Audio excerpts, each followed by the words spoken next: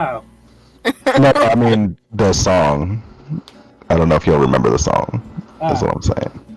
So, previously, when we all joined each other in Caladium, you all had inherited a house after your adventure to Von der Keep. This house belonged to a family of individuals who, according to your neighbor Pauline, were heroic in some sense. And as a matter of habit, one of those heroic individuals left you all a letter. The letter told you about a hole in the wall in the basement. The howling portal is what they're calling it. The family, for as long as they lived in the house, looked over that hole and would often enter it to quell the location that appeared on the other side. As the inhabitants of the house, you were all expected to fill the hole now. And at least that's what the letter said. So, after what can only be described as a amicable conversation with your neighbor Pauline, you all made your way into the basement to investigate this hole. Things were thrown inside it, and then people were thrown inside it, in a sense. Stepping over the threshold, you found yourself in this underground area that was, well, it was an area of worked earth, designed in a way to resemble perhaps a temple. And in this area, you found the statues of Duega, frozen in stone. You explored further in, and you found two coffins, inside of which two mummified individuals. One with a ruby necklace around his neck, and another with a sapphire necklace around his neck. Further on, there was a pool of water, and beyond the waterfall in the distance, the depiction of a blue figure with three eyes on the back wall. Blink, with his sticky fingers, apprehended one of the necklaces of these mummified figures. And as you all investigated his mural, the figure didn't so much come to life as they turned into electricity and escaped their coffin. As that happened, the Durga, who were frozen before, began to stir. They attacked you all, saying that nothing shall be allowed to escape. And after you dispatched the first batch of them, Minerva, your new acquaintance, decided she would take the sapphire off of the other mummified individual. It disappeared, and the other Duega were awakened.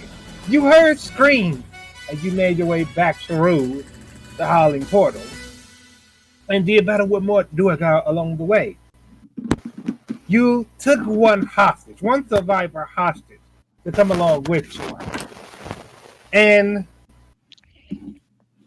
when you finally returned to your house in the restful corner, you found the goblin child Zert and your half-elf friend Koiel, knocked prone. Your neighbor, Pauline, ever helpful, informed you that two figures emerged from your house and took off into the sky. When you all informed her that you were going through a bit of a crisis, she promised you all a crisis pie. She departed to make it, and Maud arrived. You asked her for a bit of help because, well, it was a strange phenomenon to say the least, rather. And she told you she'd look into it and ask questions.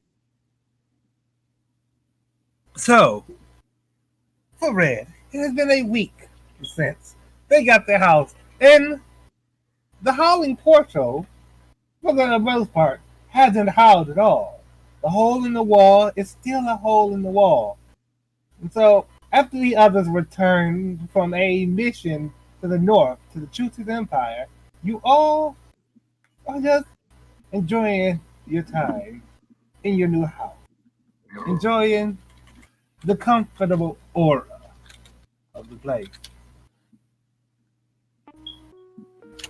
So, it has been only 2 days since the previous team went to Chutus Empire. So, for those of you, well, let's start with those of you who were not. Was this Hey Arnold? Yeah. No, the song is called Football Head. So Hey Arnold was my shit. Who gave you this? It was Blink suggestion. Alright, Blink. I flex with you. So, as previously, 2 days since the Chutis Empire visit, but 7 days since you all moved into the house. So let's start with those of you who haven't been busy for the past few days. Koiel and Eddie, what have you been doing in the meantime? Do you want to go first? You can do that. Not it. I don't think this is enough. Okay. Then I'll say that, Koiel, you recall, of course, that while you were minding your business, two figures emerged from your basement and did some sort of psychic attack to you that left you prone. Okay.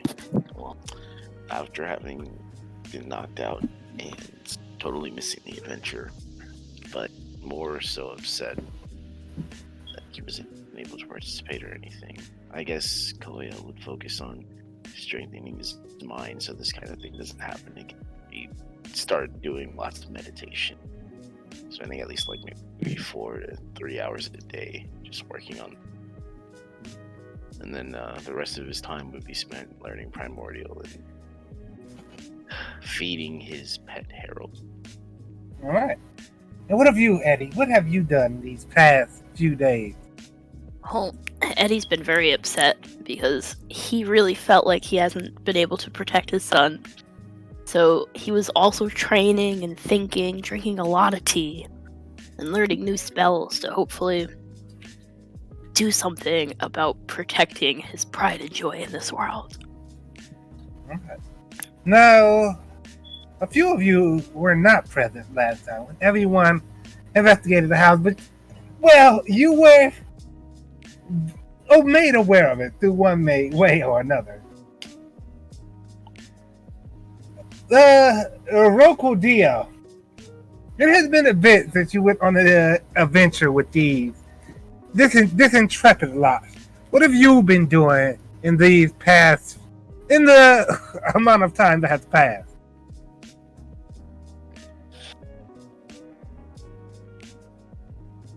Roku Dio. I think it's been like 2 or 3 weeks since he's in game time. Yeah, it's been quite a bit. I know he was here for like the house, so he knows about that much at the very least. Yes, he was at Vonda Keep, but he did not. He was involved with the Wait, were you involved with the Yameshta meeting? No, He I was. believe you were. He was. Which meeting? Which one? The one wherein, well, Joker had to perform, did a miserable job. He didn't do that one. So yeah, He there was in the has room been a before bit, that. Roku Dio. You haven't spoken to these people, but you know that you have a house somewhere in the city. Let's say for that reason, you do make your way to the house. But in the meantime, what have you been doing? So, chasing down, I've just been chasing down people. All right. In the meantime, if everyone else had their adventures, Roku Dio made his due as a bounty hunter. Now, there was also someone else, not quite invited to the house, but made aware of it through his invitation, well, to investigate some things that were brought over.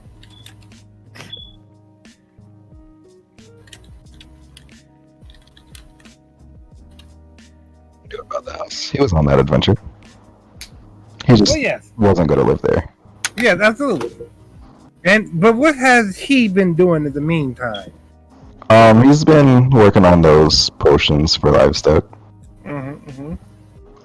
Oh. I just saw your DM. But yes, it is indeed. Yeah, Alright. he's in it. What about our? He's been doing that pretty much. What about Oh. the guy we gave to you? Damon just informed me about that actually, so let me read that. No. Alright. He told me about the light, and I told you guys about it. Let's see what he told me. He told me of this great battle that they were having with the dwarves, the regular dwarves, not Draugr. not Draugr dwarves. Like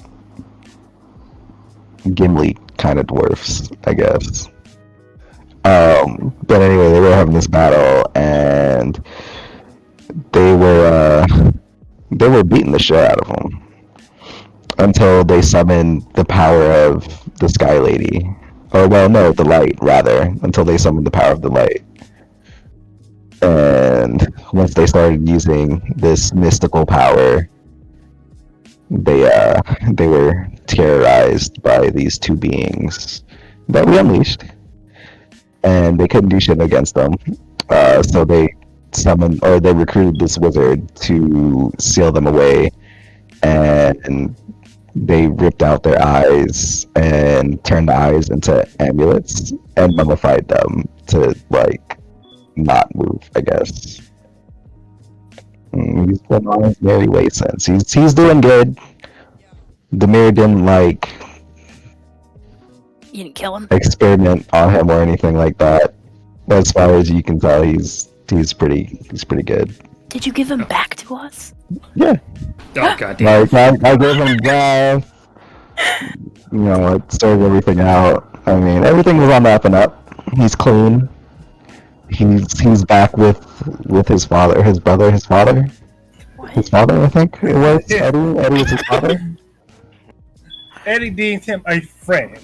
I We're believe. friends. We're the Alright, well, same. whatever he is to Eddie. Now, Demir did think about turning him into a frog man. So I can do that real quick, but Oh, I think you should. I don't know the implications of that. Alright, so just to clarify the information Demir received from the Duergar. Duergar. Draugr. Nah, that's not how it's pronounced on D&D Beyond. Oh no, Draugr is actually DRU, yeah. So yes, to clarify, the Duergar and the dwarves were battling in the cave they lived in. The Duergar were losing until they happened upon something that they were sure would turn the tides. When they tried to utilize the something, the light appeared. Two figures, one ruby, one sapphire, like a star, like the sky fire above, entered the Underdark and sort of ruined the days of the Duergar. Their only chance of stopping the light was by turning to a wizard who had an idea. Seal them away by sealing their third eyes inside of these amulets. The mummification was also a part of sealing them away. And several Duergar were chosen to sort of watch over the tomb so that if the light ever escaped, they would be the first line of defense to stop them from happening. To stop that from happening. Alright, so yes, for the most part, Demir has treated your Duergar friend kindly. Friend is a strong word. The Duergar has no kind feelings toward any of you. But regardless, not yet. Demir has treated him I gave him and fed him. So let's say that we resume now as Demir returns your Duergar to the house in the restful corner. You are here, of course. Wait, was there something else you wanted to do? I will say he's in fine clothes though, because the mayor he only owns fine clothes. Alright. That's so cute. So, as Demir makes his way to your house, you all, of course, naturally, because he doesn't live there, hear a knock at your door. Oh, he's not disguised anymore, by the way. Alright. So, yes. So they may not actually know who he is.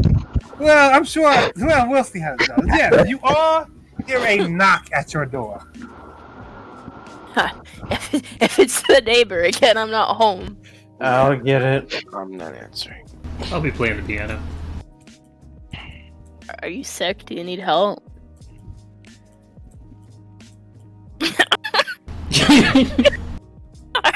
Are you? Okay. Alright. Not Koyo. Resco slowly makes his way to the door It kind And of opens open- the door. Open it just so slightly to peek around it, slightly ajar, and on the other side, Resco, you see. Go ahead. I would like to be accompanied by my manservant. How can I get one of those? You have to offer me some clarification. I do not recall a man. I am Abraham. Abraham is a busy man. No, he is my servant. He serves me before he does other shit.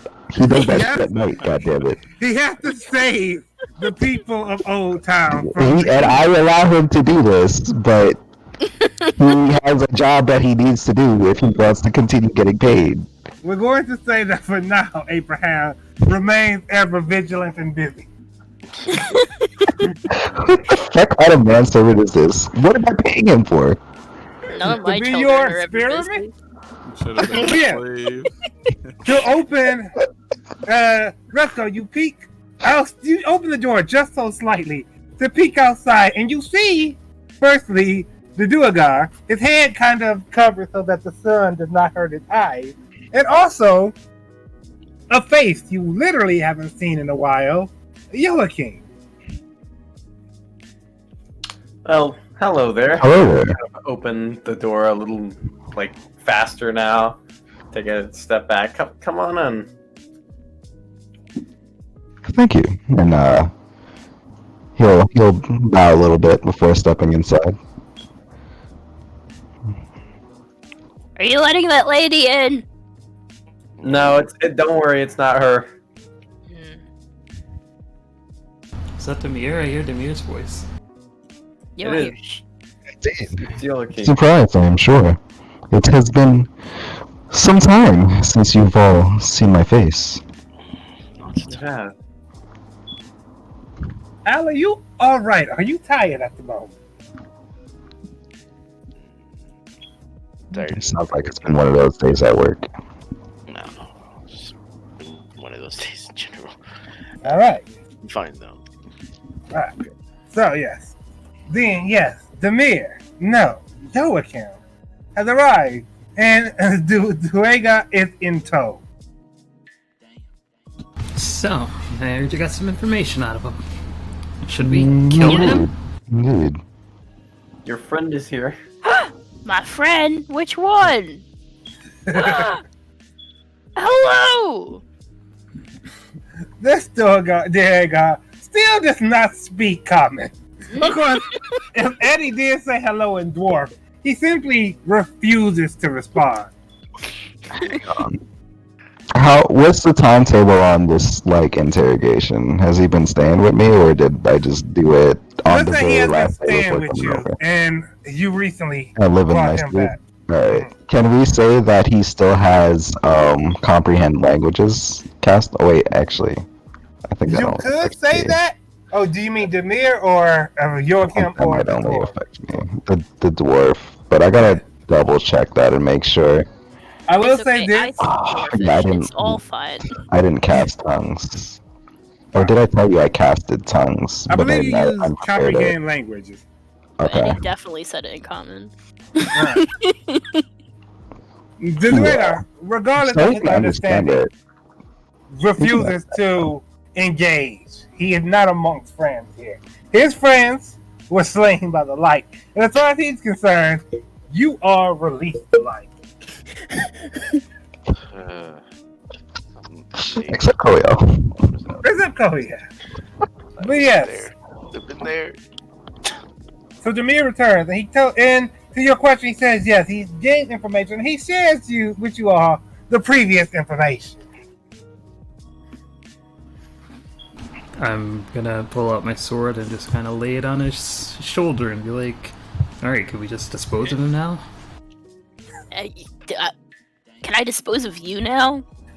I'd like to see you try. By all means, I've done what I was asked of, and No reason to he is yours, though I will say, if you've no use for this man, I do need extras in my employ.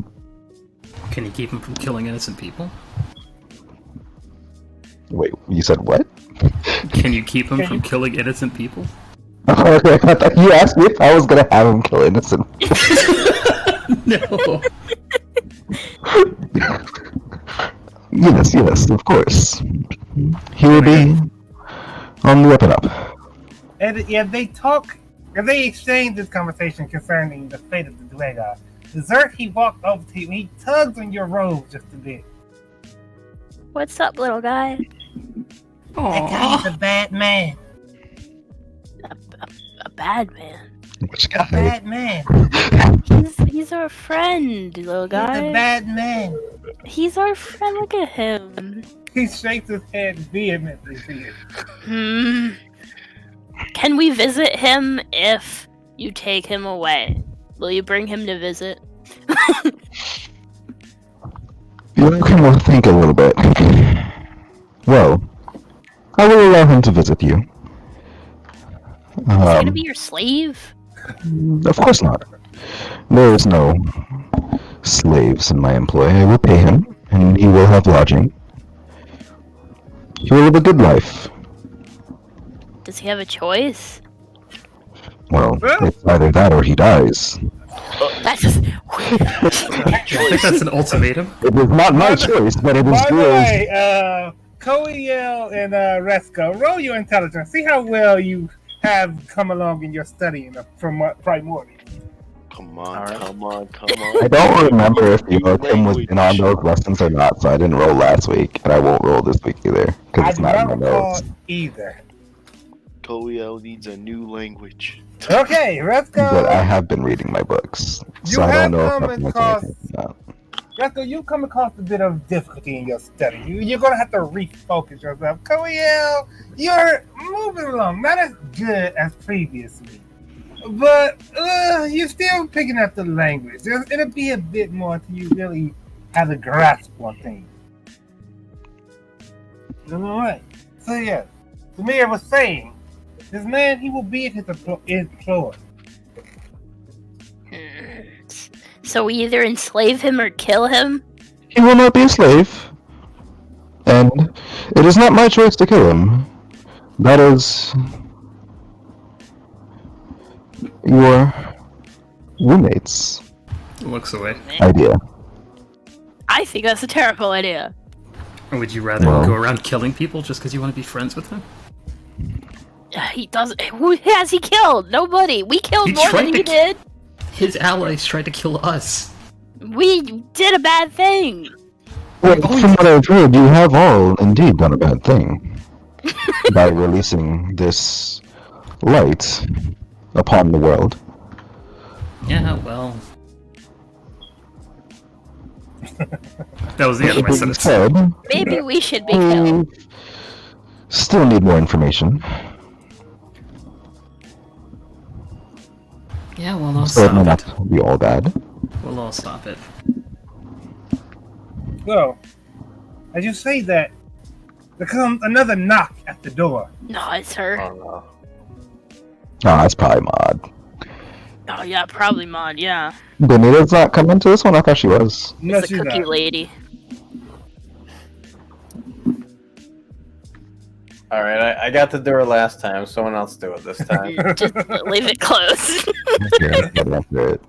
Just leave it closed. It's rude.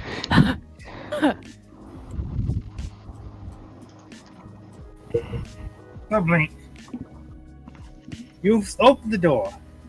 And standing on the other side. Wait, what is this roll for, please? These are my nerve checks, just to see how much nerve I have to do whatever I'm gonna do. Alright, so you, as Resko did before, you open the door just slightly to see who's on the other side, and leaning there with a bottle of whiskey in her hand is Maud. Oh, hey, Maud. How you just gonna have me stand out here? Are you gonna let me in? Ah, no, of course. Come on in. Maud comes in with her whiskey in hand, and she says, "No bourbon today, saving that for a top guest on the way." Any purified water, by chance? I mean, certainly, but, well, I didn't bring any with me. Ah, well, I think I'll be alright. So, Ma, she stands in your living room. I must inform you that bourbon and whiskey are the same. I'm aware. What you're thinking of is scotch and whiskey I don't know. or I'm cognac. thinking she was bringing a more general brand of whiskey rather than the top shelf type. Resco's just. I'm watching you. You remember I'm an alcoholic. I'm watching you. So Maud says, well, I was asked how you all are doing, but I spoke to a few of you recently. Oh wait, let's go about to say something. I was just setting the tables with like slices of cheese and cream soda and cookies. Maud takes a bite of the cheese and she says, I would ask how you all are doing, but well, I saw a few of you a couple of days ago. Not so much you, young frog, and you, Koel. She called me young. It has been some time since we've laid eyes upon each other. She looks over to you, Joachim, and she says, sure has, hasn't it? Is she gonna wink? No. This is the most she's gonna say to that. Joachim will wink. So, she looks amongst all of you, and she says, I brought your friend along, and we're gonna say, Rokudio, you also walk into the house.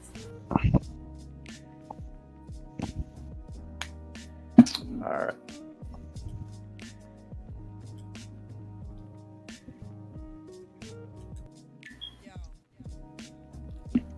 So, while we wait for Rokudio to go to the house, she says, What the fuck was that? She said, I brought your friend along. And she also said, I also brought some information. The information you all asked me to look into last time. Wow. Of course. Depends. So, the question, which one do you want to hear first? The information first. The information. The one about of the... Toledo. Alright. Look at you being assertive today. Sorry. I'm gonna blush and look away. So, Maud says, I asked some travelers about this Ptolemy you spoke of, and they told me they encountered these people who go around calling themselves the champions of Ptolemy. They act sort of as mercenaries, but they're on the stronger side. You hire them and they'll take out whatever threat you direct them at. They seem to be very effective, but lately, they haven't been taking any mission. They say that Tulladin has spoken to them, and they're looking for those who have crossed him. I don't know what that does for you all, but I hope that information helps. Thank you. Anything about a greater demon than Toledin? None so far. Fair enough. Thank you. Now, there's also the business of the other thing you all asked me about. The light, was it? I did some research into that nomadic tribe I was telling you all about, and as matters have it, I know they're within about a day of Caladium. We should really invest in like some horses, carriage. I'm glad you said that, Eddie. As matters have it, I talked to a friend of mine. He's willing to act as a personal chauffeur for you all. So Hired. long, well, you probably should have waited Can we for the talk price. about this? Hired. What is the price? If you'll pay for it, then yeah, sure. I mean, Yeah. Joachim has no need for it. He can summon a horse whenever he wants. Indeed. He said, so Mars says, my friend, he is willing to chauffeur you all around, but in going into dangerous situations, put his life at risk. If you want the type of man who will wait on his horse and his carriage for you all to finish your business, he's going to need a sizable fee for his work. How much would that be? She says, he's looking to be paid 120 gold per week. I paid half of that for a water bottle. Did pretty you? Face palms. Eddie, there are cheaper means of acquiring water. It was around so here. tasty. Well- We were walking so far. Clearly, Eddie is a man of taste. Joachim will say. Clearly. Thank you. No, don't fall for this again. I What tried kind? Is helping. he a human? Yes, Yes, welcome he is is a a human. Oh, Is he fun? okay. Well, I suppose if you get him drunk, he can be. We have plenty of bourbon. Let's see, 100 and what did you say? 120 gold per week. 120 gold per week. She looks over to you, Koya. Were you about to say something? No. I don't know. Having As a rough day today. She walks over to you, pours some of the whiskey in the cup. Thanks, but I don't really drink. All right. I'll She drink it for you. She was already offering it to Eddie. As Like, group second leader, shot. We don't give too much to Eddie.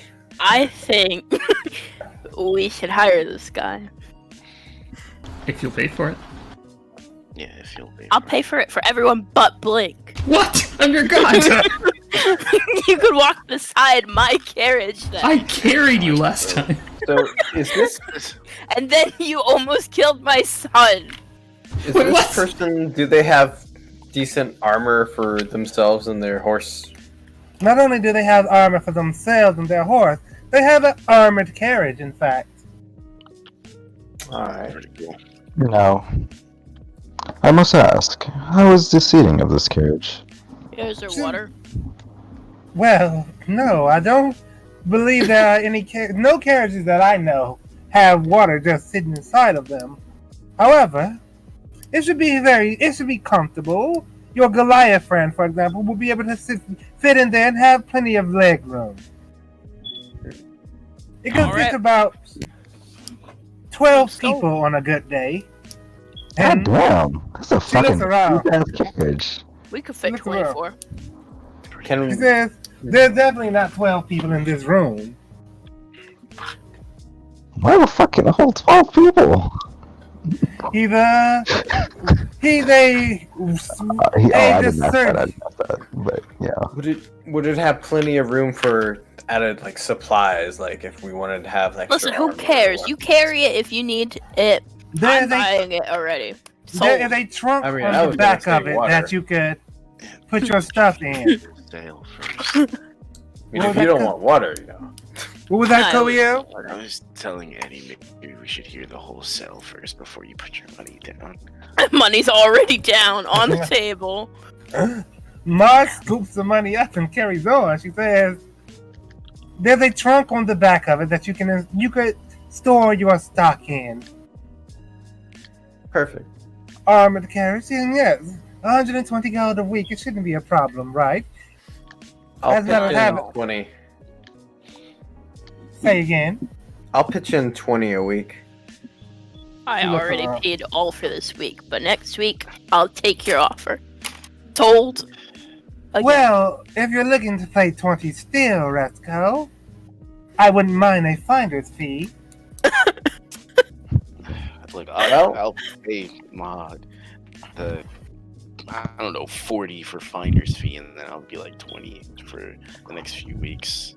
Yeah, she takes the gold happily. She says, "As matters have it, my friend's waiting right outside." Well, Yokum will say, I'm feeling generous today. You've all received the house, and I've not christened you with a gift. I shall pay these fees for a month's worth. So 4 weeks times 120, Mm-hmm. 480 gold. And he'll put 480 gold on the table. Maud returned the 120 she took from Eddie, and she takes the gold from you. She said, "Well, I'll pay him right away. Will you all be setting out?" She looks amongst you all. Oh gosh. My bad. I suppose so. The tip to Koyo and everybody else, of course. I'll only pay for the service. I only had one drink. Maud Book. hands the bottle Wait. of whiskey to Resco. Excellent I'll choice. Get, I'll take this to the kitchen, and I'll bring you some nice water. Joachim will take he's on his 4th now, and he'll stop there. Yeah, can I have a bottle of water, please? Let's go. While you're in there. No, Yes. you can't. Don't bring him any water. It's my water. No water for people who try to kill my son. So Ma goes on as Resco takes the alcohol to the kitchen. She says, "Don't know much about this nomadic tribe, unfortunately. They weren't around. Well, I suppose they were. Their leader is apparently an older gentleman, but no, not gentleman, a lady. They were around, but not where I could encounter them during my youth. Can't really tell you much about them, but from what I hear from the traveler, they're pretty informative." I can't wait to meet them.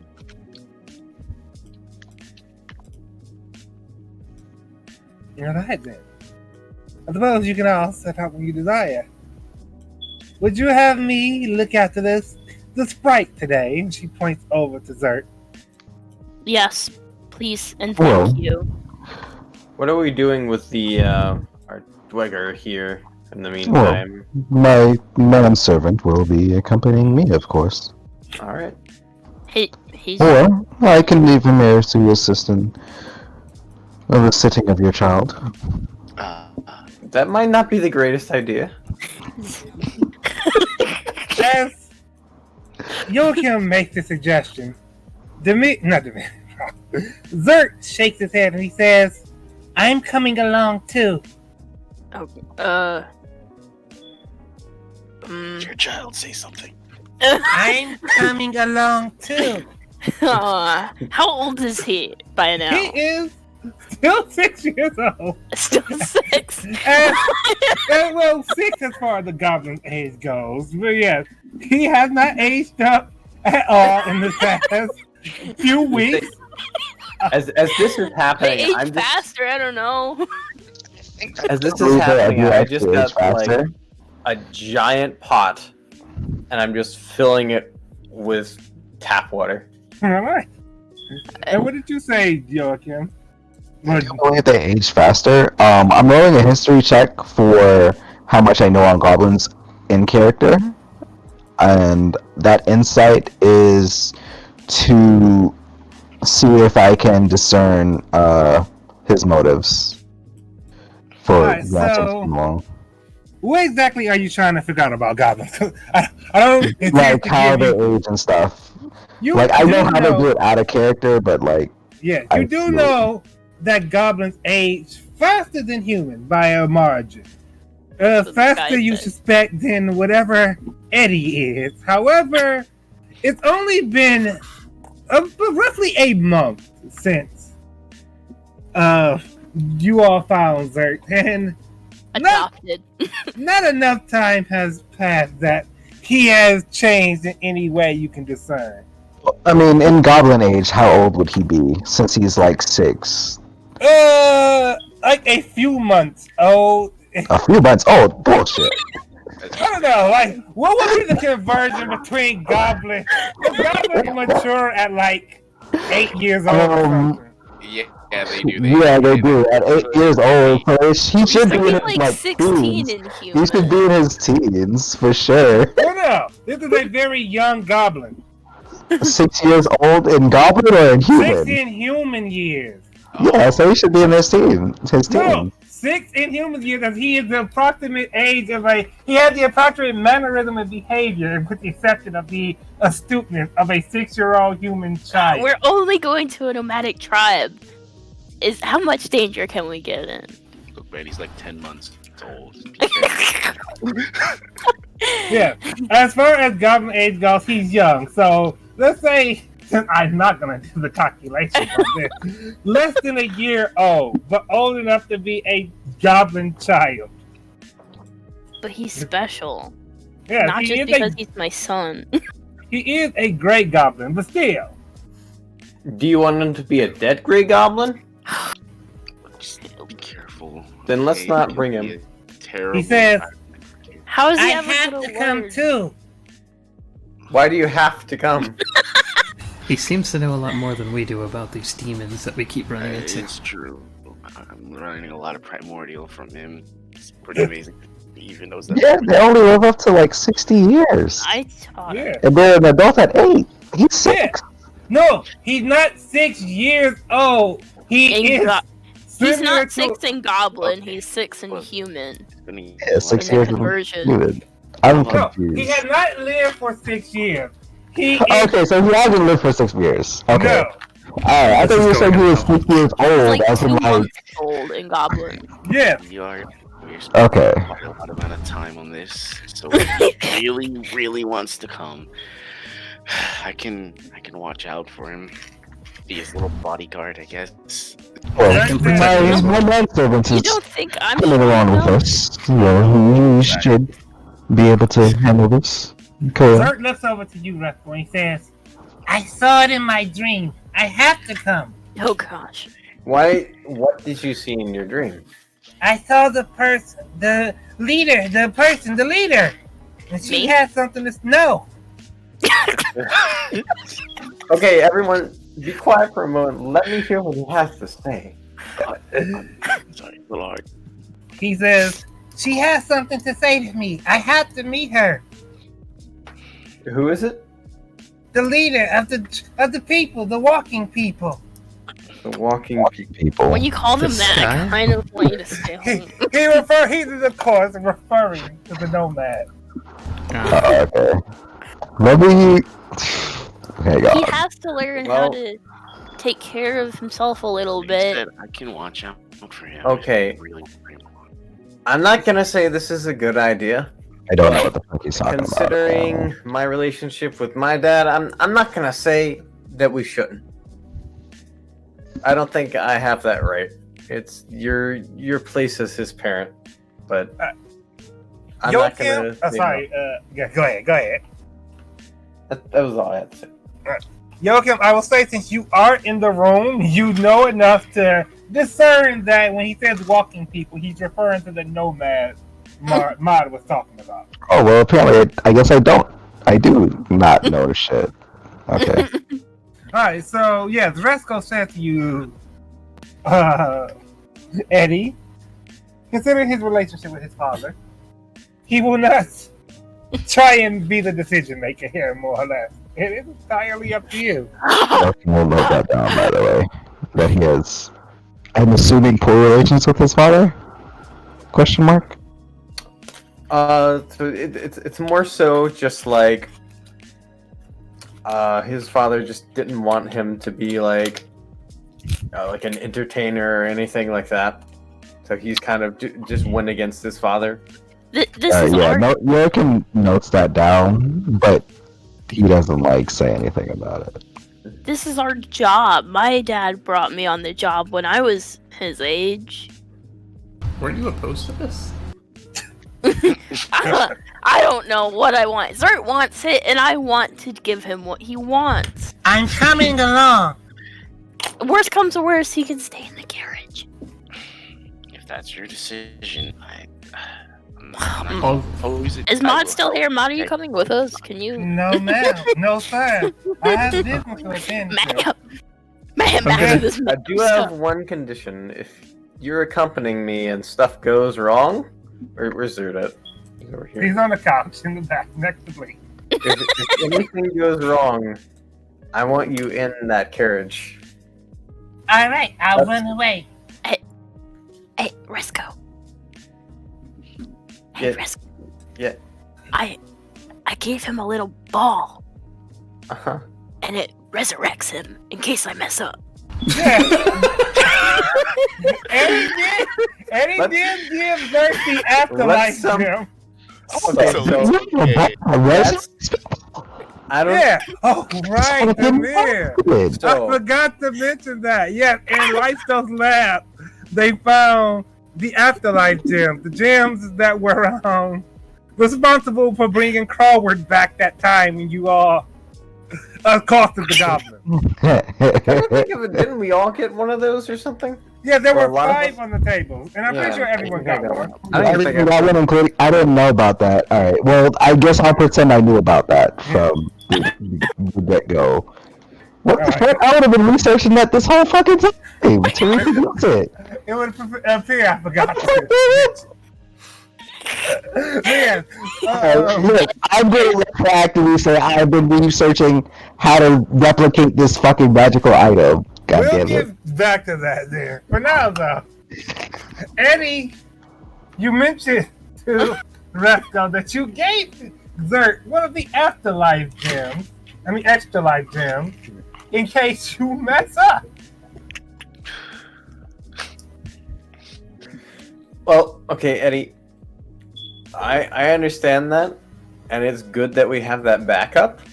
But you understand that if Here, something were to happen now, I'll make then there's some more. nothing to protect him in the future. Do you know how to make more? Well, you see, should anyone sell the carriage, I will have a protective spell around the area. And if we should need, I shall allow them to remain in my portable home. It's a tiny hut. You recall this, Eddie, from the time you spent in a tiny hut with Demir, with Demir during your adventure to the Vonda Keep.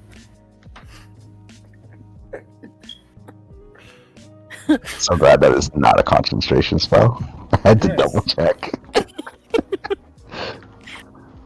Xert stands up. He says, "We can go now." You heard him, guys. I go over to him, like, just pat him on the shoulder. Look at you, being a leader already. Well, goblins do advance quickly. He tilts his head a bit to that. Demir, Joachim, what was that wisdom roll for previously? That wisdom roll was for whether I feel like advising them or not on it. But they had presented a fairly good idea, so he abstained from speaking until the hut thing. So you could say it's for the hut, I guess. Eddie, as you produce a good berry, who were you giving this good berry to? He produces like 10 of them, so. Oh yeah, who are you giving your good berries to? Well, I'm getting one. Punch Blink in the face. Oh yeah, Blink definitely does manage to pocket one, unless your passive perception is 15 or higher. I don't even know how to see that. How does one? It is on your character sheet. I do not know where though. What's that perception roll for? That was me failing it. Well, no, I mean 19 would pass it because your first roll is what's. Oh yeah, I was actually gonna ask what was that. Well, I would say you wouldn't really think to roll a perception unless you have a reason to believe Blink is going to steal one. Yeah. It's not like passive perception. Yeah, Because that's why. like, not everybody is always gonna like, hey, I want to look at that. That's kind of meta-y, kind of.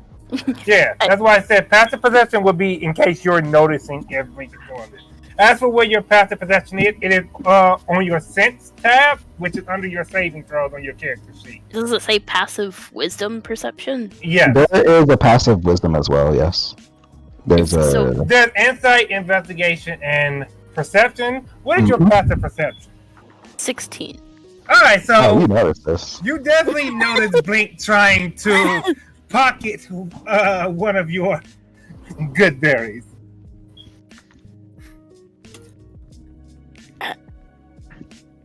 Wait, oh, never mind.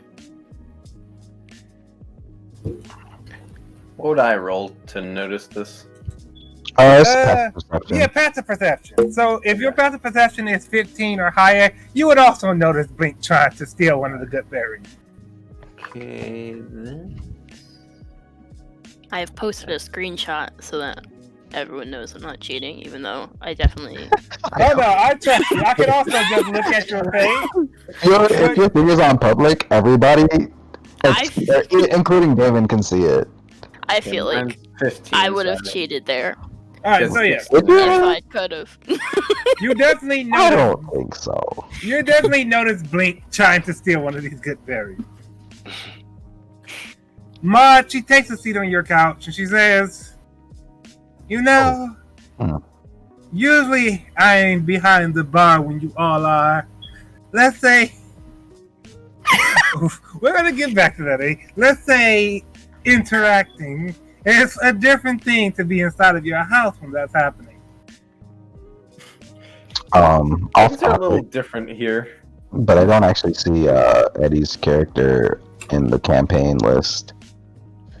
Eddie is definitely there somewhere. Oh, Yeah. no, he's not. Oh, alright. What? We'll have to add Eddie later, but it's not important right now. So, right. Right, this Goodberry scene, right? So, Eddie, you notice Blink trying to steal one, and you rolled a natural 20, so how do you intimidate him? Oh boy. Uh, Oh shit, no, I'm just playing, don't do that. I just look at him very sternly. Almost through him. I am so sorry. I sure hope that in the future that you can forgive me for this heinous act. Look, this is kind of meta, but I will say you should not cast that. Like, unless you're a changeling or you have the illusion spell, do not cast that shit. So I will say, to explain, friends, they are aware that you're casting friends on them as the effects wear out. Most people will absolutely fucking hate you. So unless you're like a you can definitely spy, still carry on with it. It's up to Eddie to determine how Eddie will respond. Yeah, we'll just chronal shift that. So, next time, we'll carry I'm so on. sorry. Please forgive All me. right. That'll never happen again. So Eddie, as you look through Blink, as if to see through his soul, he doesn't quite grovel, but he swears to you it will never happen again. It's a 23, so I'll leave it up to you whether or not you believe him. I denounce you as my religion. Oh my! Oh, no. Like, for real this time? Or like... Denounced! I didn't even bother making my clay into a figure of you yet. I will humbly accept this huge punishment for my deeds. I don't think he's serious. Whose side are you on? Mud takes another bite of cheese and she says, "You know, if I thought it would be this long, I would have told my friend to join us inside." I'm gonna go, He can come in, nothing stopping him. What is the Beauregard's name? He does not. He has not given you one He because wouldn't give me one? no. Even though you have been hospitable to him, he does not see you, a human, as someone worthy of his name. He doesn't actually trust anyone here. Does he trust me enough to be in my employ? Roll a perception. I mean, a persuasion. A persuasion? Yeah. Okay. Hang on. I'm actually not rolling how I'm supposed to be rolling. Uh-huh. I'm still on Minerva's setup. One second. Uh-huh. Let me roll again normally. Uh-huh. Because I always roll with advantage on Demir. Alright, carry on. Because of your hawk, yes. Yeah, because of my familiar. Where's Two nat persuasion? ones. There we go. the persuasive hawk. Alright, yes. Though he will not give you his name, he has refused to. He figures you will not allow him to return to the Underdark, so he'll make his means, if he must, by working for you. Alright, I just had to make sure. I will dub him a name.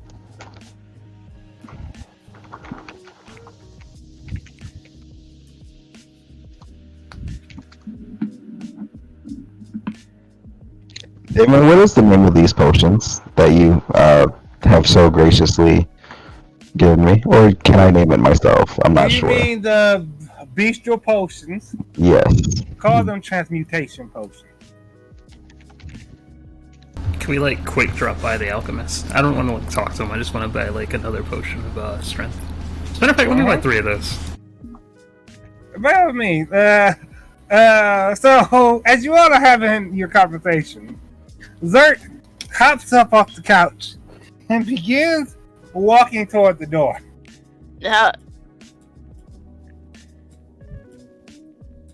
Alright, I think our little goblin friend wants us to go. We should follow him. Hey, It's not your Blink, friend. can you grab the clear the table off? I gotta get Eddie's water. Sure. Alright. So, Give her am I 500. going to watch your house or can I head back to my bar? Whatever you would like to do. If you'd like to stay, you're welcome to. Duly noted. I'll stick So- around then. All right. I give 5 of my good berries to Zert. I want to give 3 to Resco, and then 2 to Al's character, who I totally remember very much a lot. Oh yeah. Oh, yeah.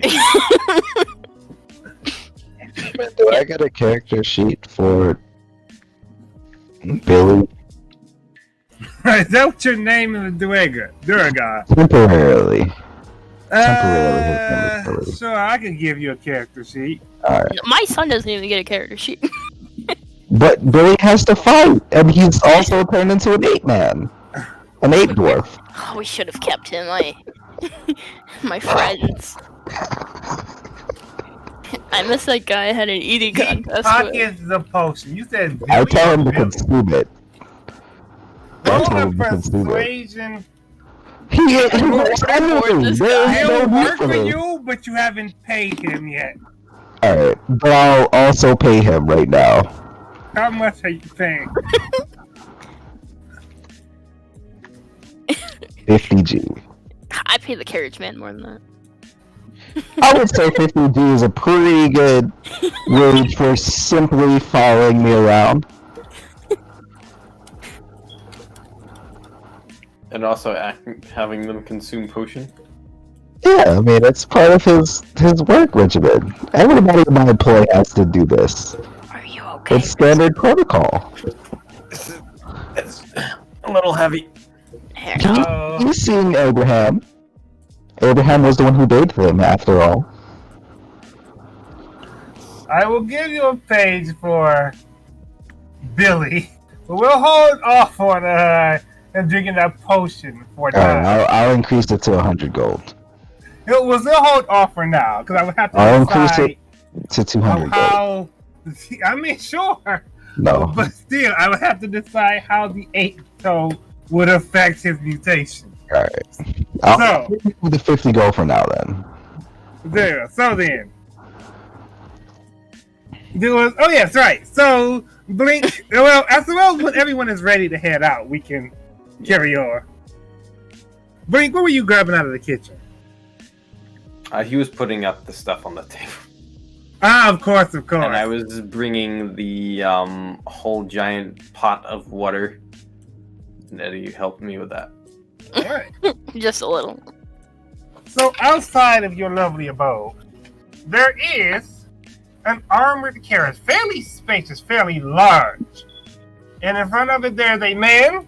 He wears dark glasses, a top hat, and fine leather armor. He tips his hat to you all. Hello. Hello. Hello. Hello. Drop the water for just a second so I can talk to him. How Nice may I to meet help you today, sir? Will you be my new patron? That's correct. As a group, we'll be your new patrons. We look forward to working with you. Absolutely, of course. I shall serve you as best I can. I've been in this business for many years now and have ferried around many travelers. So, just so you know, we are paying you well, and this time we'll be bringing this child here, this 6-year-old, or what was it, 8 or 10 months? 10 months. 10 months as far as goblin age goes, yes. This 10-month-year-old that may need to be taking respite on occasion in here He's if pretty it's advanced. unsafe. So, can you just look out for him?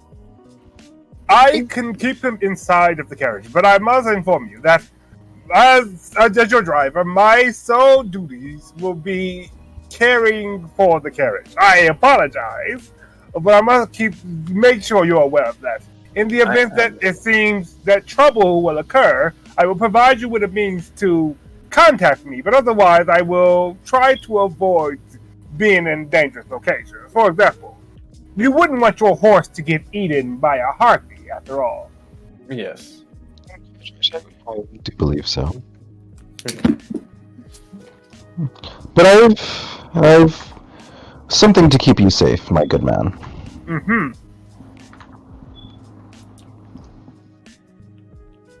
Yes, go ahead. Tell me. I'm a wizard of sorts. I will provide you lodging wizard? in my... Indeed. Oh.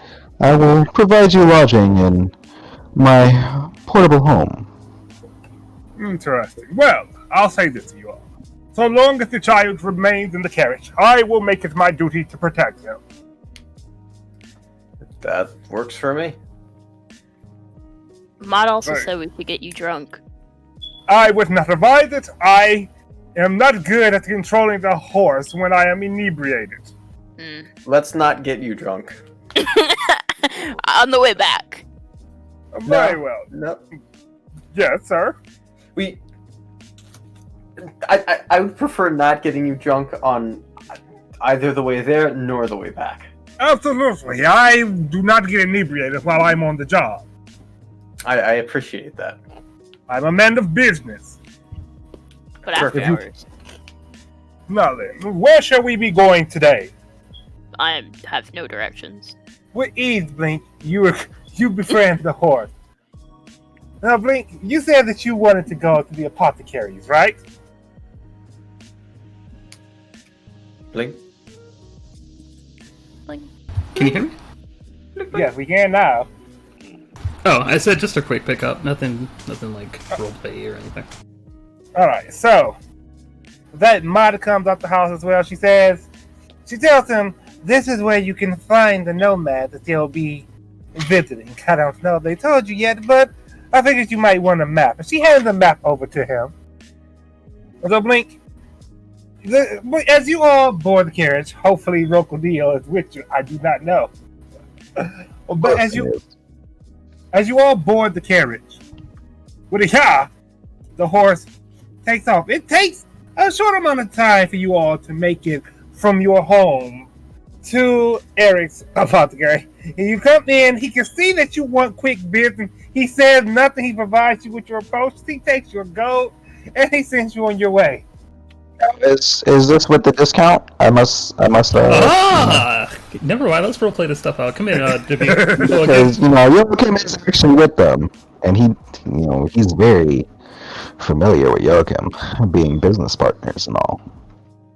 He says, Joachim, as a businessman, you must understand, I can't discount these potions. They are valuable things.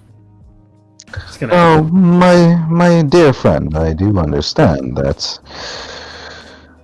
they are very difficult to make as far as the ingredients that go into them. However, I do ask for a one-time fee. You know that I will pay you back, of course, considering our Go ahead. currents in vestures with our dear friend, and he'll wink. I I'll also could wink. potentially be convinced. Roll a persuasion. So well, persuasion. Livestock is paying top dollar, I would assume. Well, all right. He says, all right. Well, a one-time discount, right? Right, my good friend.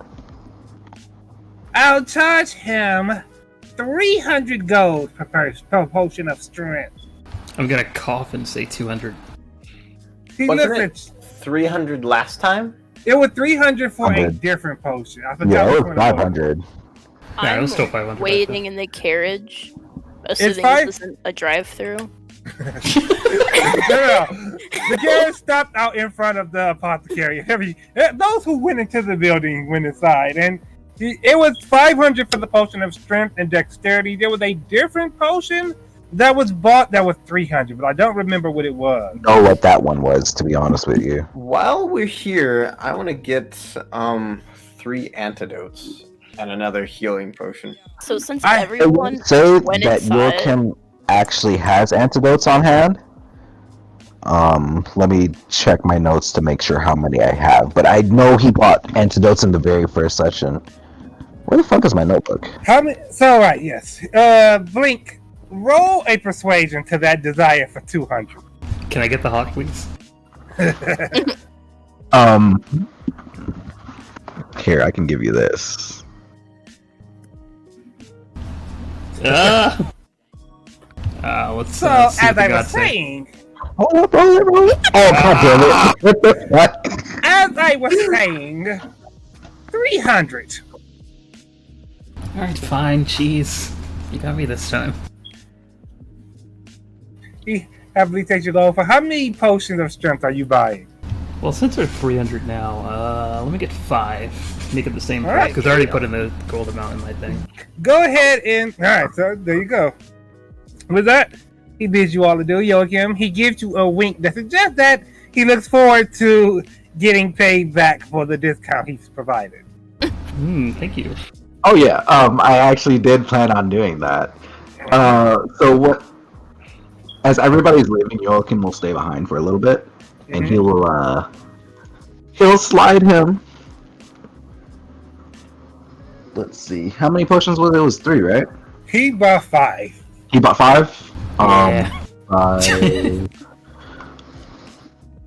are you like our dad that follows us around and convinces us we're getting deals? I'm He'll okay go with ahead that. and pass. He'll go ahead and slide him 200 gold. He pocketed it.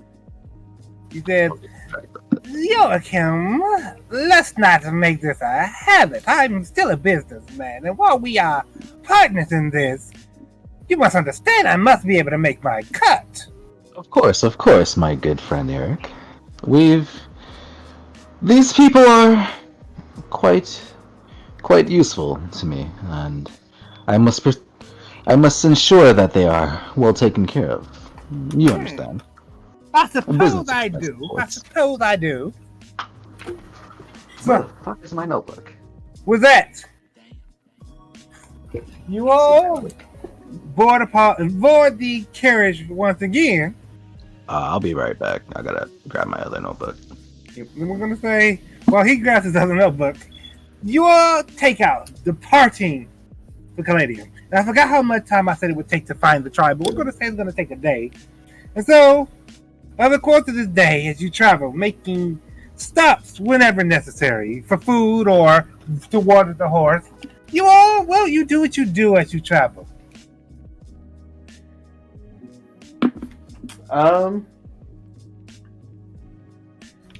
Just kind of look at kind of like the views and see where we're going. Like, what do I see as we like? Do we go through any like forests, or is it just kind of like just road? Or... Oh yes, as you're leaving town, it starts on the normal stone path. Excuse me. All right. Path, I but have, 8 antidotes on me. all right. So yes, as you are departing, hold on. Now did Resco announce that he wanted antidotes of potions specifically? Icily, of course. I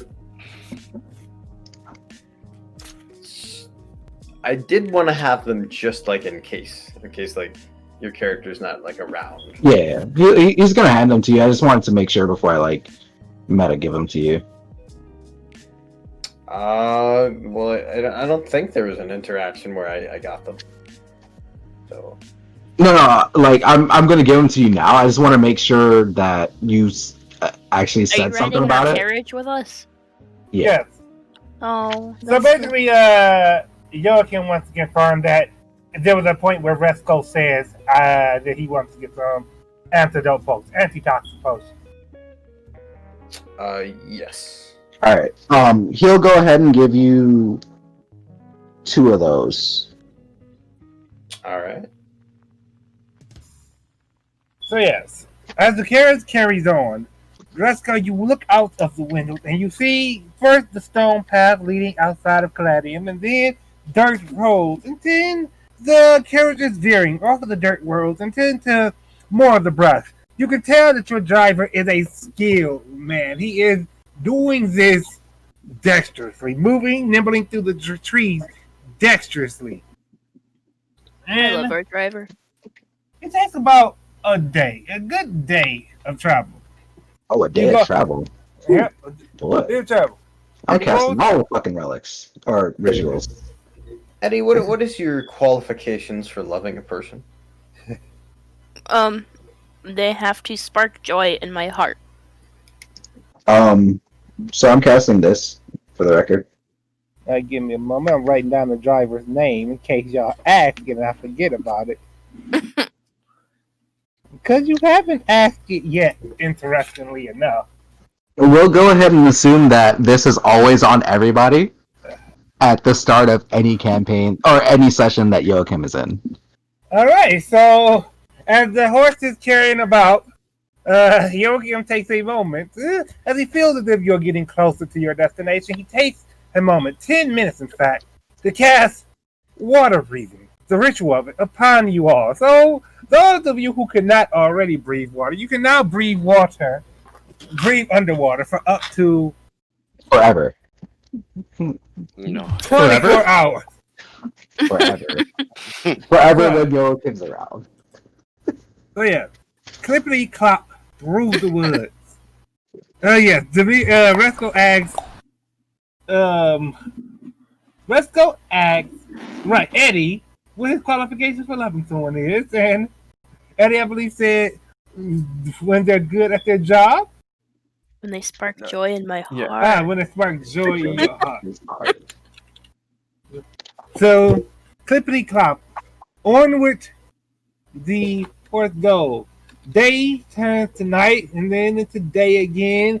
And as your horse goes, you come up. Well, the driver, he can see it. You all are inside the carriage, but he can see it. A grouping of tents in the distance. I slept in a tent one night. Let's see. Is there anything for me to roll to see if I recognize this area? It's just Travel. It's just a general forested area. There's nothing about it that would suggest that it stands out. The tents belong to. Oh, the music stopped. What just happened? Oh, I didn't clear the look. Wait, hold on. What is that? Was the bot? The bot died. It would appear No. the bot died. How? That's weird. I know I'm still paying for it. Where did you go, Groovy Bot? Groovy, where'd you go? Oh, groovy. Oh, gosh. It's not groovy when gosh. you leave, groovy. I'm It sorry. ruins the atmosphere of the moment.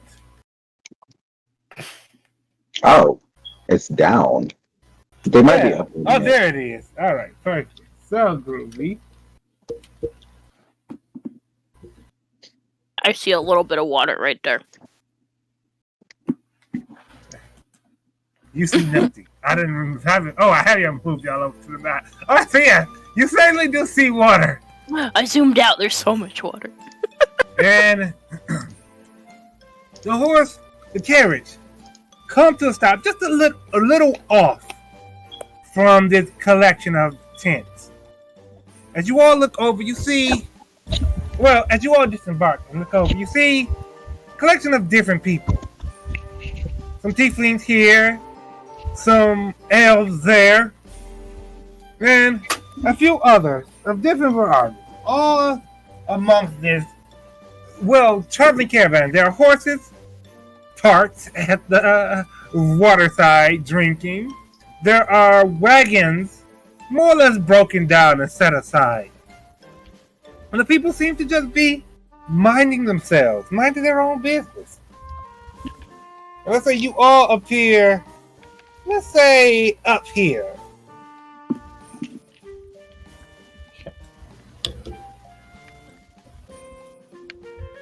You can ignore that, Damon. All right.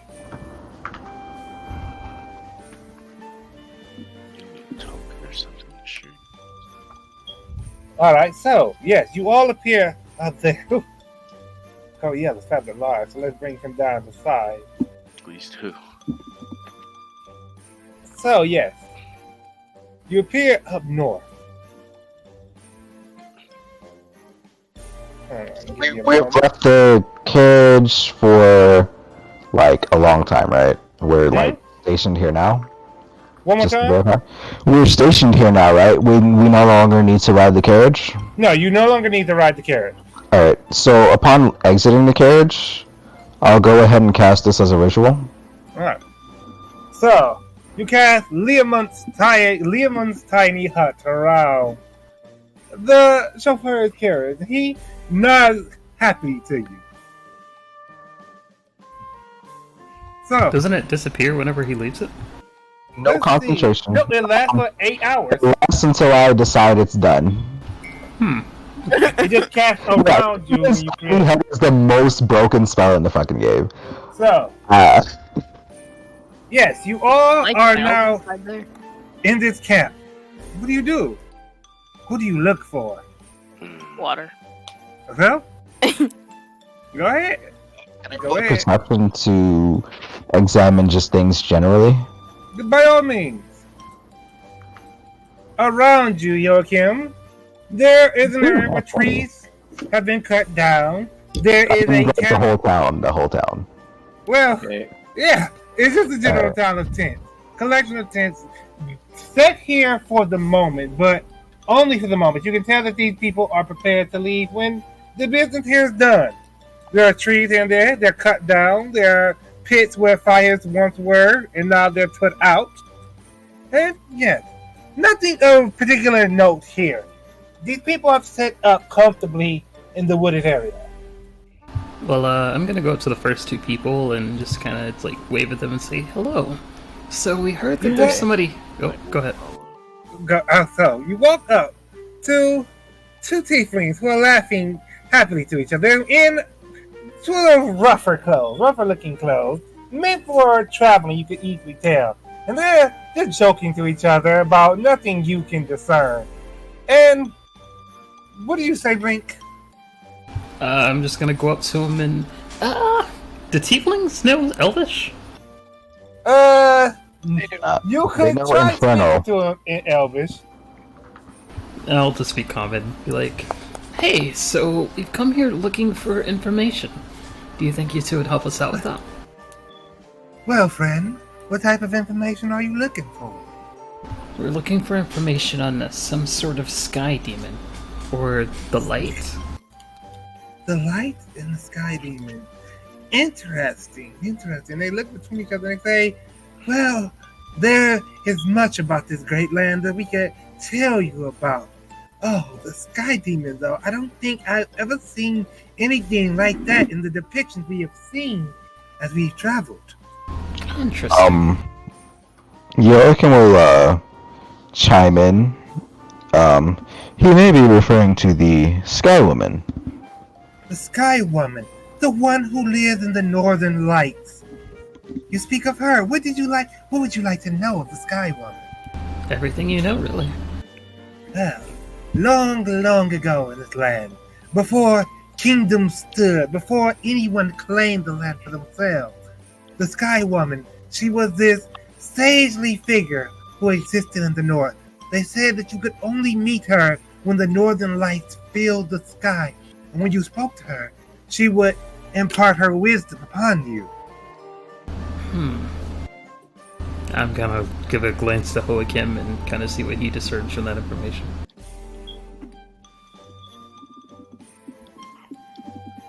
Okay, I guess I'll. Oh. I guess I'll You said you could tell us a lot about think these lands as well. Where the fuck is my pen dead? Well, if I must be honest with you, friends, I could tell you many things, but if you truly want to know the land, you should talk to our leader. Where can we find them? If you continue off to the east, our leader should be standing outside of her tent. She is often found there, waiting for anyone who may be traveling and asking questions. There's much to know about the land, and she has traveled it for many years. Alright then. You were asking about Joachim about like further information on this, right? Blink. Oh, more about like if you know when the Northern Lights were going to be coming out or whatever, anything like that. Oh, the Northern Lights. I would assume that's. I don't know. What do you It's want me to roll different. for that, Damon?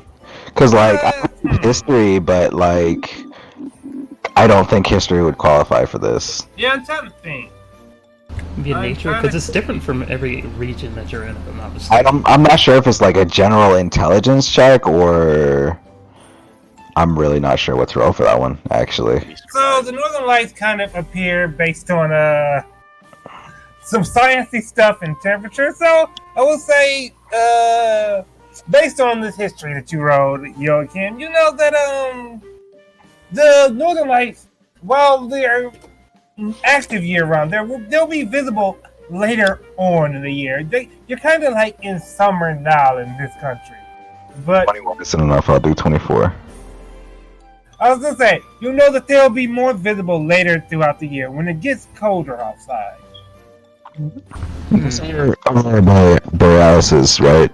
Mm-hmm. Just to make sure. Okay, that's what I have in my notes. Had to double check.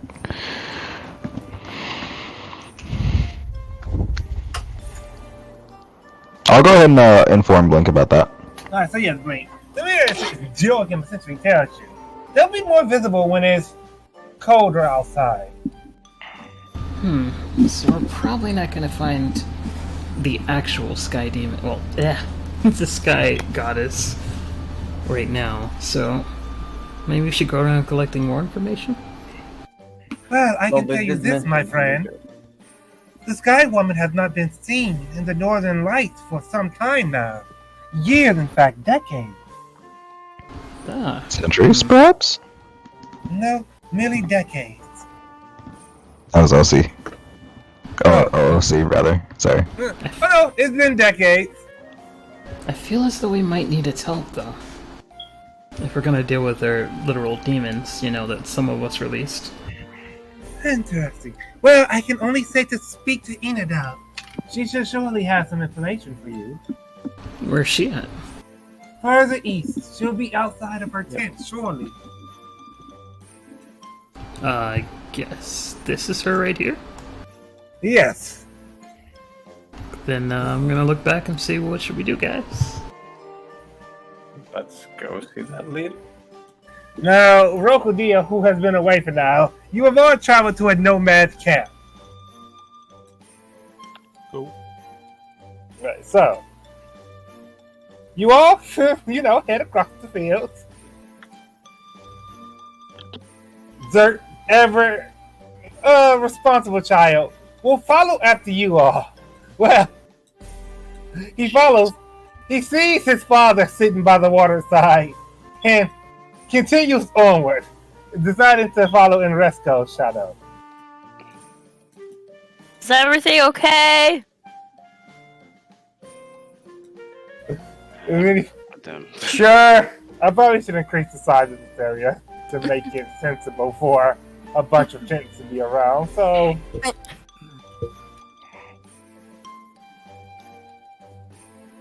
Stop touching me, Blake. I thought you hated the right. character, not me. Demir, are you going to join them over there and speak to Inadov? Oh, yeah. Right. So, I see everyone else going, so I'm not going to make sure. Wait, how attractive is she? What did I do? so hold that thought. As you all approach you see a familiar face standing near one of these fires. One of these put out fires, smothered fires. Hold on, let me mark this familiar face so that you will be able to know him as different from everyone else. This familiar person is a monk. Well, sort of muscular body and an easygoing expression upon his face. He looked over. He looked over as you approach him, and you recognize Vought standing there. Ah, hey, Vought. Wow, it has been a long time since I've seen you all. So you're living out here now? As a nomad? Not quite. I've made my travels out here to speak with the leader of these nomads. Does Vought recognize Joachim? Joachim with the skies. He was indeed. That's why I'm like wondering if you rolled a perception or something, because he said what he said. Oh, not at all. He's recognizing Eddie, Blinkehyo, and Resco. Resco, okay. Just had to make sure. Yep, you were there. Everybody was there except Resco. Resco wasn't there. No. He wasn't? I swore he was. Nope, it was Blink. I was Rain. Oh, okay, you were just listening in. Okay. Yeah. Alright, so yes, he says, it's been a while since I've seen you all. I see that your group has changed a bit. Not quite, my good friend. Joachim will speak up. I don't know if he recognizes my voice. He hasn't heard it for a while, so he doesn't quite recognize your voice. Joachim, pleasure to meet you. Vought. And he lifts his arm. He shakes your hand firmly. He's not surprised about why I know his name? No. As far as he's concerned, maybe one of your companions mentioned him in passing. I appreciate that formula you gave me. Of course. What were you saying? Go ahead. Can we assume that someone's told Resco about this encounter, or do I know? Oh, yeah. Well, I guess the question arises: has anyone spoken of Vought before? Joachim wouldn't have an icy reason to. I'll be honest. No. So, let's go. You are not familiar with this stranger whatsoever. Okay, well, it looks like everyone else knows you, so... He wouldn't sleep in our house one night. I'm not in my room. I thought he did actually spend the night in Caladium, yeah. Not because in my Rain room. paid a room. Oh, it was Rain's room. Okay. No, she paid for him to have his own room. Oh, now I'm understanding what's going on here. Yeah, it's Vought, the monk you all met back in Arto. The one who told you. Well, if people are paying, if my friends have paid for your room, you must be a pretty upstanding person. So I certainly try to be. You know your friends. Yes, it's a pleasure to meet you too. He extends his hand to you, Resco. And I shake it. He shakes it firmly. He says, "Your friends are very valiant people. You know that they all came to a village with the purpose of saving it from an intruder. Unfortunately, that intruder was me. But when I explained the situation to your friends, they helped me fight against two demons and a greater entity known as Toladin." I think he might be a small guy. I don't think he's that much of a demon. Interesting. That's what a demon would say. As matters have it, I have come into reason to believe that you may be alone. You might not be too wrong, Blink. I don't know. I don't recall if you gave me your name last time. Let's just say it did. I think everybody introduced themselves. We're gonna say. I know Demir would have done it as Demir and not Joachim Demir.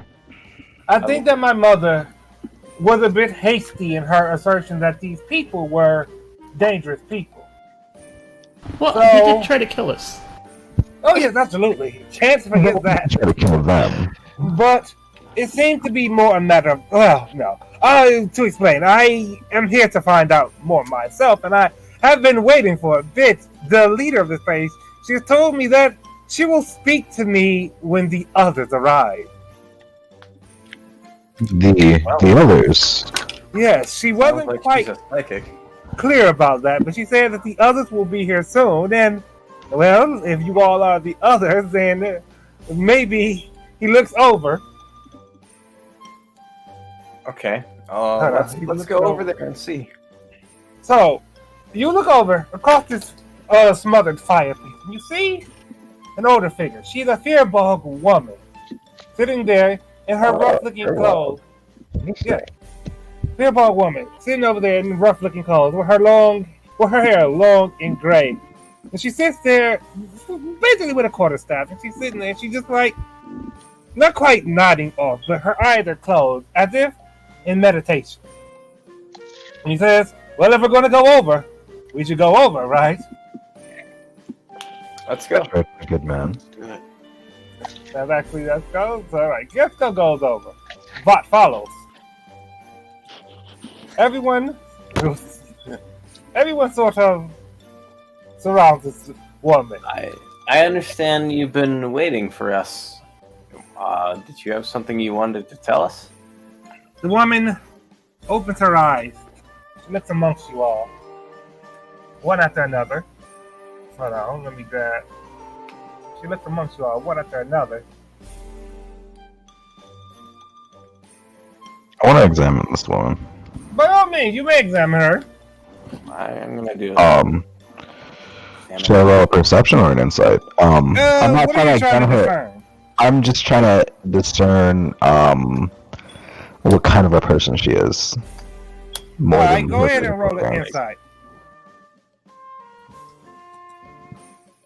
This woman is a woman of wisdom, of peace, of understanding. She has been with the land for a long time, and through her communion with the land, she has become a centered individual. I think How- back how old did you to. say she was? I think back to the lady that killed herself. Yes, the woman in the cell in Lightstone's lab.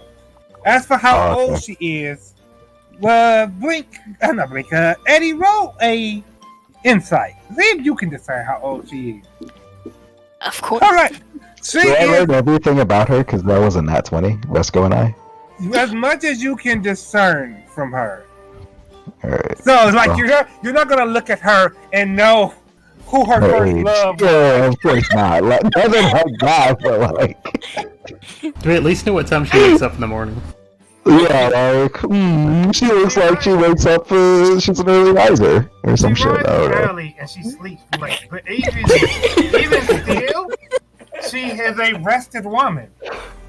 She gains much of her energy back through meditation. Meditation.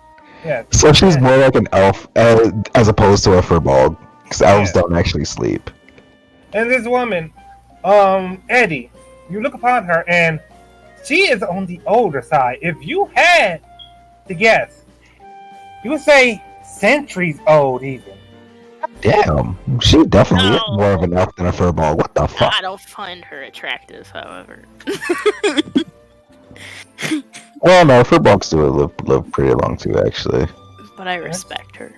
So with her With my four. quarterstaff upon her waist, and you all gathering around her, she looks up and she says, I'm gonna bow. I have been waiting for you all for a very long time.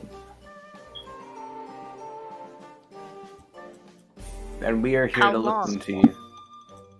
Good. Well, Please. Yes, go ahead. Speak freely. You are welcome here, as my people are welcome here. Who are Those who deem themselves nomadic, who would like to travel a land and know it, are my people. Yikes, we have a house. Then, regardless, you are welcome, as you do not mean to bring harm to anyone here. Some of us might. We shall see. We shall see. And she says, speak freely. Speak before I speak. Let me know your voices. Let me know you through your words. I kind of squat down and I reach out my hand and I say, I'm Resco. Resco. It's good to meet you. She takes your hand, Resco. She looks into your eyes. And she says, Resco, you have seen things and met an interesting person in your travels. I do not know if you truly know of her yet. Uh-oh. Alright, so unfortunately, Koyel will be departing for now because he is falling asleep. Oh, Unfortunate, but alas. So, have a good night, Koyel. she carries on. She says, "You have met an interesting person in your travels, but I don't know if you understand how interesting she is yet."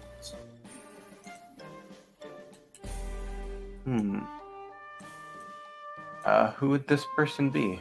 How could I identify them? I believe that in time they shall identify themselves. It is a pleasure to meet you at last. Let's go. It is a pleasure to meet you. She looks around. Who else will speak? Who else will let me know them? I did with a performance. I said, I'll take it back. me. Step forward. Resco has like a touch of embarrassment as Eddie does this. Eddie, she extends her hand towards you. I take it. As you take it, Eddie, she traces her finger upon your palm in the symbol of an S. She says, "What is your name?" Eddie, the frog. Eddie. You have met the long-lost Sky Woman, and she has offered you a part of herself. Where was I? Where were you? You would have to tell me. But I can see it. I can feel it here. There's a power in your hand. My brain flashes through all the years I have lived, all the places I have gone. Eddie, you recall I hate my cat. sometime ago when I'm you turning my computer back on. 1 second. when you invaded Lightstone's lab, you found in a cell at the end of it an old woman. She used Blink's dagger to fatally wound herself, Oh, but not before she did something. For you and Rain, she crossed your palm, the tip of an X, and they began to glow blue. I think we killed this guy woman. Do you believe that you have? I mean, I didn't, but I have her dagger, actually. Interesting. That dagger may have power in it, but I do not believe that it is you who killed the Sky Woman. She looks around. She says, "Who will be the next to let me know them?" I pushed my son forward. Oh wait, he's in the house. Yeah, Zert came along with you all. Oh, he He did. is Okay. right Yeah. there. I thought he You was see him? supposed to. Look at him. I don't actually see. I went back and make He's sure. tiny. He Reopen roll 20. He's He is I'm tiny. back on roll 20 now. Alright, so Zert steps forward. Oh, let me Eh. reconnect to the computer. Enadad, she reaches forward and places a hand upon his forehead. She says, "Yes, this child, how interesting. He is connected to Alizam, the Great One. Who could have imagined that I would ever see this in my travel? Alizam's blood, it moves through the land, but never stays in one place for too long. What an interesting story must be beyond those eyes. What an interesting future you will likely see, young one."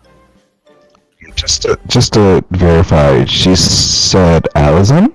Yes, she said Alizam. Alright. Let me go ahead and roll something.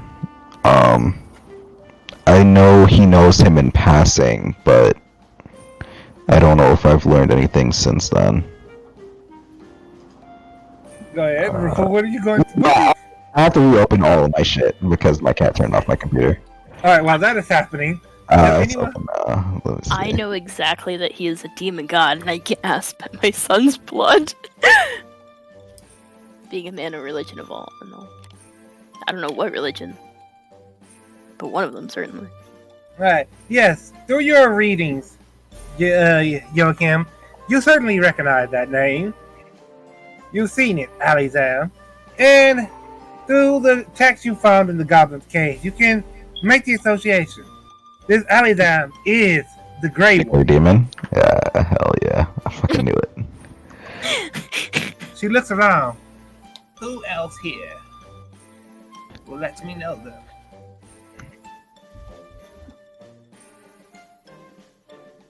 She holds her hand out to you, Blink.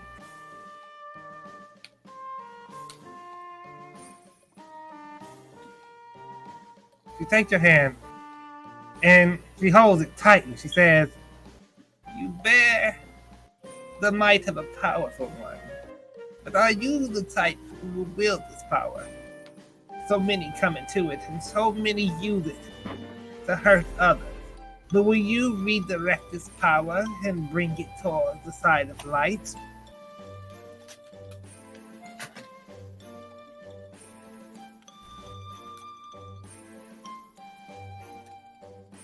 I hope that I may live to see it. As this is going on, Joachim rather, Vought elbows you a bit and he says, "A lot has happened since the last time I spoke to them. Do you have any clue what she's talking about?" I'm gonna need you to repeat that. So Vought basically asks you. He says he doesn't. A lot has changed since he first met everyone, and he's wondering if you know all the details of everything she's talking about. What'd she talk about? I didn't actually hear it. Oh, so basically, she made note that Zert had the connection to Alazam, that Eddie had the connection to the Sky Woman. Blink had the power within him that is often used for evil deeds, and she hopes to see him steer it to the light. I knew it. I was following a demon. Not a demon. So, does anyone else? I should have never given up my first religion. Joachim will answer in a second. All right. I go to So- Blink and I pat him on the shoulder. I'd like to see you go towards the light as well. Yeah, I'll definitely find this light alright. Oh, sorry. That's Hey, wait a I minute. meant to grab hold of Bot, but I can't reach it. Sorry, let's go. So Bot, he steps forward and he says, "I would allow you to know me. I am Bot." He reaches his hand for he offers it and she shakes it and she says, "Bot, you are on a journey, aren't you? You, I see, valiant, something good. What will you be for this land, I wonder? A foe or a friend?" Avat says, "I hope to be a friend, of course. I hope to guide everyone through the dark." A valiant Alright. thing to wish for. I was waiting for Demir to speak. She said, well, yes, I'm definitely waiting for Demir. She says, "You all," well, we're gonna say, she says, "You all have come far in your travel. But this land is far greater than you know, far greater than you'll see in one lifetime." Alright, sorry, I had to mute my mic for a bit. I was using my phone to bio, so I could hear still, kinda. Alright. Did Vought like whisper this to me, or Oh, yeah, he listed it to you before. I replied to him that I will inform him anon. And then I will introduce myself to this woman. We didn't catch her name, right? You heard one of the tieflings you spoke before. One of them called her Enadon. Enagom? How do I say that? I'll Enagom? type that in the chat. So Where the fuck did my pen go? Add it to their notes. Her name is Enadon. How's that spelled? Alright, well apparently I lost my pen, so That's I can't write that down yet. Dove. In a dove. In a dove. Pretty much. Inside of it. Joachim will extend his hand towards her. "I'm Joachim Demir. A pleasure to meet you, I'm sure. A pleasure, I'm sure. Certainly a That's pleasure. his full name. She That holds your is hand. his full name. She holds your hand and she says, "There's much about you that I cannot see. Who are you, Joachim Demir? What role will you play in the future of this land?" I am but a humble man from humble beginnings. Indeed, I suppose so. In a way, we are all from humble beginnings, and in a way, we all are not. But that's nonsense, truly. Let us continue speaking, now that I know many of you. You did not simply come here to introduce yourselves. You came here to ask something of me. Yes. Yes, speak, ask your question. First, we have to know if we can trust the information. And who are you? Tell us about yourself. I am lady. an old lady. I have lived for a very long time. Not as old as this land, not as old as its stories, but older than many of the nations, back when different people called themselves kings and emperors. I have traveled well since I was young. My parents, they traveled as well, before alone. And in their lonesome travel, though lonesome in the sense that we were all together, they showed me old things, depictions, and ideas. They showed me knowledge of what the world used to be. Can you trust what I say? I do trust not you. know. That is fair to hear. But as for you, as for the others, I cannot say if my words are to be trusted, but I hope that you will hear them at least. Damon, for my insight roll of 20, can I guesstimate her approximate age? Yeah, you can guesstimate. She's Mine like 20. on the middle half of 400 years old. In middle So half, she's so she's somewhere- about Twice my 450. age. Oh, she's Yeah. definitely towards the end of her towards the end of her life. Oh yes, she is an old woman.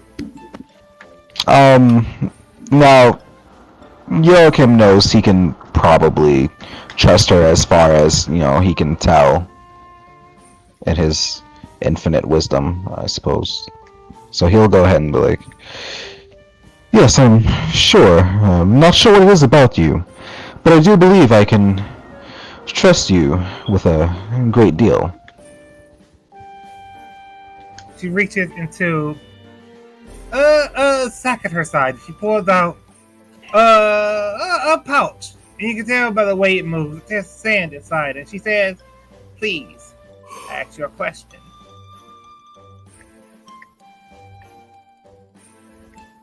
Remember her question. My son wanted to ask something. Zerk turns around. He says, "You have to ask a question to her. What? Not. It doesn't have to be you, but it has to be one of you." It's your question, child. Say again, Demir. I will ask your question for you, child. Speak. No, it's not my question. It's their question. Alright, so what did I miss apparently? Apparently I missed something. You didn't miss anything. Zerk is basically saying that he doesn't have any questions about the light. Okay, but I don't say shit. I don't have any questions either. Let's go home. Wrap it up, boys.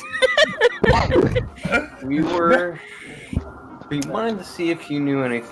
I wanted to see if you knew anything about the Sky Woman, where we would be able to find her if we were looking for her. If what your friend Eddie said before is true, the Sky Woman lives no more. Decades ago, though, maybe a little more than 20 years, she was removed from her place in the Northern Light. Someone had found a way to take her from her perch, and she was dragged far away from her home. I believe that as she traveled, she gave a part of herself to the people she encountered along the way, so that the person who took her would never truly get to use her power for his deeds. This reminds me of someone I know. I wonder who that could be. That's What about the light? I want to know The if there's light. anything we could do to find it. Find it, or you perhaps mean them. Yeah. thing. Wait. There's a ruby one and a sapphire one, and we're looking for them. Of course, Semantics are unimportant. of Like course, sold it on the black market. of course. You are looking for them. Of course, you speak of the ruby and the sapphire, and it's this pouch of sand she's holding in her hand. She tosses it Right. over to the pit, the smothered fire, and the pouch lands into the embers. It kind of explodes into this cloud of dust. And this cloud sort of just hovers above this pit, and she says, "This land is an old place, an old land. The world itself is old, but older still is the stories you may find here. Long ago," and as she says that, you see what appears to be a starry night sky over a great and vast field. In a cloud of sand dust, she said, "Long ago, there existed a group of people, a race in and of itself. They had no name back then, not in the way that I do, or that you are human, or that you are Vulcan, or that you are Janati, or that you are half-elf.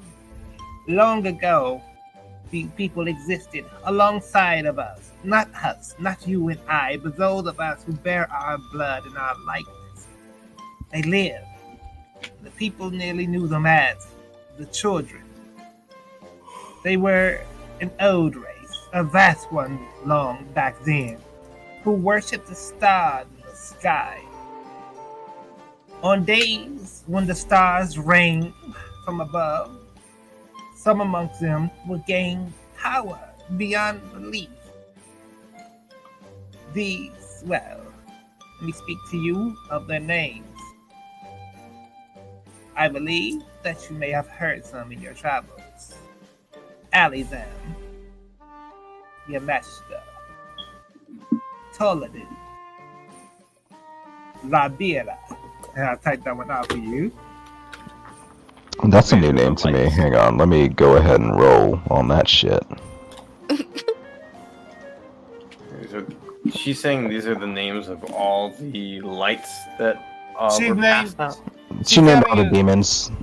Yeah, she's naming these people. The children is what the old people call them.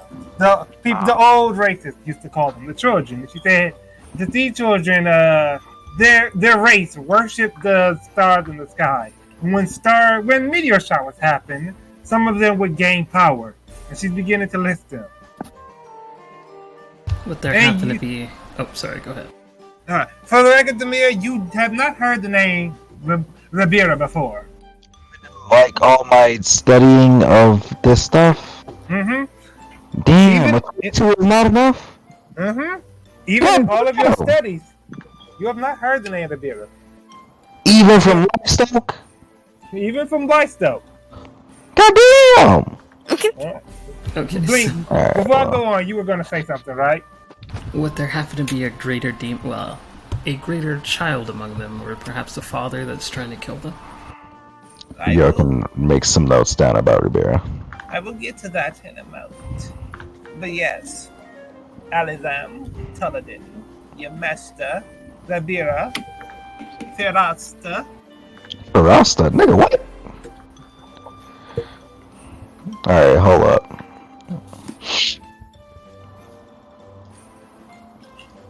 thank you guys. Yes, similar to Rabira, you have What? not. 24? 24 ain't enough? Mm-hmm. These are not Alright, figures who goddamn it. have been marked down in the tales, in the books of these lands.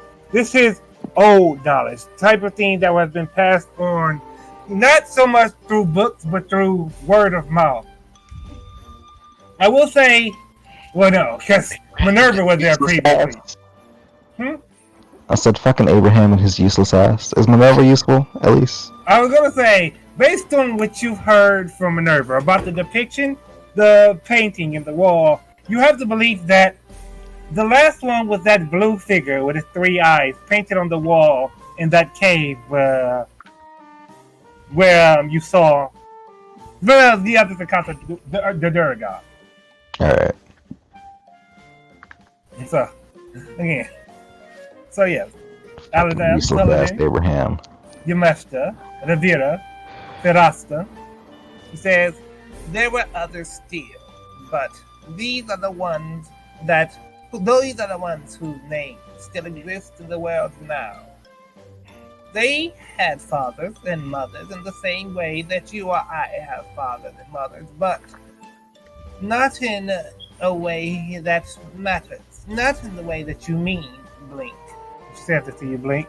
And she says, these figures were, in a way, kings and queens of yore.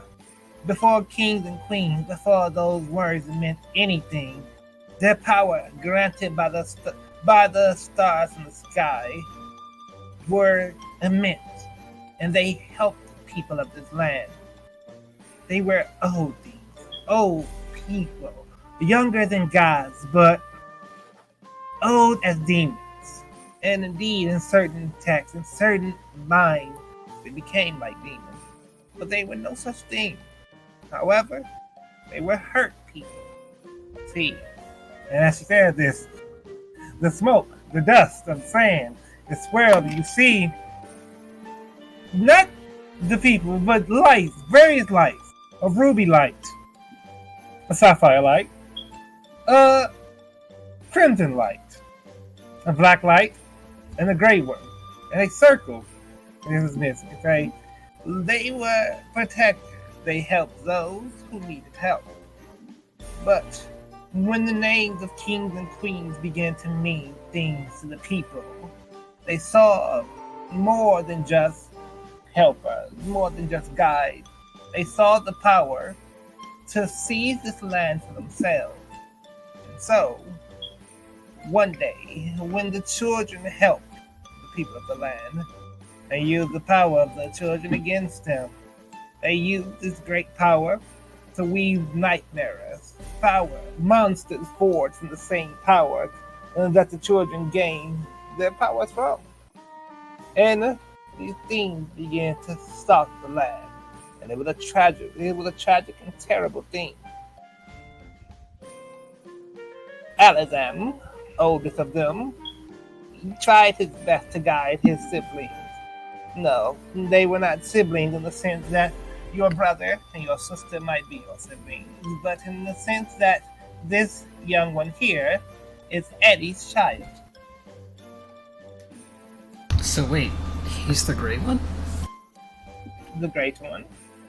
Wait, was it gray or the gray? The gray, yes. Yes. Oh. Alexam his name was lost when he was, and he simply became known as the Great One. Reincarnation. Interesting. It is a difficult thing. Just let me tell you more. The people weave these nightmares to remove the children, to take this land for themselves, and those who depended on the children, they fled with them. Those who depended on the children, they took on the power the children granted and fought against these nightmares, these terrors. It was a tragic thing. They fled as far as they could until, well, Alazam fell. Alazam fell and bled into the land. Bled deep into a well where his blood filled.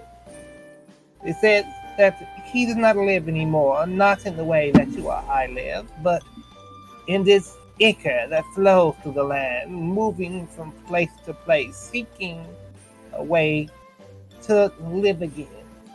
Alazam, the oldest of the children, was lost. And Yameshta, the youngest of the children, younger than gods, but old as demons, and younger still than his siblings, he wept because Yameshta was young. He did not live in a time when his people were loved, beloved. He lived in a time when they were treated as things to remove, challenges for thrones. And when the terror, the nightmare of the children, were put away, Yameshta hated the people of the land. And as she said that, in the smoke, the black light sort of swells above all the other ones, sort of dampening them, and it sort of acts as this cloud above the other lights. Yameshta began to hate the people of this land, your ancestors and mine, and thought that if they would fight him and his siblings for the throne, then he would decide who was meant to rule. The children did not like this. The others amongst them, like the Sky Woman or the Winter Queen, they too did not like this. You see, what could become of this land if the centuries that stretched forward were just constant battles between the people, our ancestors, and the children? Well, the world changed. The children were allies no more. Rabira and Ferasta, they were like twins. They stayed beside each other. But the relationship between the children changed. Toladin, older than Yameshta, but younger than Aladam, he saw it as his duty to stop his younger brother from bringing terror to this land. And so Toladin chose his champions, and he fought against Yameshta. Toladin chose his champion in the people of the Zildal Principality. He named these elves as his second, and they fought against Yameshta. The result, well, Yameshta was killed in a way, and Toladin was sealed away, sealed in a terrible place. I believe, though, and she said this, the light of Yameshta disappears from the sky of this smoke world. I believe, though, that Yameshta was never truly gone. Like the stars that fell from high above, he too fell, and his power received. Yameshta, old as demons but younger still, became a living thing. What is perfect sense? As they actually, you gain a significant vulnerable checks that have vulnerability to thunder damage, cannot fight or converse. He's just focused completely on everything she's saying. Like, you just kind of notice a change of his eyes. Alright. So she carries on. She says, one time there came a point where someone found Yameshta's power, as Yameshta found his power long before that.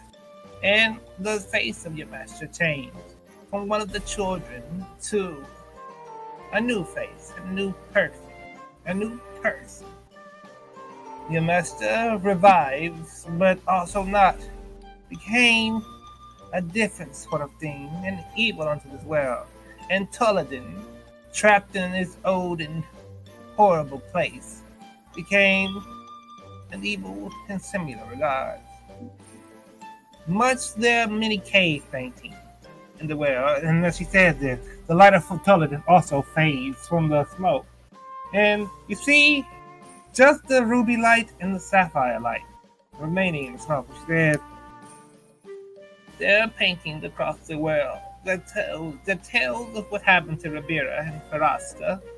They lived for a while. They lived as long as they could. And they tried their best to stop the world from going back to the world they knew. Whenever it seemed that one of the terrors would be released, would be used for evil doing, they would fight, they would stop it, to make sure these beasts were never free. And then, eventually, they disappeared too. As she said this, of course, within the smoke, the ruby light and the sapphire light also disappeared. And as this happens, the smoke fades back into the ground, into sand that covers the pit. And she says, "If you wanted me to tell you of the light, I could tell you of Ribera and Ferrasta, of how they were blinding in their brilliance. Like the stars that streak across the night sky, they would land in the sky fire and burn away the sins of those who dared to try to release terror. But they were lost ever so long ago. Oh, I think. Until you all appeared, am I right?" That darn Minerva. How dare she release these demons into the world? Minerva, if she released the light, she may have done a good thing or a bad thing. I cannot tell you what they would be like now, having been lost for so long. Maybe so it they might be a will- good thing. Indeed, or it may be a bad thing. We will know, I suppose, as time ticks forward. Let's say we wanted to prevent it from being a bad thing. What's the best course of action for us? An interesting question. I suppose find a way to call the light to you, call these siblings, and ask them, reason with them, speak to them. That is all I can offer. Though, if they have lost anything, find a way to return it to them. You mean like a ruby or a sapphire? I suppose. But they had no use for jewels. It would be something else. A part of them lost in that way. And of course, you all do recall that Demir told you what his friend, his employee Billy said concerning how the eyes of the light were removed and sealed within the gems to seal their power away. The Blink sold the black market. I sold it to Hoakim. Well, do you have? I didn't say more that out loud. questions? Do you have any more questions? You see, like, Resco doesn't say anything, but you see him just slowly turn his head and just give a piercing look with his, like eyes that have a different, like a bright silver color. He just looks at Blink, then turns his head back on. Uncanny dodge.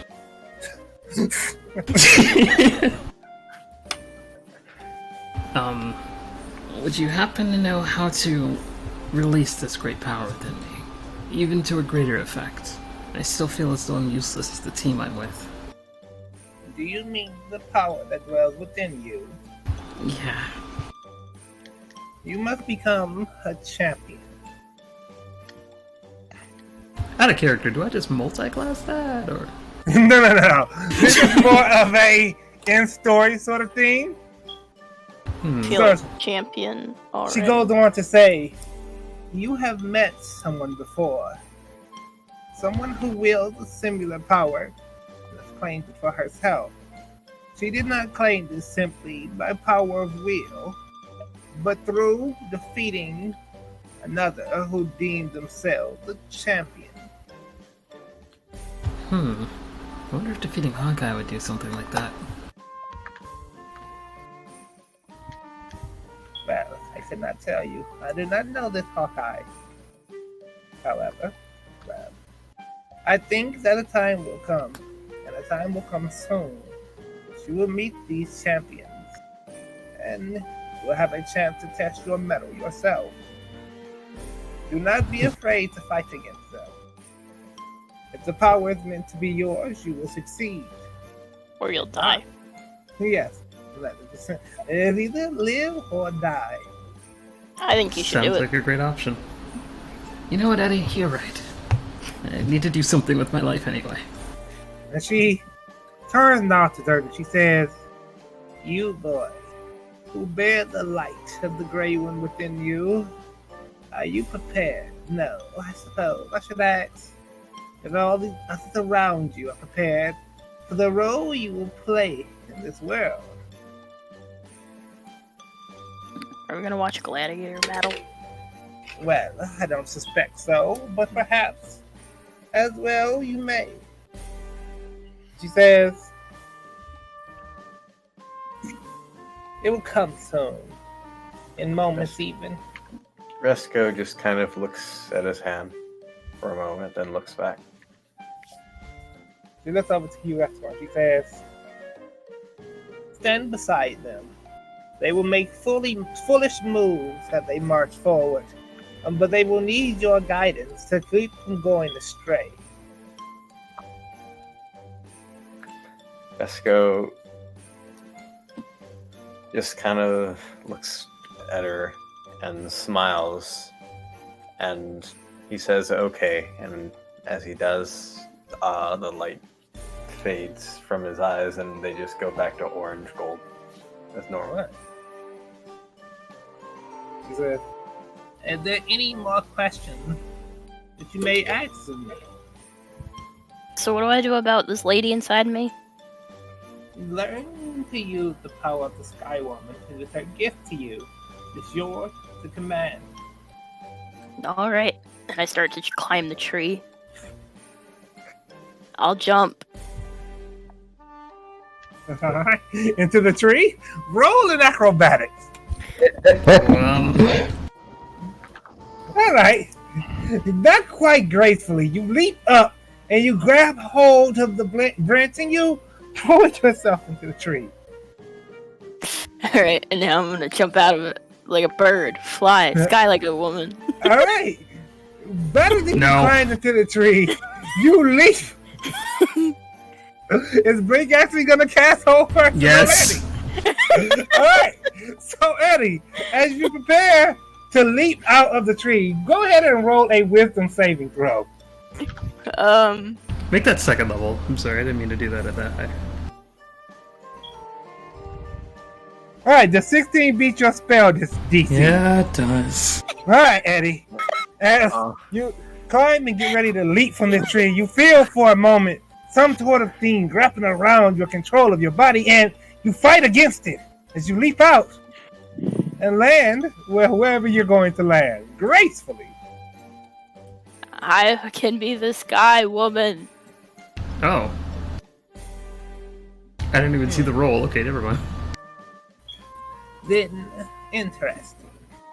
I don't know how you'll unlock this power, Eddie, but I think your belief will guide you far. I've found my new religion! Alright. I'm concerned. I believe I can fly. I'm happy for you, Eddie. As this is happening, how should it go? As this is happening, the sound comes from above. Cord down from this cliff face that Inadath has set her camp against. Her tent, that's the name of it. So, a call comes down from the cliff that she has set her tent against. And you all, I want you to roll a perception. Perception. Oh, gosh. Eddie sees nothing but the sun. Blink, you look up and you can't quite see anything either. Alright, let's go. Joachim, you definitely see it. 4 people, not quite completely, you can't see them clearly, but 4 people. Also, yeah, Rokudio, you also see it. I suppose Vought should also roll, since he's here. So give me a moment to roll for Vought. Let's see, Vought is going to roll. It's up to 2. Vought sees nothing. So, those of you See his hand in front of his face. those of you who did roll high, you look up, and you see upon this cliff face 4 figures of various races: human, a few half-orcs amongst them, and well, let's say just humans and half-orcs. And they made a call down, not in words, but sort of in an animal sort of way. And looking down to you all with glowing green eyes. You see, like above this cliff here.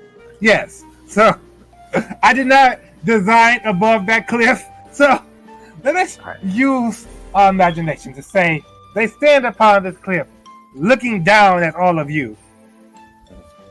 Green eyes. With glowing green eyes. The same as like Blink's green eyes? Yeah. In the same way, yes, as you know, green eyes has glown green before.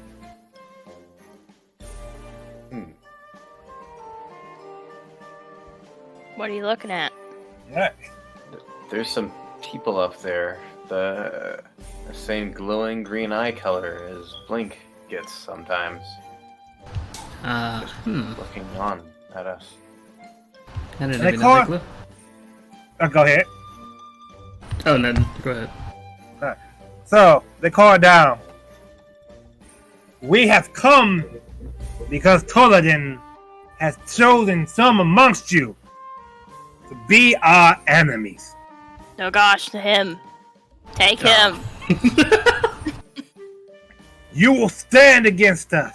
You will fight us. Or you will be the reason all others here die. Nope, just him, right?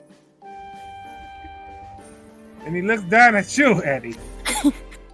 And with his long sword, he points and he says, "You are one marked as an enemy." Me? His sword moves over to Blink.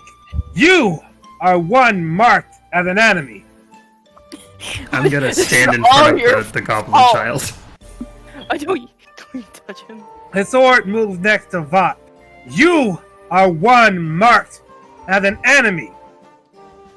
And finally, he points his sword over to Demir. And he Okay, says, good. "You are one marked as an enemy." And since Koyel isn't here, he's not going to point his sword at Koyel. So, with that, Marks as an enemy, my good man. you have been chosen as an enemy of Toladin. And so, as he What- says that, go ahead. What reason does Toladin have to quarrel with me? I've simply done a job. I've no ill intent towards this man. I do not care. So, with that,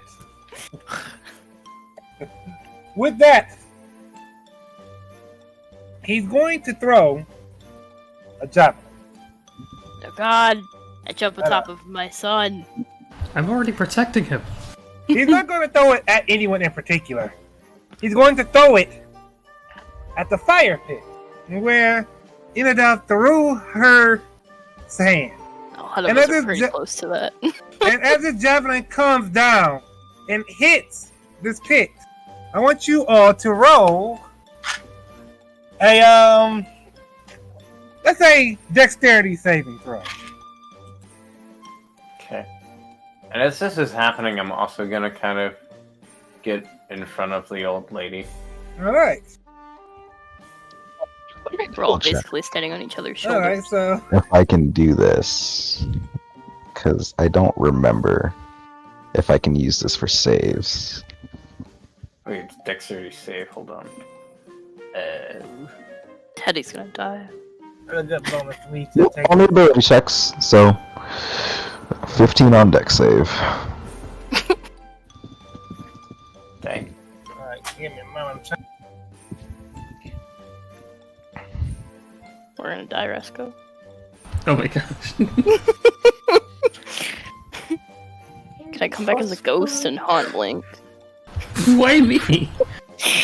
This is literally your fault. As far as their Eddie is concerned. ex-god, it is your fault. As far as Eddie is Guess concerned. so.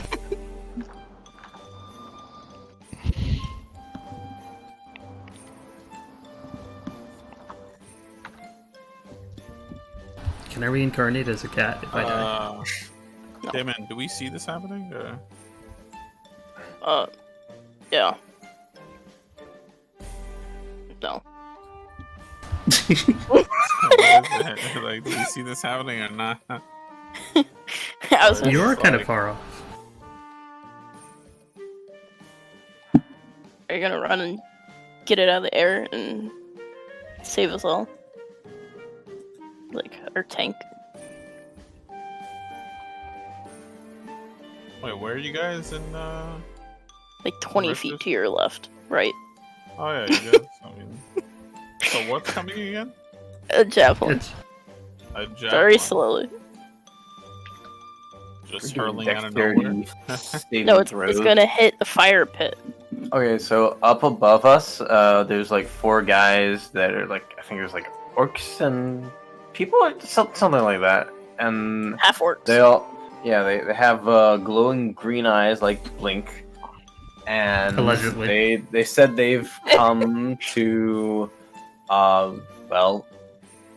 in the name of Tolden, to get rid of like 4 specific people, and one of them's Blink, one of them's Vot, one of them's Jameer. Who's the other person?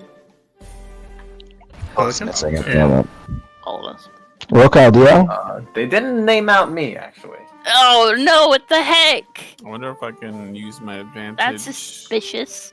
on dexterity save to, like, run over there and try to catch the spear. But I don't think Damon's gonna. I did something like that yesterday, actually, but my character had a shield equipped, so it probably depends on Damon.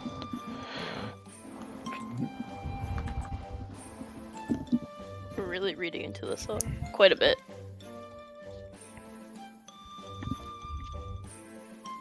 Should we be concerned for Damon's well-being? Do you hear any tea sounds? Actually, We I'm not have gonna to say that. summon him with the power of tea. I drink I all didn't- my tea. Oh, he heard tea.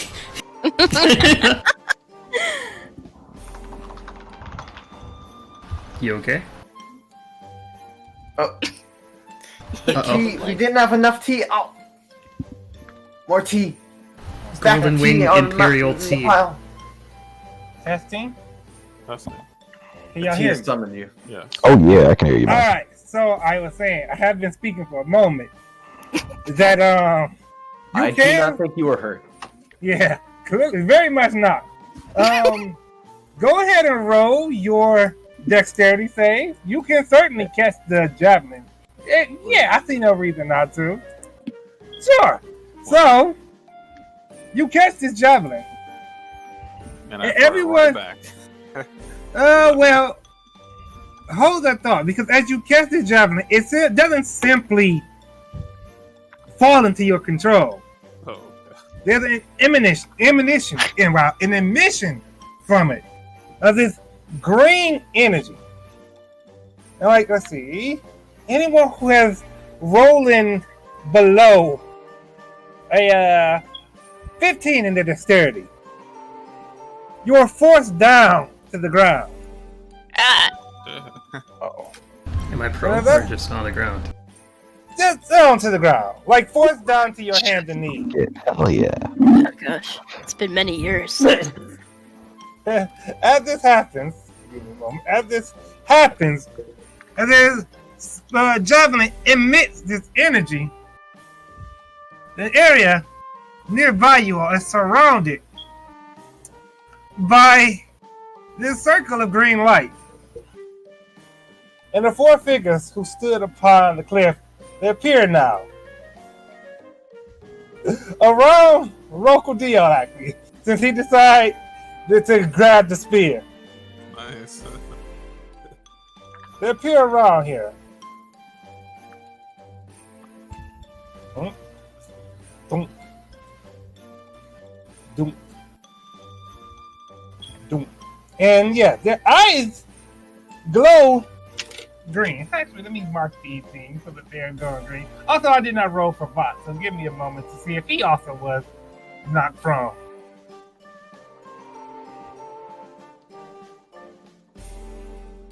Not prone, but until his hands and knees.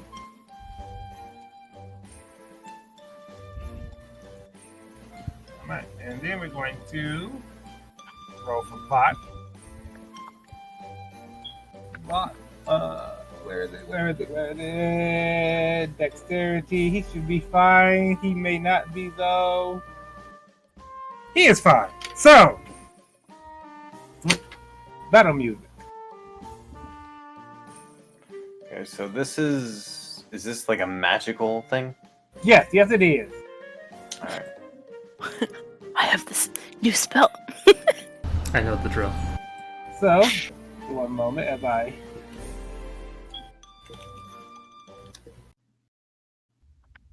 Oh god. So, as these figures manifest around you, Rokodio, everyone, well, you know what to do. Roll for initiative. Let me clear off the old initiative first. Oh, Sigmund isn't fighting with us? Who isn't fighting with you? Sigmund isn't fighting with us? No, very much not. Alright.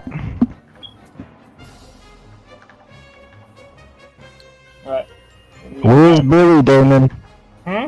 Where's Billy? Where is Billy? Did he come along? He's my manservant. Alright, we can say. Alright, let me bring up a Duergar's page. I never did get his sheet.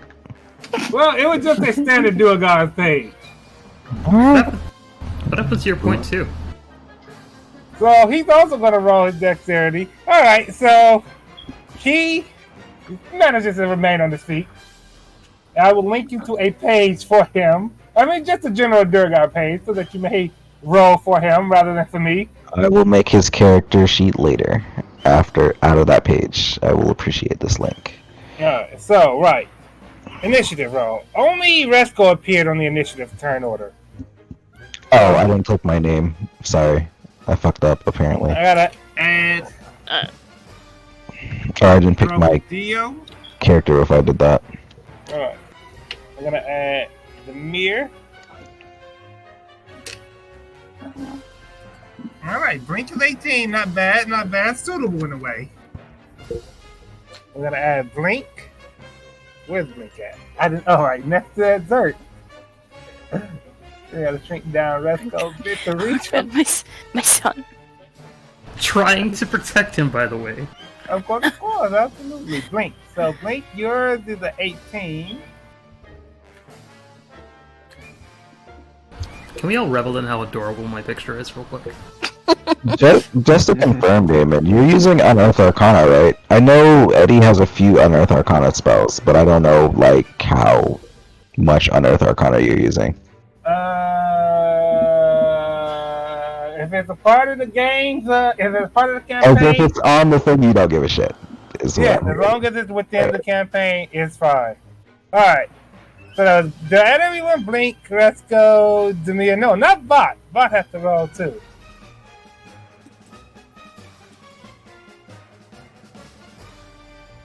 Ooh, Bot did not go first.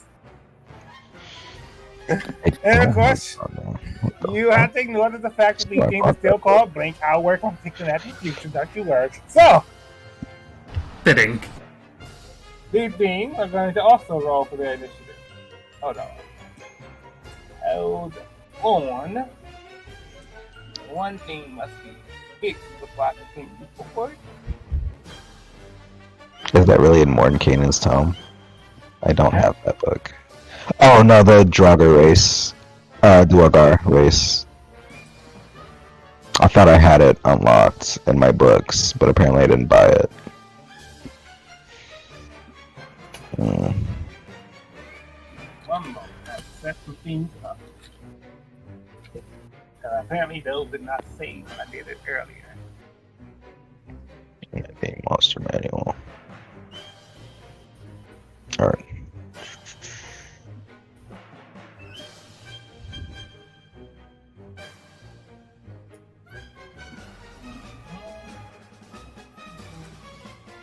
Right? Oh, yes, that's exactly all things good here. All things are good there. Fly. Alright, you care feet. Also. I gotta stop laughing like that. I don't think I'm up to no good.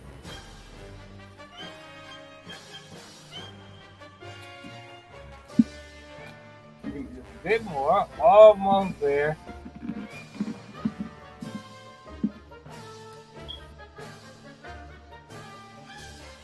Alright. Yep. Oops, let's go back. Alright, so change that up. Damon.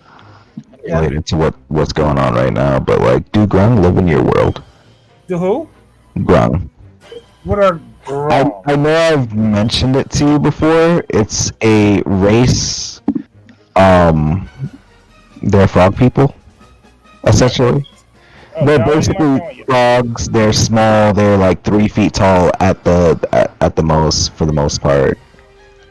I see no reason not. Give me a moment. I'm trying to. I didn't buy that book, but I would have bought it. I just didn't know if you allowed it or not. It's like $5. If it's in the campaign, I have no complaint against it. Alright, well, I might buy it later. I gotta see. Alright. It's gonna be this one's turn. Okay. That one said it is going first. This one. I don't know if you saw, but I rolled a 10. Alright, duly noted. Thank you. And finally, appreciate you. this one. Alright, and then we add Eddie into the mix. We're all gonna die. No, I'm sure y'all will be fine. Challenge rating 0.1. It's just Alright. you, Blink, against them, remember? Eddie, you were 10. This is your challenge. And then we fix the turn order. So. Alright. As these things spawn around you, Blinkehyo, one of them, the one to your right into the bottom, his eyes glow brightly. Damon, which one is Billy on this list? Oh, right, Billy has to be. I can roll for Billy. Hang on. I don't know if that rolled it to you. I Is it too late? because I heard it. Is it too late Okay, to cast a buff roll. spell? I did roll for him. He's second. He's like right after me, rather. No, roll his dexterity. Oh, you already gave that one. Alright. Oh no, that's you mentioned it. I thought you rolled his dexterity. Oh, yeah, I did. Okay, it's fine. So, what was that, Blink? Is it too late for me to cast a buff spell on myself? Cast the what on yourself? Buff Buff spell. spell. Yes. Curses. Because they have already spawned around you. Double curses. It was kind of like a surprise attack too. Yep. Are we So- surprised? Are you a surprise? No, they Yeah. announced themselves, but the spawning around you in the green circle, that was a surprise. Unexpected encounter. Some of us. Unexpected fight, I guess. So, Blinkehyo, Yo. as you decided to cast this spear, and as you stand beside this human, he is smaller than you, but there is might in him, might in his eyes, and as he calls upon this might, prepare yourself, because he's going to use Toladin's Fury. Damn. Boy. Oh boy. If that's what I remember it being, that's a lot of fucking damage. If all of them hit, What's the old crit hit? Do I have the My armor class is only a 12. what was that? opportunity to rage? You have to wait till your turn, unfortunately. Yeah. So, with Toladin's power coursing through, he's going to make 5 attacks on you. Dude, big fucking yikes. Whew, that, That doesn't. God damn, That was how many? 4? No, that was 5. 4. Yeah, no, that was 5. So which of these hit you? Oh, the last.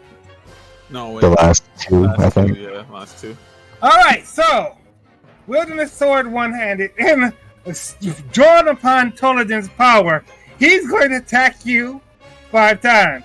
He swings at you the first time, does 11 points of damage to you.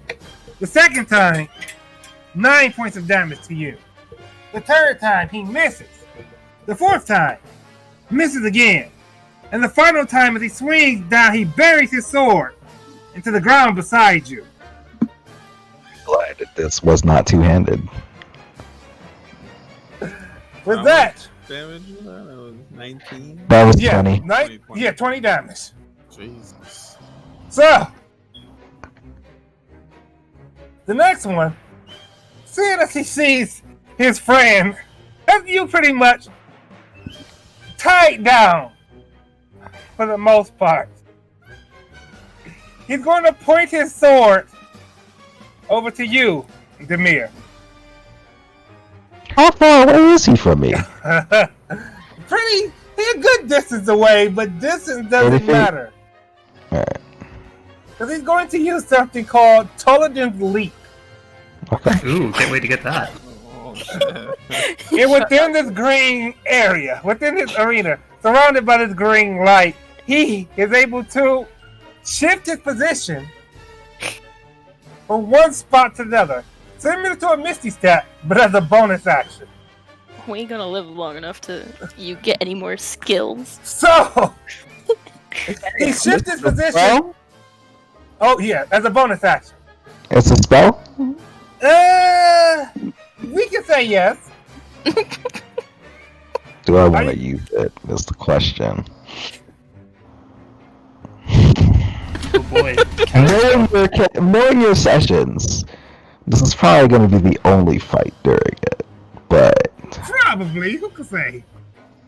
no, I'll hold it for now. They might have Alright. some more shit I don't know about. So, with Toladin's Leap, he disappears like a bolt of green lightning and sort of sparks into existence in front of you, Demir. And he's not going to use Toladin's Fury because he used his bonus. He's going to use his bonus action. However, he is going to Oh, attack wait, his action? I thought he used the bonus action. It was bonus action. He can use Toladin's Fury as a bonus action. So, Yeah, so if he uses Toladin's Leap to come at me with a bonus yeah, he action, can't use then his. he can't use it. He Yeah. already used. So he still is a fighter, and so he's going to attack you twice. What do you roll? 20 and then 17. 20 and 17? Mhm. Alright. Well, as he attacks me, I'm going to use my reaction. Go ahead. I'm going to cast Shield. All right. Captain has one reaction, which you take when you are hit by an attack or targeted by the magic missile spell. An invisible barrier of magical force appears and protects you until the start of your next turn. You gain a +5 bonus to your AC, including against triggering attack, and you take no damage from magic missile. So, with that +5, does this protect you from both attacks? Only the second one. All right. So, Well, the 20 hits. So with the first hit comes through right before your shield comes up, and you take 12 points of damage. He pulls his sword back and goes in to attack you again. At this time, his sword bounces off of your shield. All right. So, let me scroll down and see. All right. So that was the second one. Okay, your Durgar goes next. What will you have him do? Since he's going, So I will say, no. in this moment, considering the situation, you can choose to have him chug the potion as a bonus action. It's a bonus action. Yeah. So you're saying you figured out what it does? Yes. Alright. Seeing that his employer is being assailed by this madman,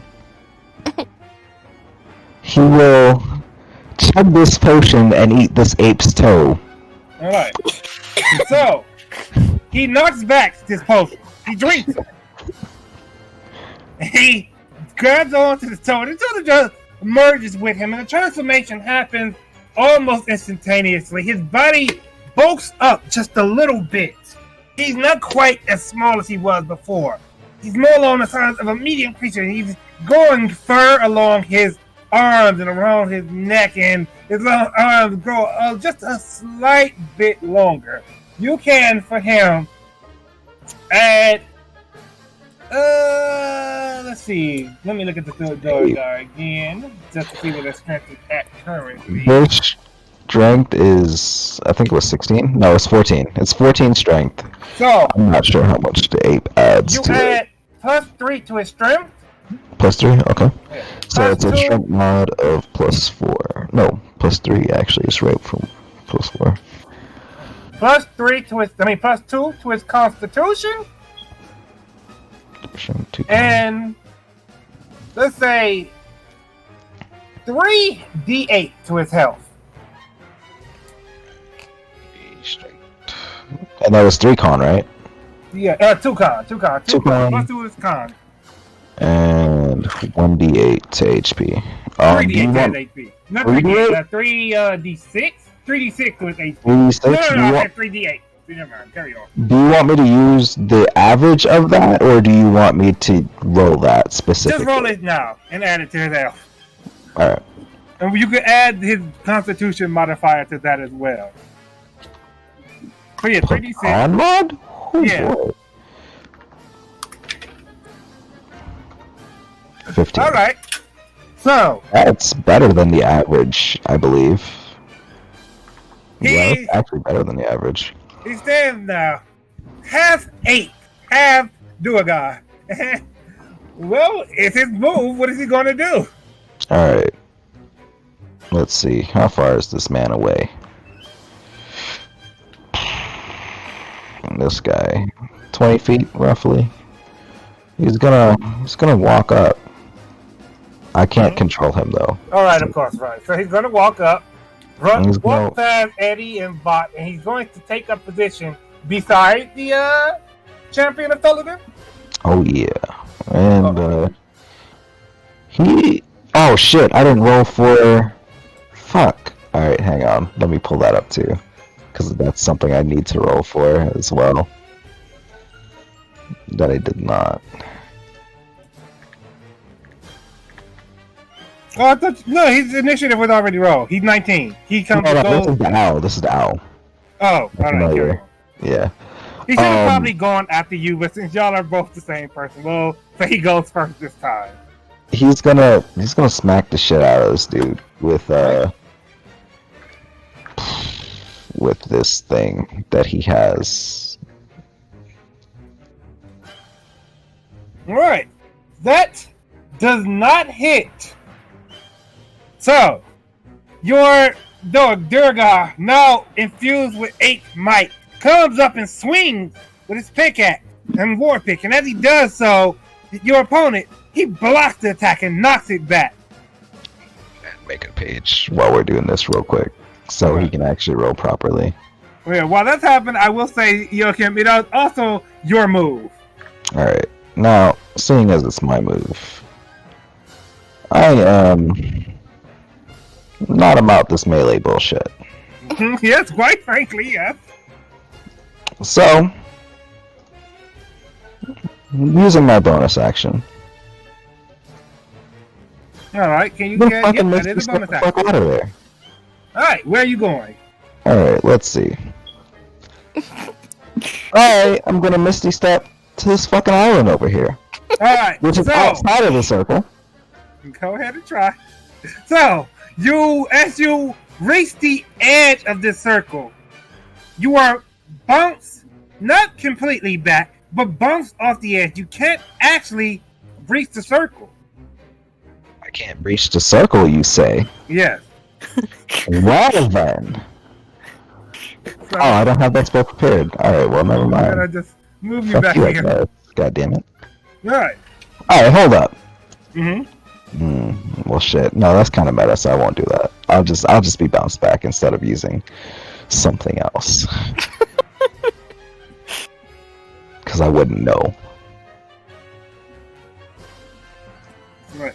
And as he said that, as you try to misty step away, the one who strikes you, he laughs and he said, "In Caladium Arena, there is no fleeing. You fight or you die." Is that so? He'll say. And alright, so who's next? Blink What? and Yeah, then Blink. my owl. Blink and then my owl. Alright, so No, we'll throw your owl on there after Blink. We'll just mark You it know down what? as another yours. I won't reveal that quite yet. I'll hold on to that shit for now. Oh gosh. Alright, ignore the fact that I can move it up. So after Blink is your owl. If I could change the name, I will, but yes. So, Blink. Oh wait, were you done? You only did your action. So you are going to use Sapping Sting. I'm gonna use Stabbing Sting on the one that attacked me. Alright, and for the class, what does Sapping Sting do? Stabbing Sting. Oh shit! It didn't actually display the whole thing. So what Stabbing Sting does is I sap the vitality of one creature that I see within range, which is 30 feet, and they must make a con save, or they take 2d4, and they automatically fall prone. We're going to say it was one of the half-orcs that attacked you. He's going to roll his con save. That was not. I mean, this is con save. These are half orcs. 8. He rolled an 8, so he is not prone, and he takes how much damage? He takes 4 damage, so not much damage, but he's prone, so everybody gets advantage on attacking him. Give me one moment. What is the icon for being prone? We're gonna use this one for now since I can't reach it. The roll 20 is weird like that. So yeah, that one is not prone. So, what's that? Does that mark the end of your... Alright, he also takes damage. 8 points of damage. Wait, 4 points of damage. So, let me see how much health do you have. Alright, so, alright, I gave him quite a bit of health. So, yes. He is not looking a little rough. So, it's baby damage. Alright, does that mark the end of your turn? Oh yeah. Alright then. Blink, it is your turn. Okay, I'm gonna step a little bit close over here, right by Zert and Eddie, Alright. and I'm gonna cast Blink. If it'll show up.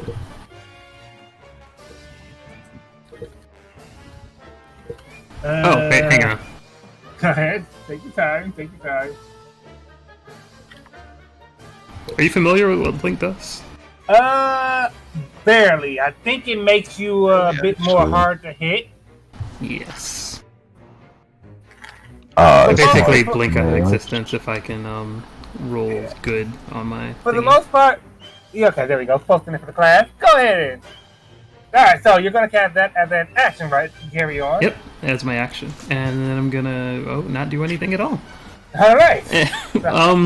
I guess before that I'll use a bonus action. Well, never mind. We're good. We'll just stay as is, protecting Eddie and the kid. Let me just grab on to something real quick. Don't mind me. Don't mind me. Actually, yes. Give me a bit to work on some detail that I did not think about until just now. It should take mere moments, truly. Mere moments. Just a moment. I'd like that on a coffee mug, please. $10. Gladly. There we go.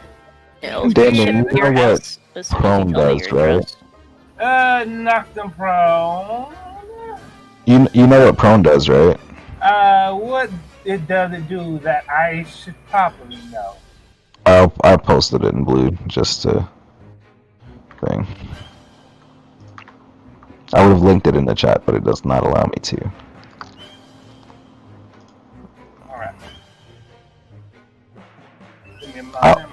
Actually, it might allow me to. If I no, I didn't. Okay. Oh, yeah, that fell. Give me a moment. I'm doing something foolish.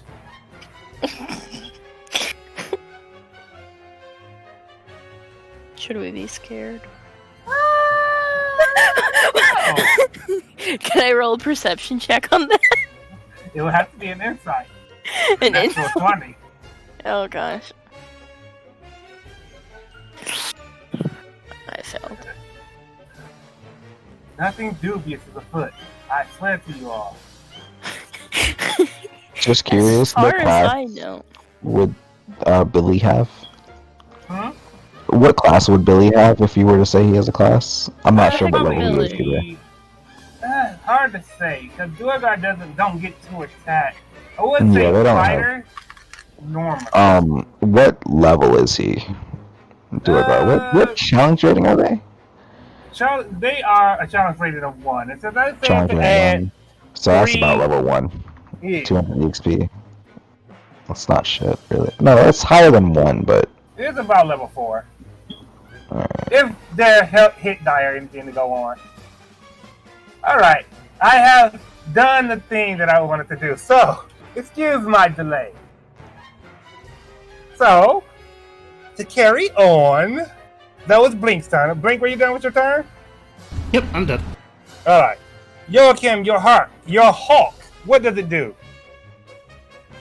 So, my hawk, can I have an icon for that, please? Just so I have, like, some idea of where it is. In the tree. I'll give you a copy of yourself so that you can Alright. control it. And we're You know gonna what? shrink You it know down. what? I'll just use Minerva for that. That works even better. Carry on. A little bit less we're confusing. gonna shrink Minerva down, though. There we go. Alright. So, my hawk Uh-huh. is gonna come over here. Alright, it's Mhm. gonna attach itself to Rokodio. So I'm gonna It'll replace. fly above him. And whenever he makes an attack, it'll use flyby to distract whatever he's attacking. Alright. So, that's your hawk move. We've circled above Rokodio's head. And Rokodio, as matters have it, it is now your turn.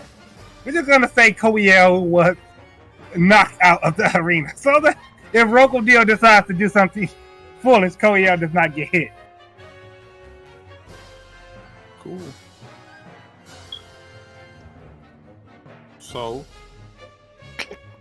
can you tell me about this javelin that I still have? The javelin you hold in your hand is just a normal javelin. However, it has sigils scratched into it. It seems to have had some certain magical property, and judging from the green light that encapsulates you all, you suspect that this javelin emits this light. Yeah, I suspected so. I can just throw this javelin somewhere or make it extremely difficult for everybody else. Let's see here. I'm gonna rage. Alright, by all means. Let's see here. Give me a second. Okay. If Gotta roll a 1d8. Well, count your blessings or whatever. hey, since I'm standing in front of the kid, do I take the damage for him? Absolutely. Cool. If that damage reaches that far, you 100% take the damage for Zerk. So what does an 8 do? Kills everybody in range. It's a powerful spell, but let me see. Hold on, I was Damn, gonna- like it's a fucking. Okay.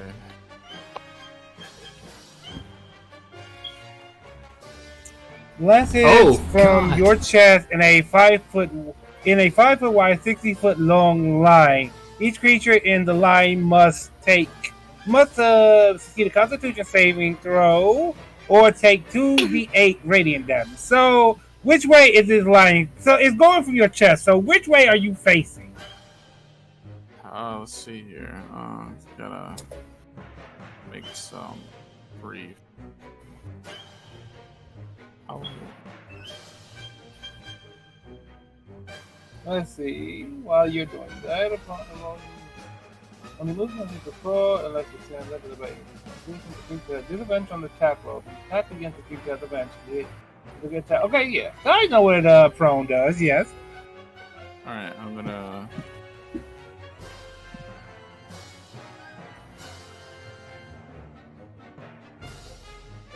That's an enemy right there? Way up there? The ones with green marks on them are enemies, yes. Oh, okay. Damn, I can't. So if you do send your beam that way, it certainly will not just hit that enemy. I can take it. Let's go. Eddie, are you ready? I don't think. Brace the child. Oh no. If I move right here, would I. If you kill my child. They will get an attack of opportunity. Yeah, that's a lot of attacks, too. Scheiße. Just shoot it into the bush. Out of this is for me to like. Hold on, I'm trying to see if I can edge this. The only way out of this I can really realistically see is for like Joachim to be like, "Yo, that shit's not happening." Because we've already seen you do shit like that. Oh, but I used my reaction. Wait, We no, did all uncanny I used my reaction before it attacked me. Yeah, So I it got would. this. Okay, I'm good. Should we refill it? Shoot it into the bush. Go ahead. Alright, Damon. Alright. No, it was wrong. Right here, I believe. If I'm calculating correctly, this shouldn't hit anybody except this guy right here. Yes. So And Who's these that two. guy? you are trying to hit. Let's see. It should like almost get hit, like almost like they're about to get a clean shave from that. I don't have any. I will allow it. Alright. Those words have It saved No, lives before. really? Rash. So now I roll for 2d8s, I guess. Yes. And while you do that, well, soon as. Alright, so yes. I'll roll their constitution save while we're waiting. Let's say. I should have somehow distinguished between the humans and the half-orc. So let's throw another symbol on them to say that this heart means that it's an orc. Which one is Billy? Billy is right This one, here. right? We're gonna throw a purple marker on them. I just had to make sure that was indeed Billy. Alright, so we're gonna say these two are the one over there and the one right here These are poor half-orc. people are bystanders. Okay, you need to Yes, they are. roll 16 or higher. Alright, so they're both gonna roll. Let's see. So 2 half-orc constitution save.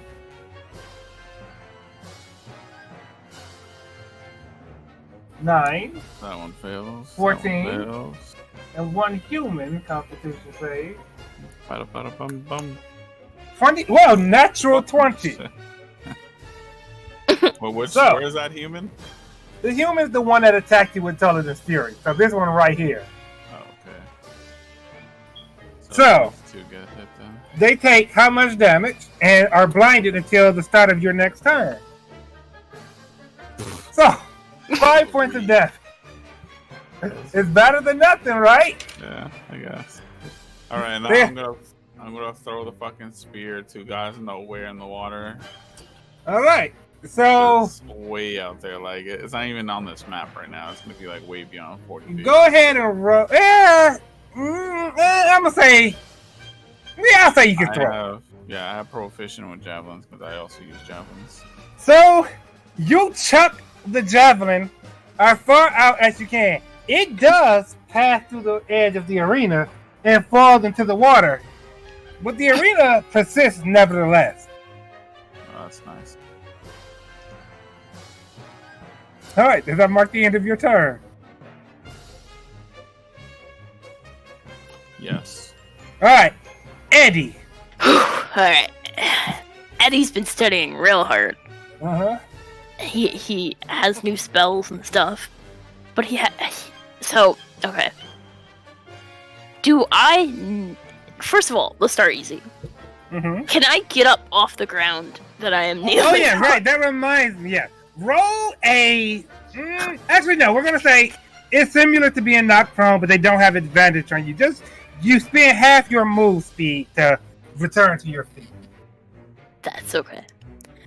Second of all, do I know that this is magic? Roll an Arcana. Oh, jeez, I don't know even a little. No. I don't know nothing. This thing is a alien thing to you. I need to protect my son. All right. Let's see. You transform into.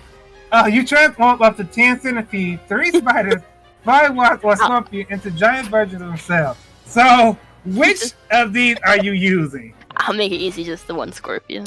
All right. So, a scorpion scurries across the ground as you say you need to protect your son, and give me a moment to find a giant scorpion. Thank you. Giant scorpion. Good news is I can eat it after it's dead. Let's see. Giant scorpions are frightful things. So, as it scurries past you, we're going to say, do you have control over that, or does it just attack indiscriminately? Okay, it obeys you. Hold up. You're getting crazy now. Alright, so we're going to take one of these, copy that over, and then we're going to post it. Actually, yeah, we're going to just paste this giant scorpion beside. That's Resco. Eddie's gonna be able to do some damage, maybe. Oh, yeah. Alright, giant scorpion. It scurries outward, and you cast a spell upon it, and it just towers now over everyone around you. So, let's see. The company they act on your turn each round. The GM. Okay, so I'm going to say since this was your action, it will attack next turn. That's okay. Alright. So, does Eddie remain where he is? Yep. Right. This is fun. Then, Rokodeo, the other human who surrounds. No, he actually changes his mind. In fact, I forgot to do something. Eddie, as you transform this giant scorpion, for the purpose of protecting your son, with this book he holds in his hand, he opens it up. And he's going to, with this book, hold on. No time Not that for one. reading. Not that one either. Well, But, no. So, with this book in his hand, not even with the book, he doesn't need the book. What he's going to do, he's going to do it based on his own internal knowledge. He's going to turn his attention to the half-orc that leaped across this arena toward Joachim. And he's going to cast upon this half-orc Witch Bolt. However, as he tries to do this, the spell soars past the half-orc. You're like, finally, son! Sky located? Hmm? Where's this attack coming from? Is it within 5 feet? It's dirt, so he's standing next to Blink and Eddie. Yeah. Dennis rolled with disadvantage. Yeah. So, That's unfortunate. the spell soars past him, and he kind of shakes his head in disappointment. This did not go as he expected. And now, the half-orc, well, no, it got blinded, so it does not, I didn't decide which one of them survived the strike. Avoided the strike. I'm going to say the one that attacked previously with Intelligent Fury. So yeah, Zert's Witch Bolt soars past the half-orc, and he shakes his head in disappointment. And of course, the half-orc Well, no. We didn't see where the spell came from. So, the one standing beside you, Rokodio, the other human, he swells with the power of Tullidan. He's going to use Tullidan's Fury upon you. So, he's going to attack once. Oop. That's his Constitution thing. Oop, that was a wrong thing. Give me a moment. So, right, yes. He's going to attack you with his longsword. Once, twice, a third time, a fourth time, and a fifth time. Which one of those hits you? I'm gonna cut one of those by saying a human with Tollidan's Fury? Wow, what a weak link. Alright. Go ahead and use your inspiration die to cut the attack on one of those. I'll make it your choice as to which one it was. 20 is like just right on you, right, Roko? Rokodia, where are you? Blue. What is your AC?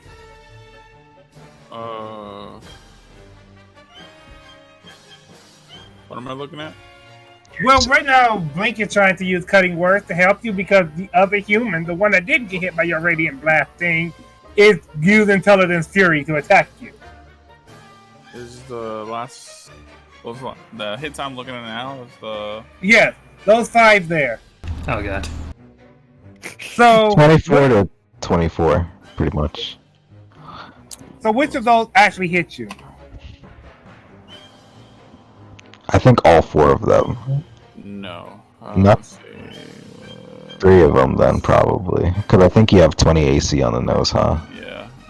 Oh yeah, we have 20 on the nose, then all 4 of those hit. What is Outside of the first cutting one. edge roll do? What was that?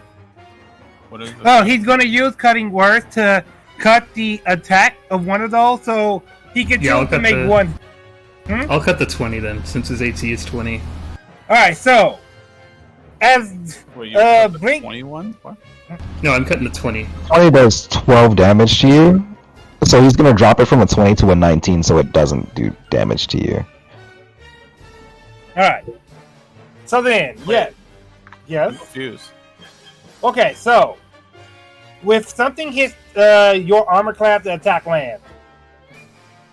And so Blink is using his cutting words to take away a point because he rolled a D8. I mean a 1 with that D8. So he's gonna reduce that 20 to 19 so it misses you. Yeah. And yeah, otherwise the human used Tullidan's Fury to attack you 5 times. So with Blink's cutting words, he lessens the attack on one of those and it misses you. But you still take attacks from 3 of those other hits. So you take 10 points. Well, you have resistance to slashing, right? When you're raging. Yeah. All right, so we're gonna calculate all of that together. You take. Wait, hold on. I think I got something. Give me a Slashing second. it, resistance is like -2 on it, if I remember rightly. Isn't resistance half? Not all the time. It depends on the resistance. Well, in Critical Role, it is half damage. So from their barbarian. So I'm going to assume it's also half in this case as well. Give me a second.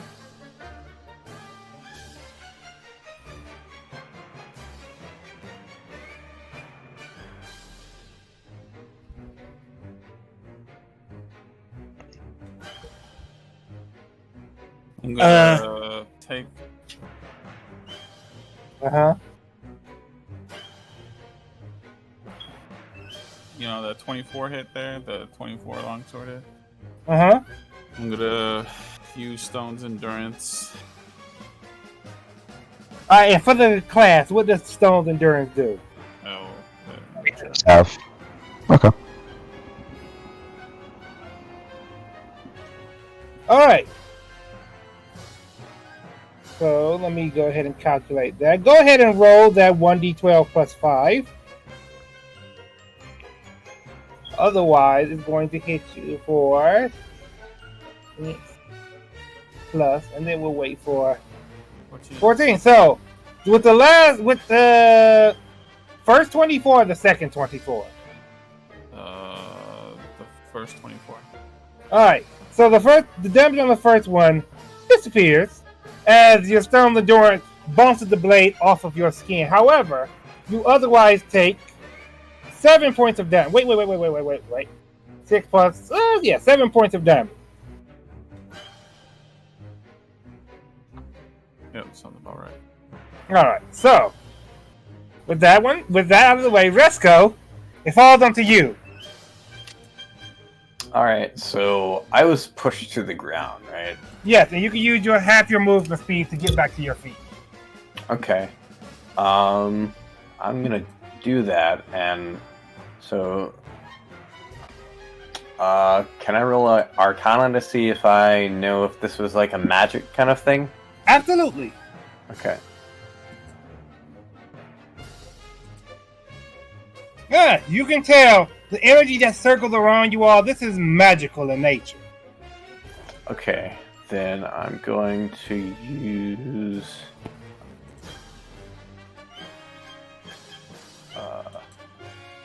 spell magic. All right. So, any spell a third level or lower on the second soul. Ignore that second soul. So we're gonna say, as you realize that this is magic that surrounds you, Resco, you raise your hand and just snap your finger. As you snap it, the arena. How can I erase the arena? Can I just Wait, I meant to cast that at a 3rd level. My bad. let's see if I can get rid of the arena without affecting you all. Yes, okay, there we go. So the arena pops out of existence. Okay. All right. And as I'm doing that, I just say, like, Resco is like visibly mad, and he's kind of like almost snarling, and he's just saying, Toladin's arena. This is just an excuse to come here. You come here and you threaten my friends, and you threaten everyone here. It just kind of stops at that point. And that's that. Go ahead. Yeah.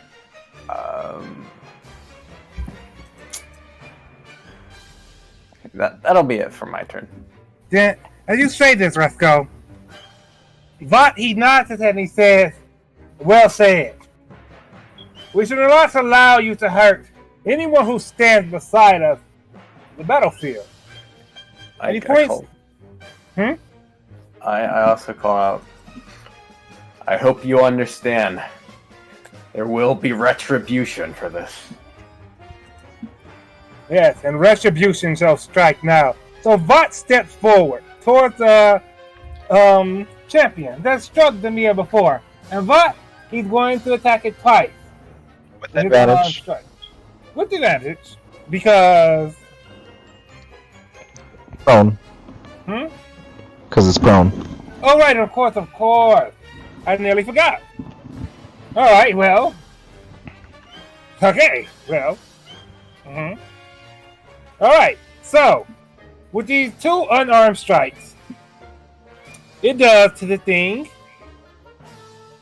there's 18 points of damage, and based on rudimentary and very simplistic math, that means it helps go from this value to that value. Calculator. Indeed. And so, as that happens, he's going to spend a key point. Let me scroll down and mark this key point. He's going to spend the key point to strike it with Fury of Blow. So, 2 more unarmed strikes. So, His with unarmed that, strikes are that strong?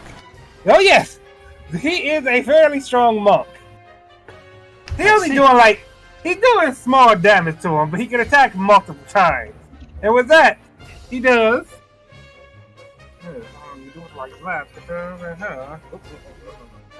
more on the line of. And so, as he does it, as he just wallops this prone half orc, the half orc, he's looking a bit rough. Retribution has struck. And so Vought remains where he's standing. Good job, Retribution. So, we go over to the other one. Blinded by,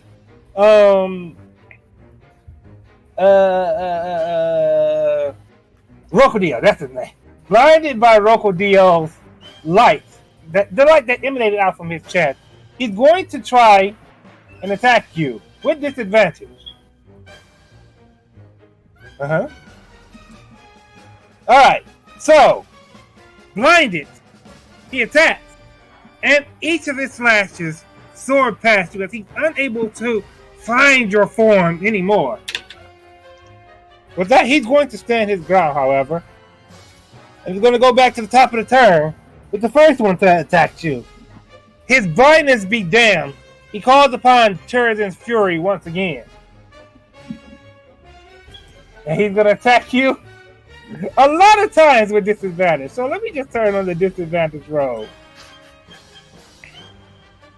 Type of roll with disadvantage. I could have just rolled with advantage before. What was I doing? So, yes. 5 attacks with disadvantage. Wait,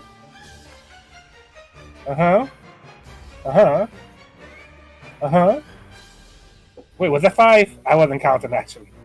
1, 2. That was 3. Was it? Looks like 3. Yeah. Let me see. You are right. 1, 2, 3. Wait, 4. No. 1. No, it's 3. 3, 4, 5. It was 5. Because the first one, the previous attack, I didn't roll with disadvantage. Oh, okay. So with these let's see, it lands 21 on one and 11 on another. So it only manages to hit you one time, Rokodio.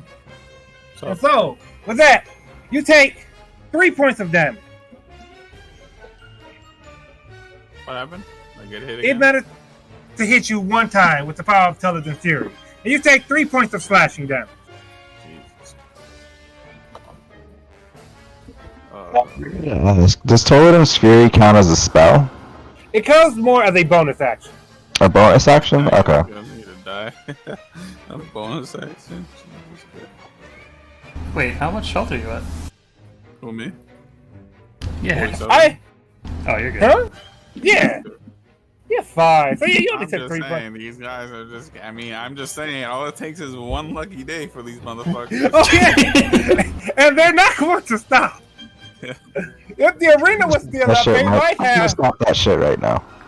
If the arena was up, they might have leaked over to different opponents. But yes, going to the one that's prone. He's going to have his move speed to stand up.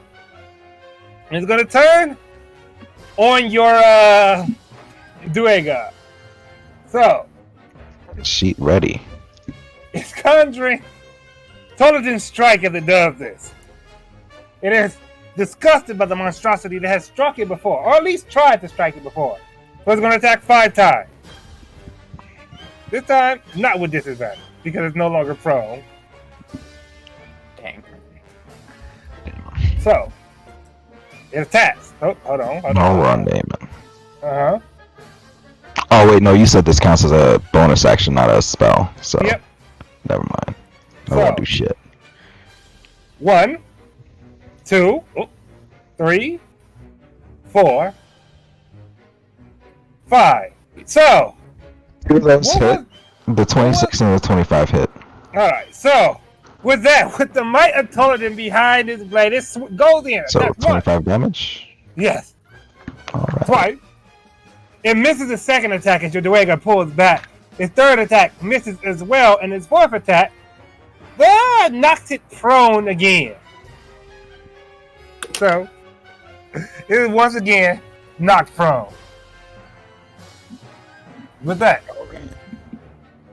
we continue forward to the one that follows it. Oh, that's your Dwagar, in fact. Yes, it is. Now, he didn't like that too much.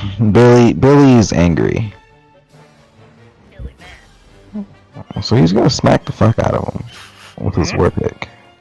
Alright, that hits. Quite frankly, that hits. And it does 11 points of damage. As such, And then, oh wait, as such, hang on, I'll wait. he is, you see now, as the war pick buries into the shoulder of the prone figure, he is on death's door. Alright. Then, since Billy can't attack twice because he's only level 4, he is going to use his action surge, Alright. which allows him to make one additional action on his turn. Basically, it resets his turn at 0. Mm-hmm. Then he's going to attack again.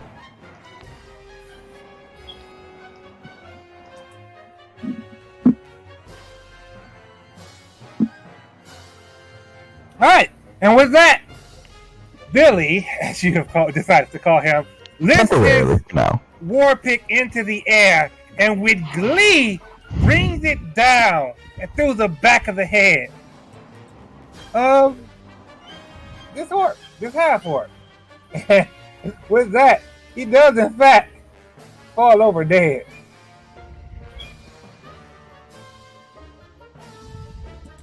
So, let me see, which one was that on the movement? Oh, that was the first one, so that one. Whew. All right. So, that marks the end of Billy's turn. Wait. Joachim, it's your No, turn. it's not the end of his turn. Oh, what was he gonna do? Oh, probably move. Oh, he's gonna take his little happy feet Wombo and combo. make his way over to this one here. All right. I can't move him, so All right, of course. All right. Right. Close. Yes. he's gonna go up to this one here, right by Caladium. All right.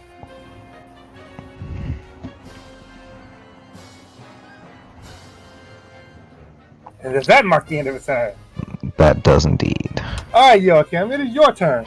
Now Joachim, he's not liking these hits too much, so he's gonna take the time out of his day to. Oh, this is wrong sheet. No wonder I didn't see spells. I was like, what the fuck? Where's my shit? He's gonna take the time out of his day to ensure that Caladium is alright. All right. So you're going to cast slow upon the ones, well, the remaining these champions three. that surround Rokodia. And they must make a dexterity saving throw. So Wait, I gotta make this 30 seconds. no, they do. Three enemies. I choose who it affects. Oh, So not convenient. Oh yeah. that one is a crit fail. Oh boy. This one 9, 7. Wow. They all fail. They all take -2 to AC, and they either use their action or their bonus action. They can't do both. So if their bonus action is to use that spell, they can only attack once. Or they drop it. All right. And they can't use reactions. Indeed. So does that mark the end of your turn? And I do believe that does. All right. With that then, Blink, it is your move. Okay, they are blinded, right? Or slowed? Not anymore. They were blinded. Yeah, they're slowed now. So No, they- they are still blinded until the until Roko's next turn. But yeah, go ahead. Are they taking disadvantage on like strikes and stuff because they're slowed? Not they're slow, so their armor class Seriously. has been lessened by 2. Ah, They're easier to hit, more or less. I guess I'll risk my life to help out my good friend. I'm gonna move outward and then move down. And hoping that I don't kill myself, I'm going to activate my good friend Toladin's Fury. I mean, All right. yeah, Fury. Go ahead and make 5 attacks. 5 attacks. God damn. Plus the potion that I drink, so that, oh god. Do have to Alright. ask. If What I kind of had a bird that- are you? Dude, if I had that See what- spell, holy shit, I would rock the shit out of somebody. Alright. You said what kind of a bard? Can I get a promo shot? Sorry, what? You said what kind of a bard? I'm just a regular bard. No, I mean archetype. Archetype? What do you Yeah. What's your bardic subclass? Let's Oh no, I don't have a see. subclass. You have to after level 3. Let me Wait, take what? a look at Yeah, you have to Blake's pick one after face level real 3. quick. It's not an see. option. Like, there's no choice to. Okay, so you're College of Lore. Oh, yeah, okay. So, yes. Let's see. Alright. 1, Just not to make sure Two. College of Valor gets an extra attack. 1, 2, and 3 attacks hit. So, to this match, you do. Hang on, well, wait. Did that add in the potion of strength? Oh, yes. Yes, it adds +2 to. I Plus 3 to attack, plus 2 will to strength. chrono shift that one so he doesn't go prone or whatever. Understood. God. Alright, so let's see.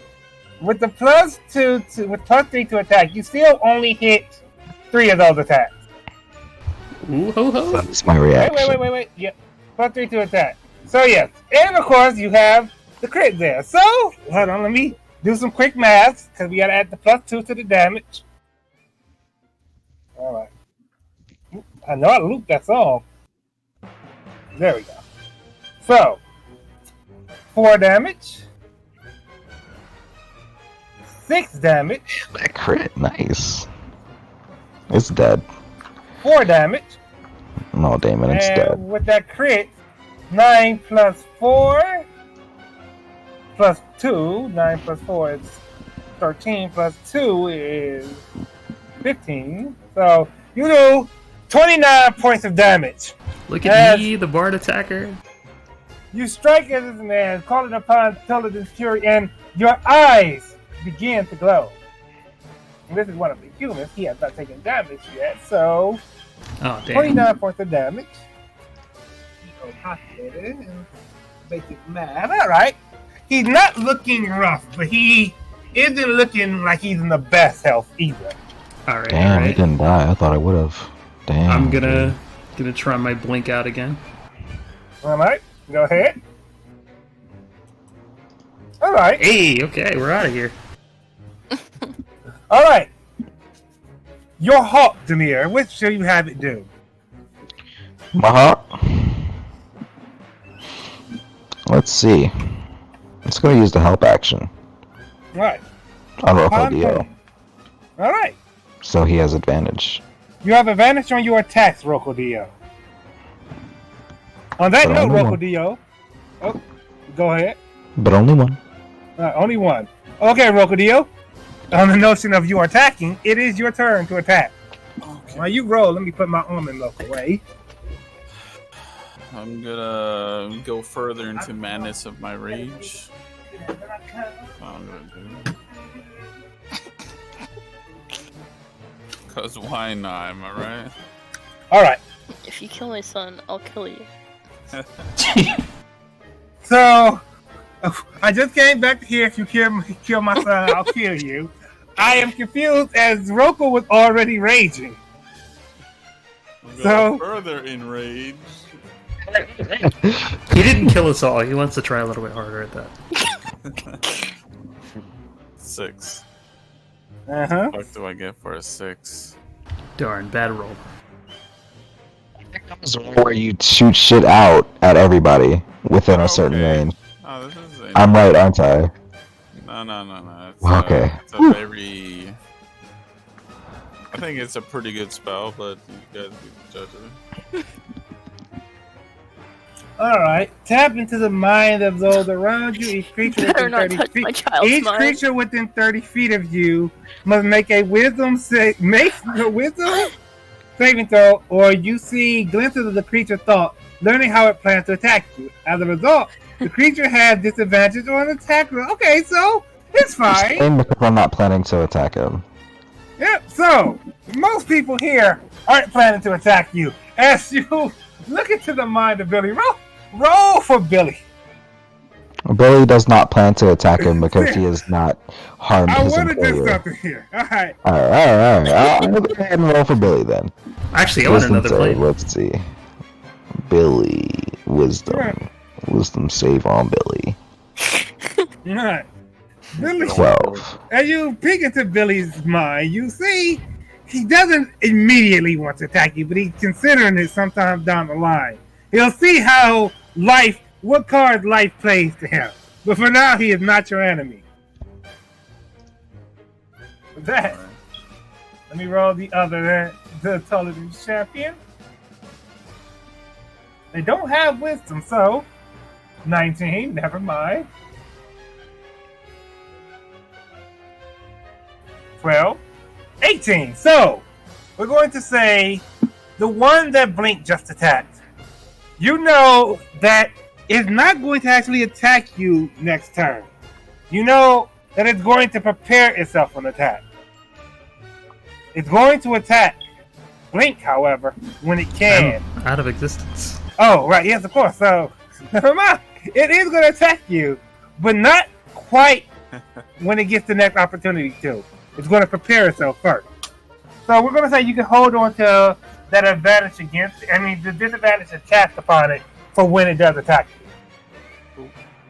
Alright, so, Local Dio, what do you do? I start swinging madly at somebody. Let's see, preferably an enemy. Who's the first one that hit me? Attacked me? The first one that hit you is the one standing right next to you. All right. This one right here. Hit the son of that bitch real quick.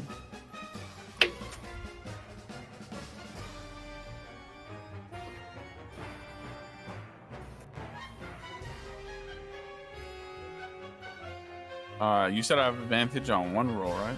Yep, on one attack roll. Well, that was a kind of shitty advantage roll. But apparently made it. So you get to choose which attack that you get the advantage on? Mm-hmm. So if you don't want to use it, you don't gotta use it yet. He used it on the first one. Use it on, so. Yeah. So actually, with slow casted upon them, that does hit. So, well, it would have hit anyways, actually, but still. Yeah, it's up to you whether you use it or not. It takes I ain't gonna tell you to use 13 points of damage. it. Not 13, wow. wow. It takes 23 points of damage. So whipping out the calculator.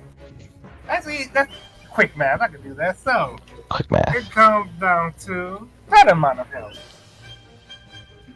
And it is not looking rough, but it understands that it's in a serious fight now. Yeah, you fuck with the wrong motherfucker. Alright, with that. Also, how do I get that OPS spell? That's OP. You need to become a disciple of Toladin. Bro, If I cut my finger and give him some of my blood. Potion located. Where is the portrait located? Yeah, if I will Blink never takes the tell. portrait. Is the portrait still in the inn? Because Minerva's been sleeping in there as well. Well, it's a bit more specific than that, but also Blink said he won't tell. So, who can say where the portrait is? Yeah. the sniper real quick so I can smack somebody 5 times. With that, Echo. Well, we can move their Echo. bodies. Eddie, it is your turn. So, can my dude do something? Oh, yeah. Your giant scorpion could most certainly make his attack. Which one will you have it attack? Probably the nearest one. Yeah. So, Sounds perfect. your giant scorpion skitters across the ground towards the half-orc. With that, which attack? It has multiple attacks, so it can make 3 attacks. 2 with its claws and 1 with its stinger. So, let me read over this. Bludgeoning damage and target is grappled. Oh gosh. This scorpion has 2 claws. Alright, so... Okay, so it grapples the target. So, it's going to attack. It misses the first one. Huh? It crits on the second one. And then it's going to strike with a stinger. So because the first one was the crit, we're gonna say the half orc does not get grappled. However, Wait, hold on. What was the crit? I don't see any rolls. Oh, sorry, a DM roll. But the first one was a nat 1 crit failure, and the second Okay, one was crit a failure, not critical nat success. 20. All right. So, with that, with his first claw attack, it clings on to this half orc, and it squeezes tight, doing 9 points of bludgeoning damage. Oh. Look at me go. Tries to hold on and squeeze it again, but because of some sort of slipperiness, it releases it from his grasp. It still strikes out with its stinger, but the orc dodges out of the way of this attack. With that, Eddie, it's still your turn. Good.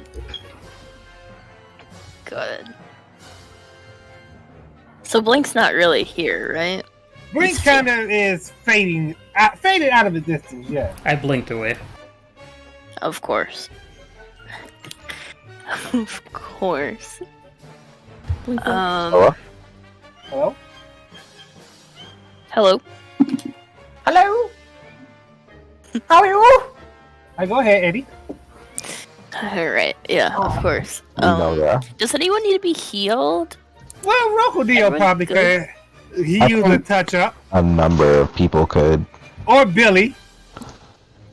How much So- damage did Billy take? Oh yeah, Billy's like half health, pretty much. Mm-hmm. Billy's damaged, Joachim's damaged, Rokodeo is damaged. Everybody else is in tip-top shape. Your good friend Bully could use some help. Billy. Billy.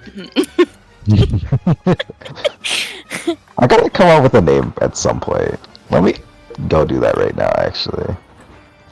He may consider giving you his name. There's No, I'll assign him a name. for Billy. Because Unless you he, said like, that. tells me.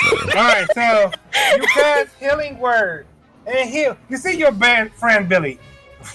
Billy, as far as Demir has told you.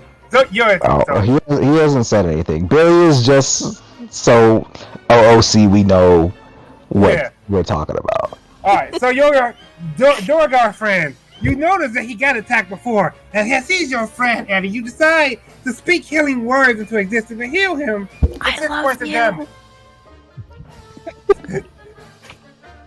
Alright. So, That's all I got. as you heal him, Zert, standing beside you, is going to attack again, and he's going to aim What are you doing, son? He's going to aim for the half orc and blast it with an Eldritch Blast. What the hell are you doing, my child? What is it? Not just a standard Eldritch Blast either. I think if I scroll down somewhere in here, he has. Where is it? Where is it? Others. Where is it? I swore he had agonizing. Huh? What you call it? Agonizing. Where would it be at? Agonizing what you call is a pretty strong spell. Heavy action, not bonus action. I can't find it, but it's an additional thing a warlock can add to their Eldritch Blast. Wait, hold on. Who is this big motherfucker over here? That's a That's giant spider. scorpion summoned by our friend Eddie the Frog. yes. Give me It's one. the frog. I wanted to He's display it my in PTT for you all. CCC. I've been studying so hard. Dang, you can basically write it. What the fuck? Please do not ride my scorpion. Yeah, you can be my scorpion, man. I'm gonna eat him after.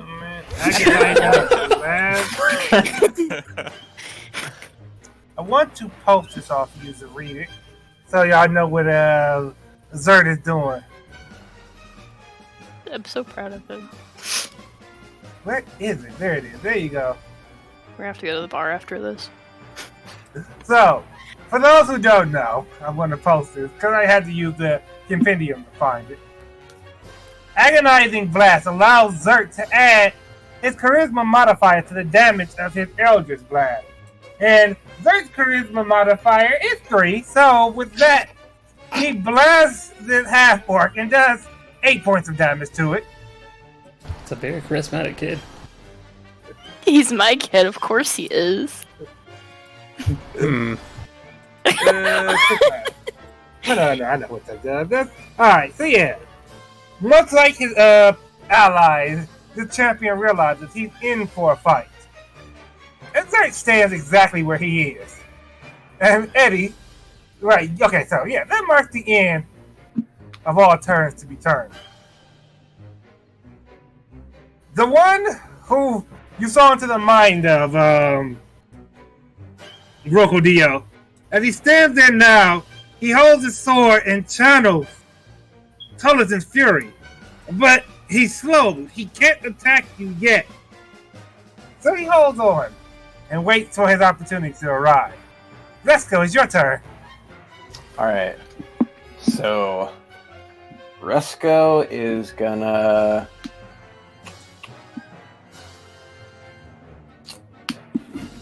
I'm going to pull out... Yeah, I'm just... Resco, at first, he's gonna kind of reach into his kind of coat, and he's gonna feel for the handle of a dagger, but then he's gonna grimace and pull his hand back out without grabbing the dagger, and he's just gonna misty step over to Did you forget your this cookie one. this time? Alright, by all This means. one right here, and he's just going to tackle him Alright, like, roll from a... behind. We're going to roll a contestant strength. So it's going to roll a strength, and you're going to roll a strength. All right. So I saw for grapple it said like Oh, yeah. athletics check. Yes. So yeah, So- roll an athletics check. All right. We're going to see how well this goes. Alright, 19, not bad, not bad. Alright, so you misty step over and try to tackle him to the ground. But he actually, you know what? Since you did do that more as an attack than a just normal action, I'm gonna say that beats his armor class. So yeah, you grapple, man. He's not prone as you push him to the ground. So, I marked Resco before, but I meant to mark the dude with the pro. Let me take that off, Resco. No, that was actually Blink, not Resco. This dude's Oh, so Vigor. strong. Oh no, that was my ninja thing, just to see that I was. Oh, okay. So yeah, we're going to say not prone. So where's the symbol? Wait, am I prone? No, the one that Resco tackled. So you tackle him, Resco, and you knock him to the ground. Does that mark the end of your turn? Um.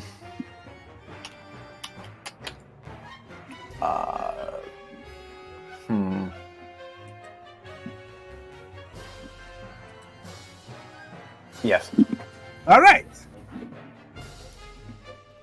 From over where you left him, Bot nods at you approvingly. He's going to throw himself into the fray too.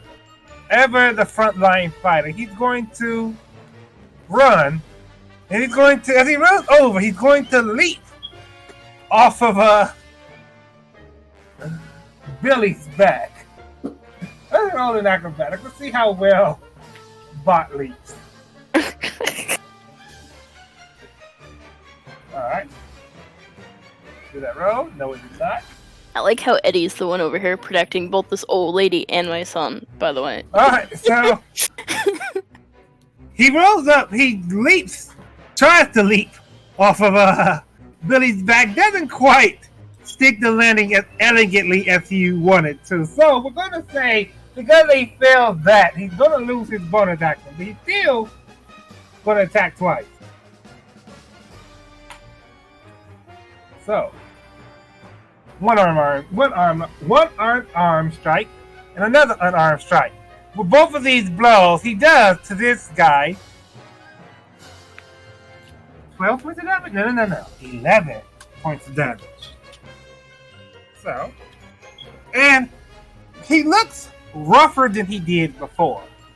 With that, Bot stands his ground. That was Bot. Okay, yeah, that was Bot. So, the one who stands, but who just got attacked by a giant scorpion. He turns his attention away from Rokodio and towards the scorpion and feels himself with Tulliden's power. He's going to attack the scorpion with Tulliden's fury on his next turn. The one beside Rokodio, he too charges his blade with Tulliden's fury, but too slow to attack. He holds it till his next turn. Billy goes next. Wait. Oh yeah, okay, yeah. Billy goes next. Joachim? Oh, I was still muted. Alright. My bad. Billy is gonna attack the shit out of the dude in front of him. Alright. Go ahead. Slap him around a bit. Just gonna smack him. What is war pick? That's it. And with that, he drives the war pick down and into the shoulder of this champion. He pulls it back after him. Still at 9 points of damage. Alright. Trying to see if he's doing something else. I don't think he's doing something else. Should have paid him to be my friend.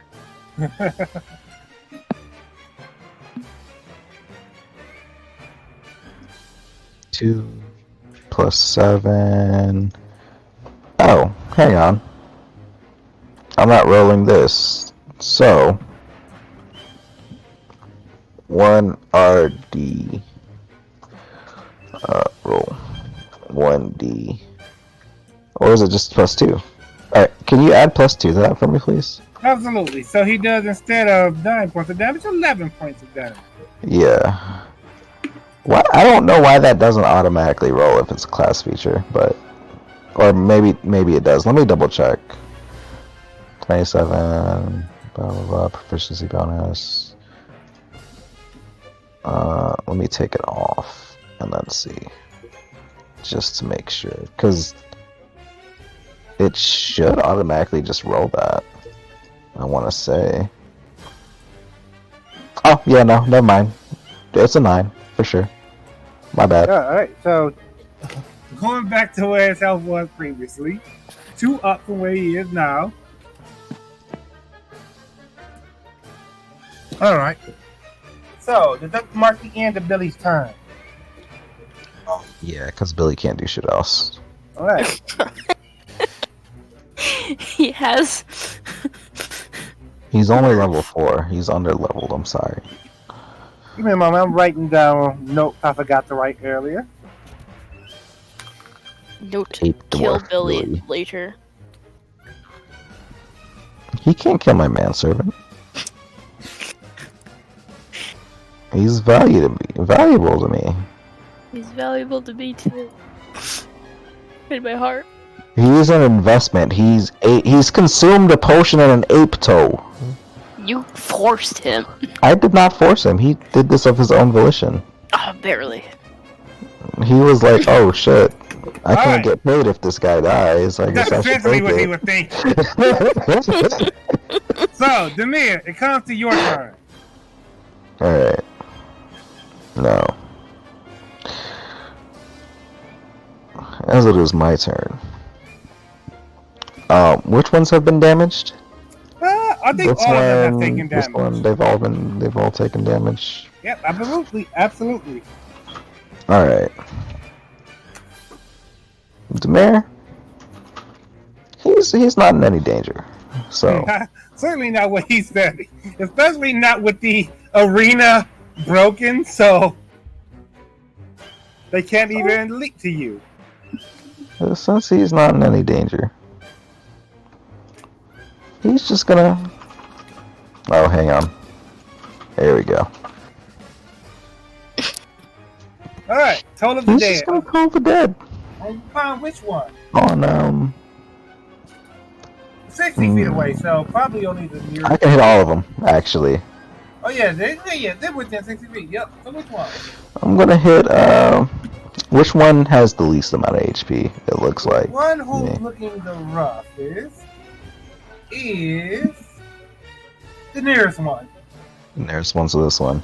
Which one looks like it has the most that has The been furthest damaged? one. So this one. All right.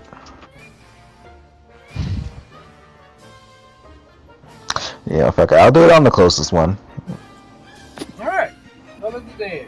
You have to roll a wisdom save.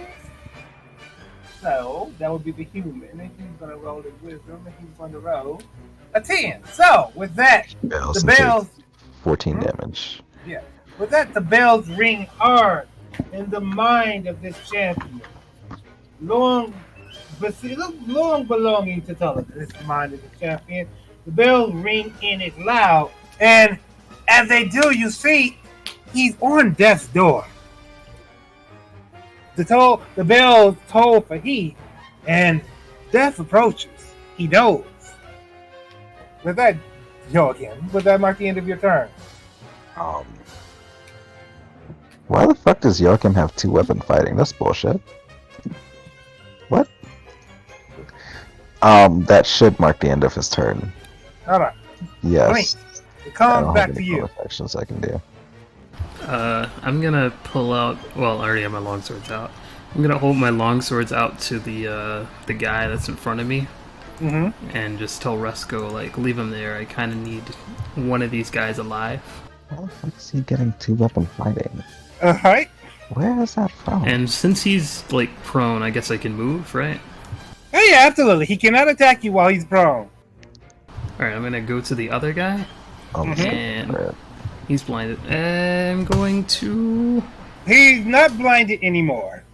Oh well, yeah. I'm gonna activate Tolden's strike. Alright. With Tolerant Strike, you add 3 to your attack roll and your damage roll. Fair enough. On fair top enough. of what you add from your potion. And So go ahead. I'm gonna strike him. Alright, well, And do absolutely nothing. the first one was a nat 20, actually. Well, I know, but still nothing. Yeah, still. So with the plus 3 from his strike, hold on, doing some quick math. So that's 2 plus 5, that's 8. And then with the second attack, that's 5. Wait. 2 plus 5. Plus 3. Actually, plus. It's plus 5 on each attack. Okay, yeah, absolutely. Difficult to roll. So, with that, you do 17 points of damage to him. And he is he looking a little rough? He is looking a little rough. Who needs healing again? Who needs healing? Who needs healing? Oh, Rogodeo, Billy, and Joachim. What you looking like, Rokel? Mr. Dio. Rokel. I'm here. How much health do you have? Or did I just attacked again? No. Your ally would like to heal you. Oh, sweet. Where's my sheet? Where is your sheet? Where could it be hiding? Under the carpet? 47. Alright. Yeah, you're still looking good. I'm just gonna. I don't want to waste That's one of more my than my potions. base health. My max health is 77. Alright. We're gonna heal up Billy. Alright, Billy gets with healing words from Blink. Billy gets another. Oh, gets 8 points of health. 8 points. Okay, 8 points. Heal. He's at 44 health now. Alright, so we come over now. Was that the end of your turn, Blink? Yep, that's it. Alright, we come over now to your hawk, Joachim. What shall I do? Help. Alright, you get an advantage on your next attack. Rokodeo or someone else? Rokodeo, because he attacks next. Alright, Rokodeo. As a matter of habit, it's your turn to attack. Sweet.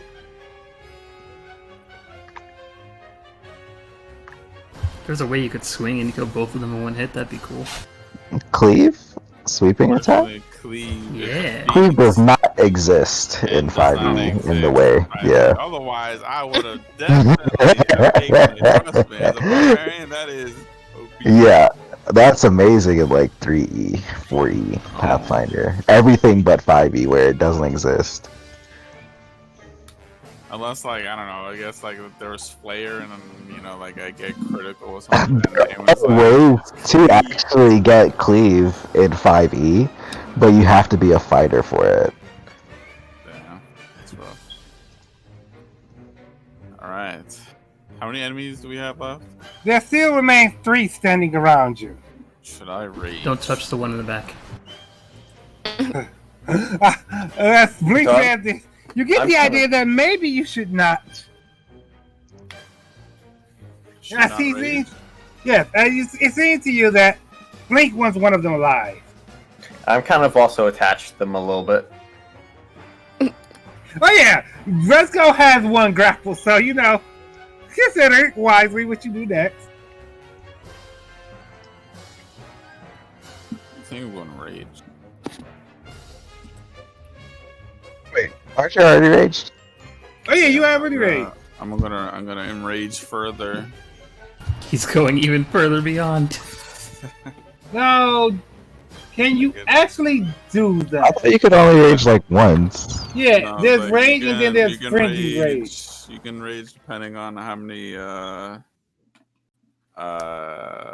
Okay, so a standard barbarian until you reach a certain level, you can rage a maximum of 3 times.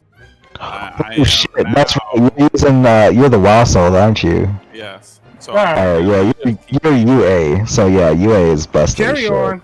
yeah, and I can rage in a maximum number of 4 times since I'm level 6. So, You're actually supposed to be level 7. yeah, I wasn't here last week, so Yeah, fair enough. Fair enough. Yes, yes. So 4 times. Carry on. yeah. I'm gonna rage. Your allies just around you. Nothing to worry about with Yeah, that. nothing to worry about, you know. You guys will be fine. What is a 5? Uh-oh, bad roll.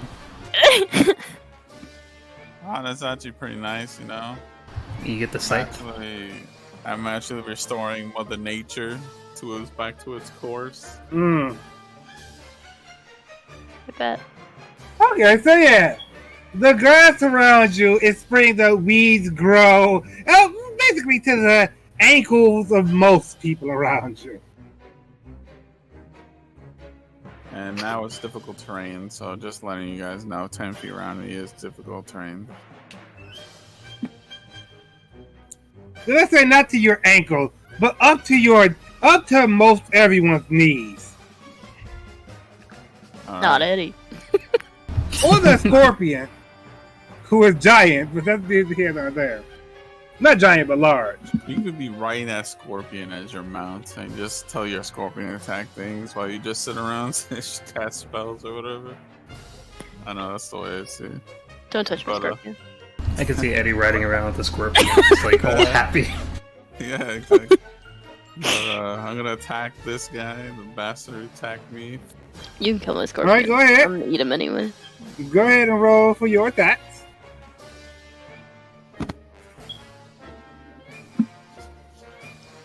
You could even. Oh, woo. Oh, Well, God. you could apply the advantage granted by your halt, by Demir's halt. Yeah, let me roll for advantage. You want to just take this? Not even, Alright. but you know, whatever.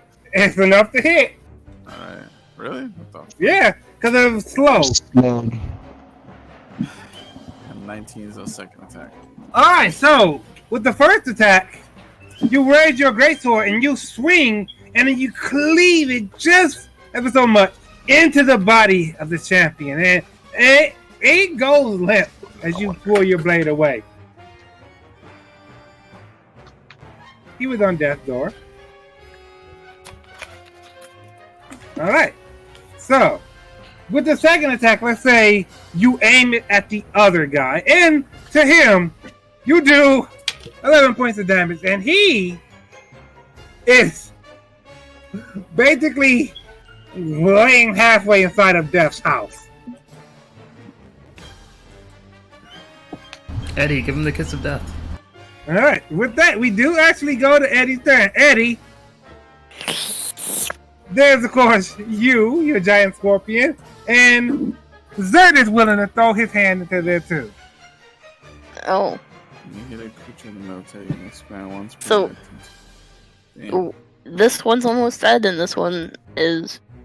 Prone. So the one in front of Blink is on death's door, and the one in front of Resco is knocked prone and Oh. grappled.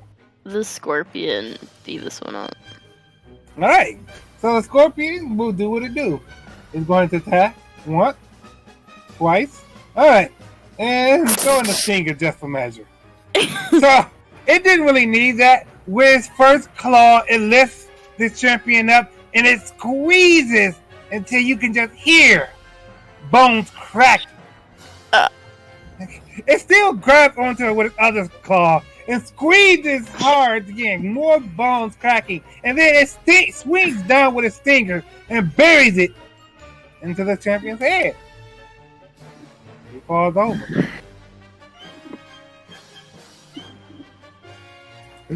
Does that mark the end of your turn? I still gotta do something, right? Yep, you still get to do something. And Blink wants to keep this one, right? Yep. Don't say it like that. Wait, which one did you attack? The one I'm No. grappled? No, the one right here. Okay, so you're keeping that one? No, that Stop was saying dead. that. They're talking about the one that you have grappled. That's the one that keeps. Okay. What does grappled mean? What would It happen? basically means that Resco has him held, and he has to roll a strength, say athletic to break out of the grapple. So it would be bad if I did something bad. What do you mean by something bad? I suppose. Do you have anything that will hold him? I'm mad at Blink. Try it. That's all I gotta say. I just want to note that I'm the one clinging to him, regardless of what Blink's doing. Yes, Resco is the one holding on to this man. Why? Don't roll a Let crit him failure and hit our go. buddy Resco. Let him go. mm. Ooh.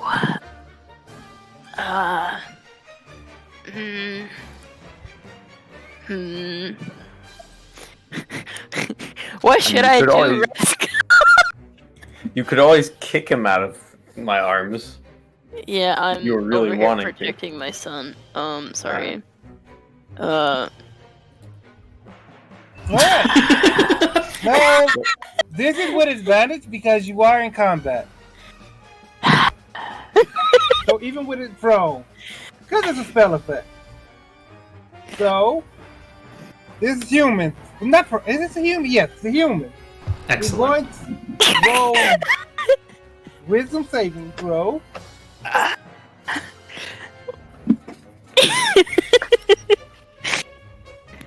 I wanted to kill it. Not prone, but grapple. Grapple and prone are different things. Alright, does a 14 beat your spell DC? How the heck? It's just one. It is Steve. it is on the spell side of your page. Under spells, it has modify your spell attack and save DC. 14 is my save DC. Alright, so it just resists your charm person. Wait,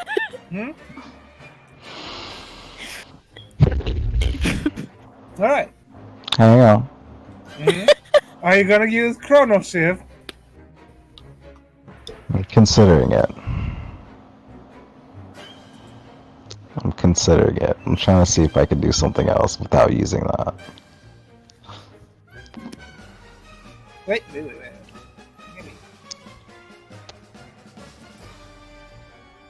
Okay. Charm person. What could you be trying to do with charm person?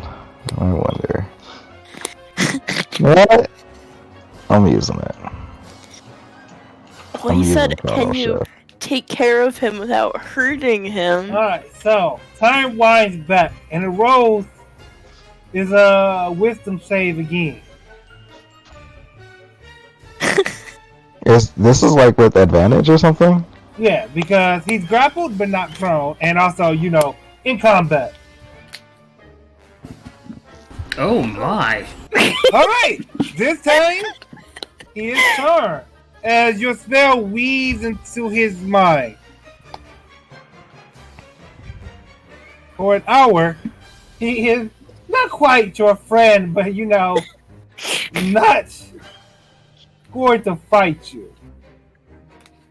And so, this is enough.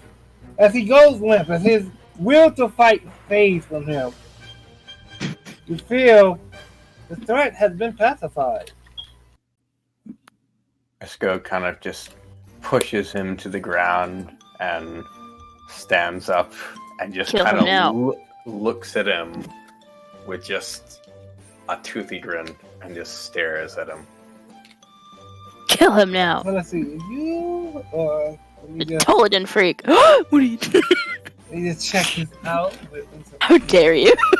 You're a champion. I'm sorry. He's my friend, not your friend. But now he's my friend. Until your companion harmful to it, charm creature regards you as I a hope it friendly kills you. acquaintance. When the spell ends, the creature knows that you have the charm. So, yeah, for 1 hour, he is charmed. I'm gonna undo my friends. I didn't mean to press that. It looks at you all in a weird sort of way. It sees you as a friend, and yet the ones it knew as friends lie dead around it. You're underneath Toladin's control. What happened? Who did this to you? I chose to fight with Toladin's power. He came to me and he gave me strength, and I was able to excel above all others. You've lost control, friend. Kill You can't him. do this. I lost no control. I won. I made it in the fighting pit. Toladin let me succeed. Let me make it out of the slums. I'm gonna place my hand on his shoulder and look into his eyes. No, this is not the way. You can't kill innocents. But who here is innocent? If Toladin says to come after someone, why should I believe that they haven't done something wrong? Toladin's literally a demon, bro. The fact that you call it a demon just proves that you don't know anything. Look at the people around you. Do they really seem like the type of people who are evil and need to be slain like that? Only Yes. one of us. You go Yeah, you. try to roll for persuasion. One. Let me get a close shot, please.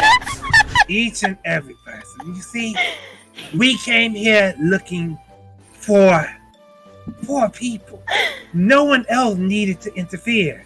No one else would have been in danger. So, you came here looking for 4 people, you say. But Yes. you committed to murdering everyone here if they got in your way. Including the old lady back there. Including me.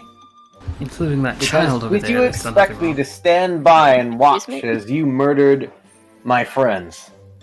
If you walked into a place with the purpose of arresting a criminal, and everyone, from woman to child to oldest man, grabbed the knife and ran at you, trying their best to stop you from going after the criminal, who is it wrong? Is it you? If you have to knock them out, if you have to hurt them just to get the dangerous person? You are not judge, jury, and executioner. You are deciding because of what someone else told you, because they gave you some power. But you didn't sit down and speak with us. You didn't decide what was right. You blindly followed what someone else wanted. I was watching my character He race. stands there with those glowing eyes. He says, there was no blind follow here. Toladin is a grand and gracious It's got the next entity. level fucking shits. Toladin is a hurt individual. Monster. I wouldn't go that far. Not a monster. Someone that is deeply hurt. He turns to you, Blink. He says, "You have his power within you. Tells them that they are wrong, my friend." You call him friend, but he was among the people that you came here to kill. Things change, don't they? And he holds his head. There's a moment you can tell where things don't reconcile well with the charm spell placed upon him, but it remains in place nevertheless. And he says, things change. Kill him. All right. Why did Toladin send you? I'm surprised Raphael did just ask said him about exactly. Paladin's power and how to attain it. Kaladin was guardian to a village not too long ago. And he brought this village prosperity. Then these horrendous people, they came to the village and they removed Toladin's connection to these people. He was making life better for them, and these people removed it, and now who could say what will happen to the village? Who will say what will happen to people? Will they starve? Will they get attacked? I can most definitely speak for this village. I have them taken care of. I have offered them all jobs, and I have paid each one of the villagers individually. So they are not hurt. They are perfectly fine. They will not starve. They have everything taken care of for them. He holds his head again. These facts don't reconcile well between the charm and Toladin's influence over him. He says, Toladin isn't wrong. Well, my friend, I do believe he is wrong in this instance. It is my duty as a nobleman to ensure all people prosper. He holds his head and just shaking it. If you all weren't my friends, I would not choose you above Toladin. I'm gonna cast Major Image and make myself look like the image of Toladin I saw back at that moment. And I'll look at him as the demon and just say, is this the type of... Well, actually no. I'm gonna say, can't anyone fool you into thinking that murdering is a good thing? That everything that you're doing is right? Let's see, we're gonna have him roll. Let's see. Intelligence. Let's see how this works out. Well, I'm not using this to deceive him. I'm using it as a representation that anybody could fool you into something. Even though we're fooling him into something right now. I'm rolling intelligence to see how he responds. It says, Kim only speaks truths. Toladin does not appear as some trick of light. He speaks to me in my deepest sleep. What the heck does this lady have to say? She's just gonna stand there? She's actually sitting with her quarterstaff. I wish I was sitting. On her lap. She looks over. She says, "Well, did you ask her if she has anything to say?" Yes, but nicer. Right. She says, "What would you have me say to him?" You don't think anything of this instance? You think we should kill him like I do? I just want to hear your opinion. I would like to hear your thoughts. Do you think the power of Toladin is evil? It's made everyone we've ever met with it evil. How could it not be evil? I believe it is evil. Joachim will chime in. Is your friend Blink evil? Yes. Well, Face palms. then tell me, would you kill Blink with your own hands? If he threatened the life of my child, of course. Well, Can I threaten the life of our child? Do you want to treasure no. like a restaurant? Inadov says, if you wish to believe it evil, and you believe him evil, then who am I to stop you from executing him? He attacked you, as his friend did he not? Lady said it's fair. Man was misguided in his intent.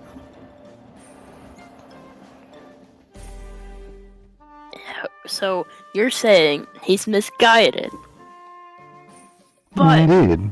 we're going to convince him for a little while that he's misguided, and then he's gonna go back to believing, and then kill us in the middle of the night or kill other people.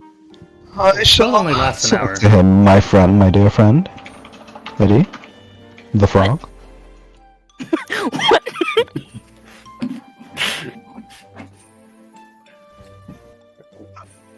Just point out like their species after their name. That's my full title. Genasi? The frog-shaped water Genasi? Alright, so Inadov says, if I had knowledge, I would try to break the intoxication of the power around him, but alas, I have not this power. Two, man- my dear woman. If we were to dispel magic, would that work? It is a magic thing. It is a spiritual thing. Deeper than flesh. I have some magic. God. So how are you gonna throw these magic stones at him? If you do, it'll come back to. I mean, come back to like try to attack us. Woman, I kind of would you do. happen to have any holy water on hand? I believe you said that was the most important component I was missing. No. Well, I suppose I could. And she goes into her tent for a moment. Comes back. It's like it's a vial, a decorative glass actually, like a bottle of sauce. It doesn't. It's nothing about it specifically strikes you as holy water, but she offers this decorative bottle to you as if it was most certainly holy water.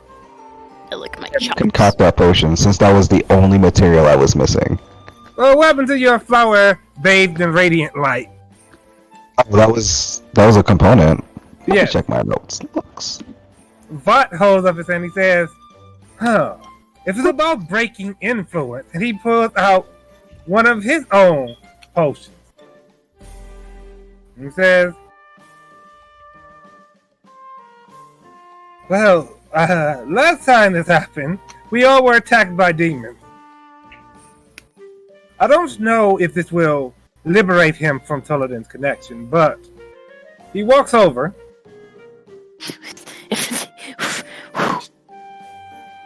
and he gives this potion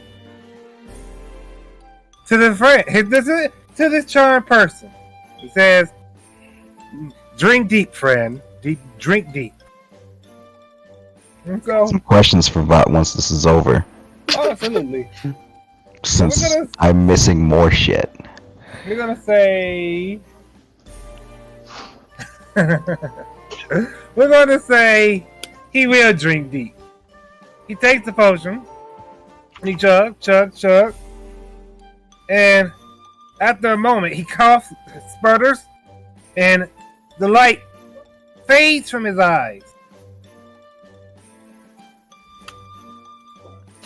Vata, I couldn't tell you if that did anything, but for now, it seems that he's not as dangerous as he was before, maybe. I'm gonna Alright, grab a hold of you know him what? and like put him on my shoulder. Wait, Oh, like wait, hold can- him on my shoulder. Wait, hold on.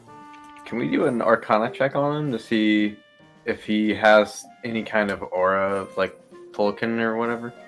Go ahead. I mean, I can roll, but I feel like Damien would have said something otherwise, based off of the description of what the potion did. Eddie doesn't care. You can tell, Demir, that the potion may have It's a broken. 20. It's a nat 20. Yep. No, that's what I was saying. You can tell Demir that the potion might have broken the energy, the power that made this person so determined to attack everyone, but Caladium power still dwells within them. That's fine. As this is happening, I just want to. I walk away for just a moment over to these people that are here that were affected. Like they were kind of like pushed down when all the barrier came. Yep. And I asked them, "Would you come over here and talk to this person?" What would you have us say to him? I just want him to know. I want him to realize that everyone, he said, the comparison he made earlier when he came here was that innocent people, when you come to apprehend a criminal, and if innocent people come drawing their knives and everything, and attacking, what would you do? But you were still affected by this. You were restrained, and you could have been hurt as a result of all this chaos going on around you. So, will you just attest to that for this person, so that Right. They try to look. they can learn? One of them nods to you. He walks over and he says, "The actions you chose were hurtful. We were, for a moment, afraid for our lives, but I forgive you for what you've done. I understand that you have led a difficult road. I hope going forward your road is a bit better." And he looks at you and he says, "Is this what you wanted me to say?" I think that'll work. All right. So he returns to the water side. Oops, that's actually Resco. Move Resco over just a little bit. All right. Return to the water side. Well, I'll just point out to the guy. Those were the people that were held down and restrained by your magical spell a moment ago, and they could have been injured. They could have lost their lives inadvertently. It could be because of you or some of the people here. But because of the way you handled it, they were affected. And they still forgave you. So, in the future, consider that. Says merely that. He says, to the thought.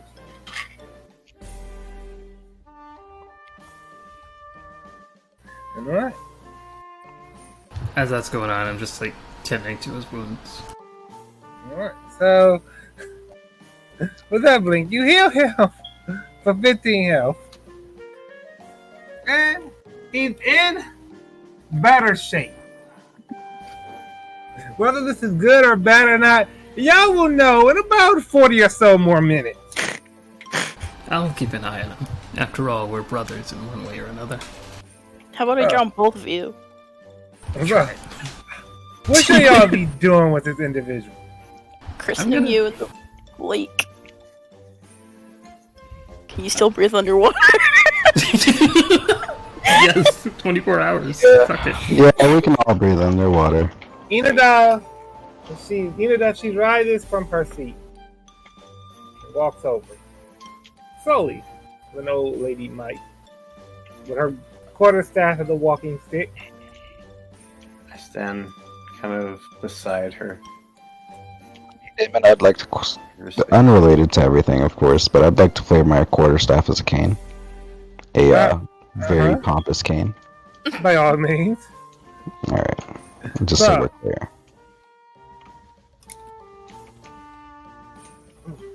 She says to you all, "Leave him here with me. He would be our enemy in moments to come. Here he may find some sort of peace." So kill you all. I'm You not may so try. sure about that. You may certainly try, Eddie. No, he But will. Well, he may certainly try. But Well, I'm a sage, but as I thought, she holds up her hand and sort of tightens her fist.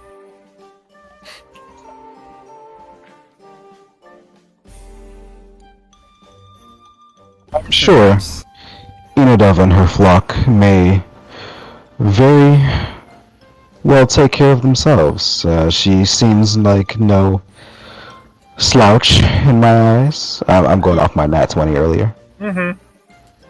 They did a lot to help us in that battle, you're right. It was not my fight to have.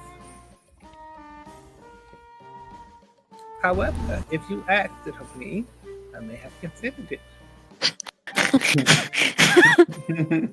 I'll kneel down and like let him off my shoulder, and then I'll just like pat him on the shoulder and just be like, perhaps you could protect this little nomadic tribe and it'll give you a new purpose rather than hunting down innocents. He looks. Roll a persuasion for that. I get advantage, that was a pretty good thing. Hang on.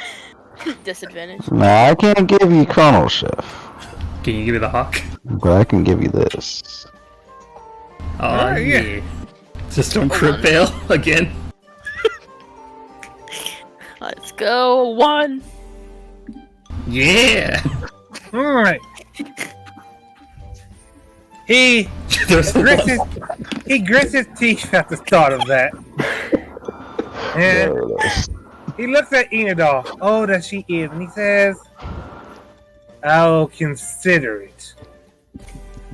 We may be brothers in the powers that we share, but I can sense good in you. I know there's somewhere deep down inside of you where it's a good person. He looks at Blink half-lidded eyes. Enidol says, I will take him, but you all will take his friends. Bodies Yes. to eat.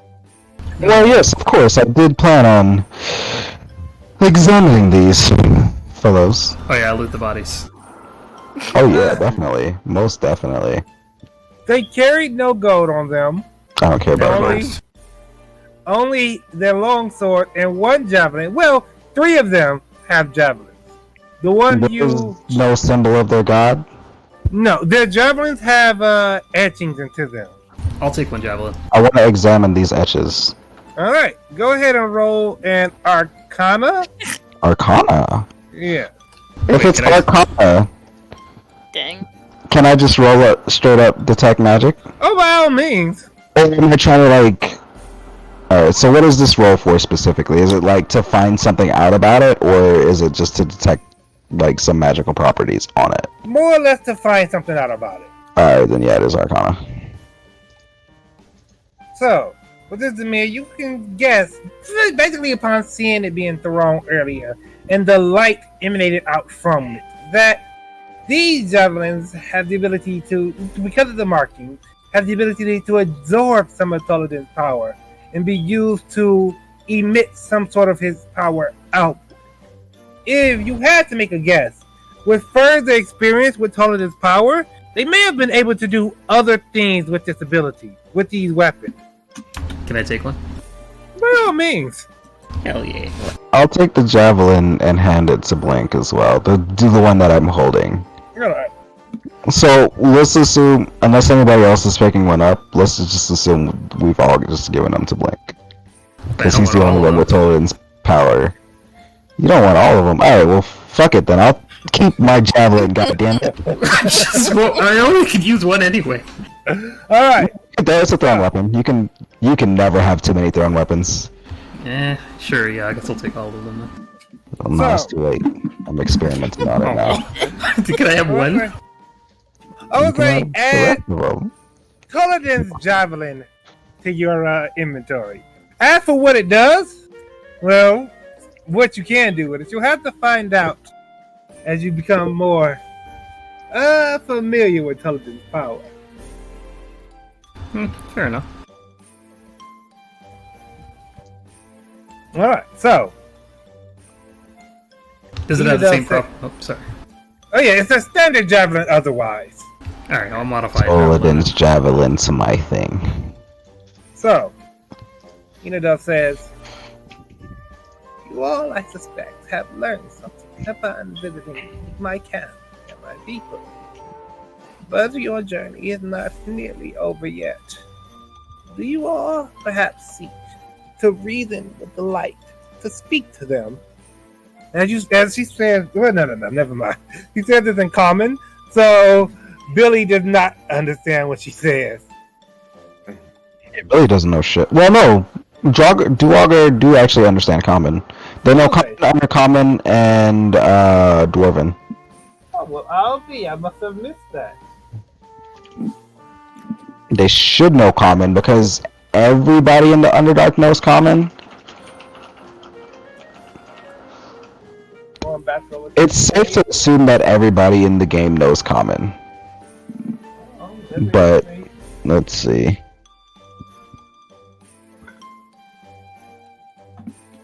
Oh, well, No, actually, no, it doesn't on the Duergar page.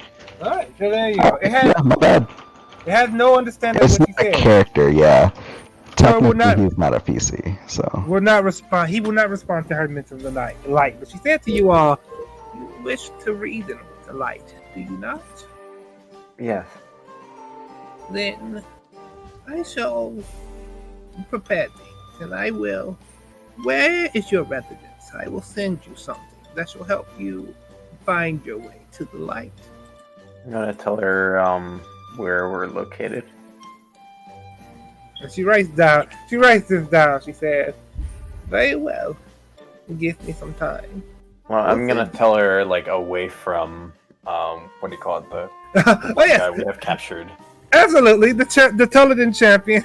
You walk Enidov away and you whisper this to her, and she writes it down and she says, "I understand.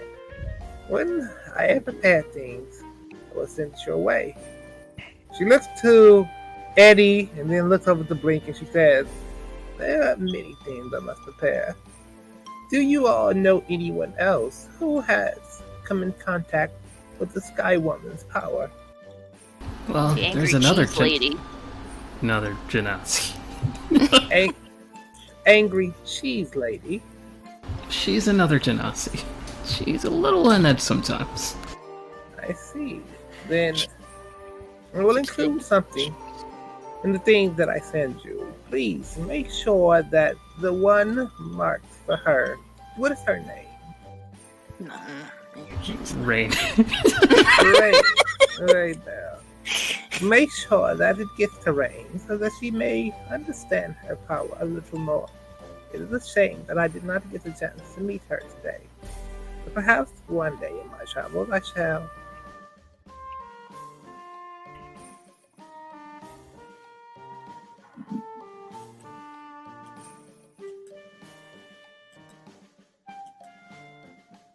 I'm gonna go up to our guy that we befriended, the Tolden guy, and I'm just gonna tell him, dedicate yourself to making yourself a better person here. I will regret if I see you going down this path again. Not the path of religion, not the path of believing in someone hurt or not. The path of wanting to hurt innocent people. Or at least people that you know. Not. Or my not. He says, merely that. He merely scoffs as you say this to him.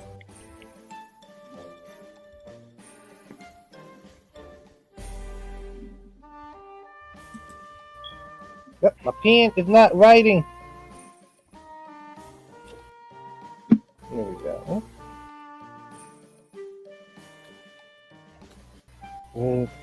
Information. Where is the pen? That's full Lincoln.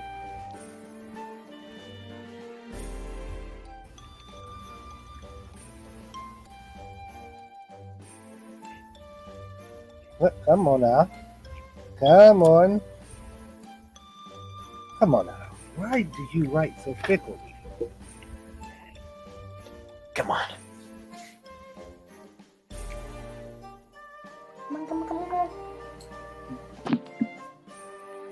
Gotta send our energy to Nashu's pen.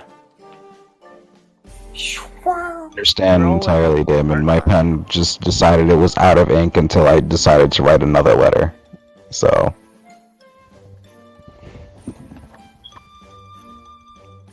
My pen doesn't want to write the letter A at all. I can write every other letter except A. It's unfortunate. Makes no fucking sense. We'll also add that the intelligence champion travels with her group now.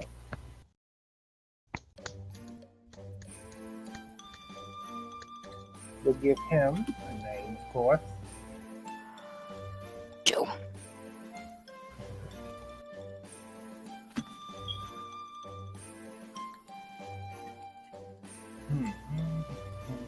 Need to think of a name for him.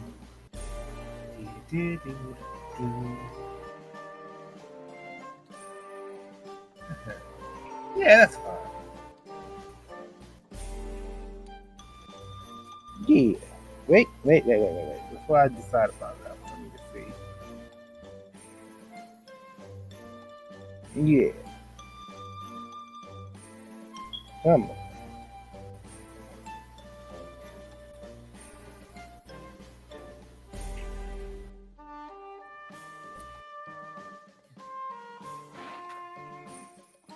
Alright, so with that, Inadal says, then it was a pleasure to meet you all. I believe there will come a time to meet again.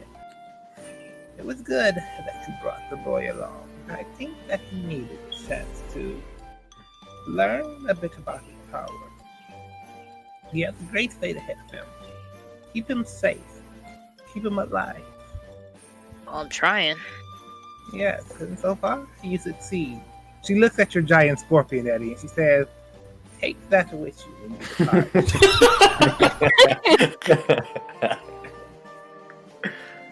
I just tell, thank you, Miss Inazov.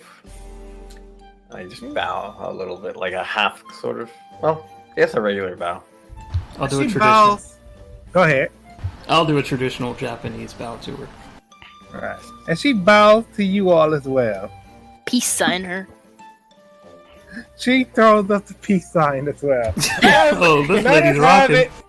Giant insects last only 10 minutes, so yes, you don't have to take it with you. Yeah, as the battle ends and y'all have this conversation, the scorpion shrinks back down to scorpion size. It, threatens everyone around it, then scurries off into the tree. Oh my Pick god. it up and eat it. So, Eddie, go ahead and heal 1 point. Oh, you didn't take any damage. Could that be a constitution roll? Actually, yes, because technically scorpions are poisonous. I hear this and I look over at Eddie and I'm just like wide-eyed. Constitution saving throw? Yes. But you also heal resistant one. to so that's the- acid. Oh no. Poor Eddie. Acid and poison are different. I'm going to say it was a scorpion poison, but not very potent, especially not in this area. But your tongue, it feels a little numb right now. Oh, that's good stuff. It's like a spicy thing for her to eat. Scorpion spice. So, Inadol, she returns to where she sat before. She brings him over with her. She waits for you all to collect the corpses of his friends. When she brings him over with her, she pats Zert. She sits back down. And So proud of you, sir. he looks at her. He looks at you all and he says, "It's kind of great to fight alongside you all again. It makes me think maybe I should join forces with some people. What do you all think?" We could I have certainly my use own you. house now. Thinking of asking you some questions as well, my friend. That reminds me, in fact, and you say this, and as he said that, he reaches into his pack and he pulls out a bundle. And he says, "Here, you seem like a wise sort of person. Use this to make the potion for the exorcism. It won't work entirely if a person is deeply connected to the entity, but it should break the hold on anyone who's newer to the power." And inside of it, there's 17 radiant flowers. So, newer to the power. I'm thinking this excludes Joker. Yes, Joker would not. It would be similar to what happened with this champion here. Okay, that's perfect then. That's absolutely perfect. All right. So, Resco goes up to Vibes and he says, "I'd love to have you along. In fact, I'd love to train with you sometime. Because I'm honestly, I had a moment here where, well, I want to be able to protect the people I care about without resorting to murder." I understand. Punching people and kicking them does tend to avoid murder in certain situations. So, Resco, was it? You live in Caladium with the others. That's right. When the time comes in my trouble, I will try to speed it up. I will come to Caladium and I will teach you in the ways of unarmed combat. All right. Are you getting monk subclasses? That is definitely an icy way to do it. Can I get a soldier multi-class, please? Well, Oh, fighter. yeah, you Yeah, will there have you to meet a fighter who's willing to train you. Oh, Malara, where are you? I wouldn't say he necessarily has to find a fighter to train him. Just just anyone someone to who's train him. Yeah, versed in someone familiar with the combat. sword. Hell, Yeah. You Maud could ask used to her and be- she'd do it. yeah, Or- Maud used to be a adventurer herself. Oh, yeah. There's a lot of people you can ask. You can even ask Jaco. He's a fighter. Yep, Jaco, yeah. Bot, Respin. Why is Minerva not a fighter? isn't a fighter. I mean, she's a holy fighter. If you think of it like that, she's more Yeah. of a knight Who's that? than a fighter. But Minerva's she a is paladin, a so soldier. she could probably teach you in the art of. A general term for anybody that can fight. Oh yeah, I'll say in this turn, it would be anyone who has any familiarity with weaponry. Yeah. I mean, I am kind of magical. Maybe I'll go with Minerva. Right, so with that then, your business here done. Well, unless anyone has anything else to say to Bot. You were going to ask him a question, actually, Demir. I don't have to anymore because he just gave me a bunch of resources. Huh? Yeah. I was going to ask him if he had any more flowers or any potions pre-made, but I may have, so I could assist my friend, unnamed of course. Mm-hmm. But now I may be able to make 2 potions. One for Blink, one for Joker. I never said I wanted one. Give it to Neither you did yet. Joker. Nope. Yeah. He'd only give it to you if he absolutely needed to for whatever reason. There is Oh, a yeah. chance I could start berserking, so yeah. Yeah, that's the reason why you would have one. So, but having handed these flowers to you all, he says, I'll just drop by Caladium, help you out, Resco. And maybe I'll look into working with a team. Maybe I'm not the best type of person to be doing this alone. It helps to have somebody a bit on the smarter side. Do you all know anybody, for chat? On the smarter side? Well, a team that you suppose would be looking for a new addition. Well, you could say we have a team. I need someone to help me raise my son. We Right. happen to have a home base, and we wouldn't mind you staying there sometimes, or I wouldn't even mind paying for you a room at Maud's when you needed it. I'll keep that in mind. I still have a bit of travel ahead of me. But when things settle, I'll return to Caladium and see how it feels to be a member of your team. Who exactly will be our leader? Honestly, it Let's go. tends to fade a lot, but well, Me. I'm the leader. I suppose it's up to everyone to really decide. Then I'll see you all when the time comes. Hey, Well, now- before you go, actually, Mhm. so would Resco have like, for example, like tickets for like the show that he's going to be in? I would say not quite yet because they're still Okay. doing rehearsals and such. But in good time, he certainly will get a few tickets. Okay, then in that case, I'll tell him. Hey, I'm gonna be in a show pretty soon on a pretty big stage. Like, I don't remember the theater's name. It's like the Stadium Theater or something. Oh, it's fairly large. You're going to be in the main theater. Y'all will be in the main theater performing there. I just tell him you should come see my play. Absolutely. Tell me what you think. Definitely will. I'll make my way over. I'll make sure you get tickets. Of course. And you know, friend, he looks over to Koyel, who sat down near a tree and took a nap, avoiding combat in this situation. He says, if I'm not available, you could perhaps ask him to teach you in unarmed combat as well. What? And he stands up. Well, I don't know why I'm standing up. I'll be staying with these nomads for now. I'll see you all later at some point. Please keep an eye on my demon brother. Yes, I'll make sure he stays in good shape. Thank If you. he doesn't, if he goes after us again, I imagine he'll be coming after me first. So I'll be able to handle things from here. That's good. So Bart walks over, takes up position. It's the way he was when y'all first saw him, standing next to this pit. And Demir, where are you at on the map? I don't know. Oh, right there. Be at.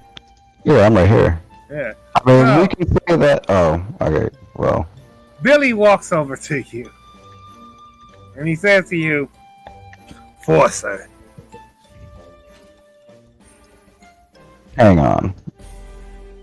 Let me see, because I don't actually speak Undercommon. Oh, no, So no. I see that he's trying to talk to me, and I will spend the 10 minutes to cast a spell. Alright, so he walks over to you and says, Forcer. So, and then you take a moment, sit down, and for 10 minutes you cast Comprehend Language. And after 10 minutes, it strikes you, as you understand now, Forcer is his name.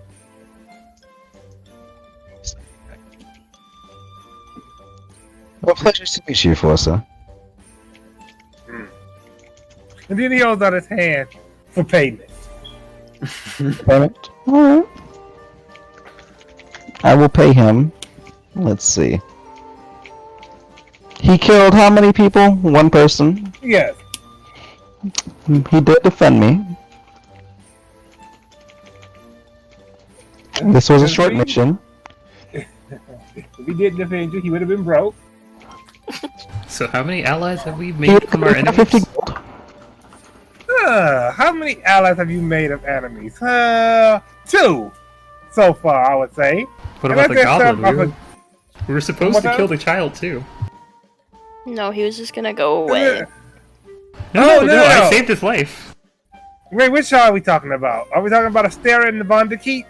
No, I'm talking about Zerd, because we were gonna. Well, what's his name? Chris was gonna kill him. Yeah, no, Chris was not gonna kill him. Chris was trying to save his people and take them away. Oh, I just needed something for payment, and I Crawford. lost him. Crawford was gonna kill him. Did go to that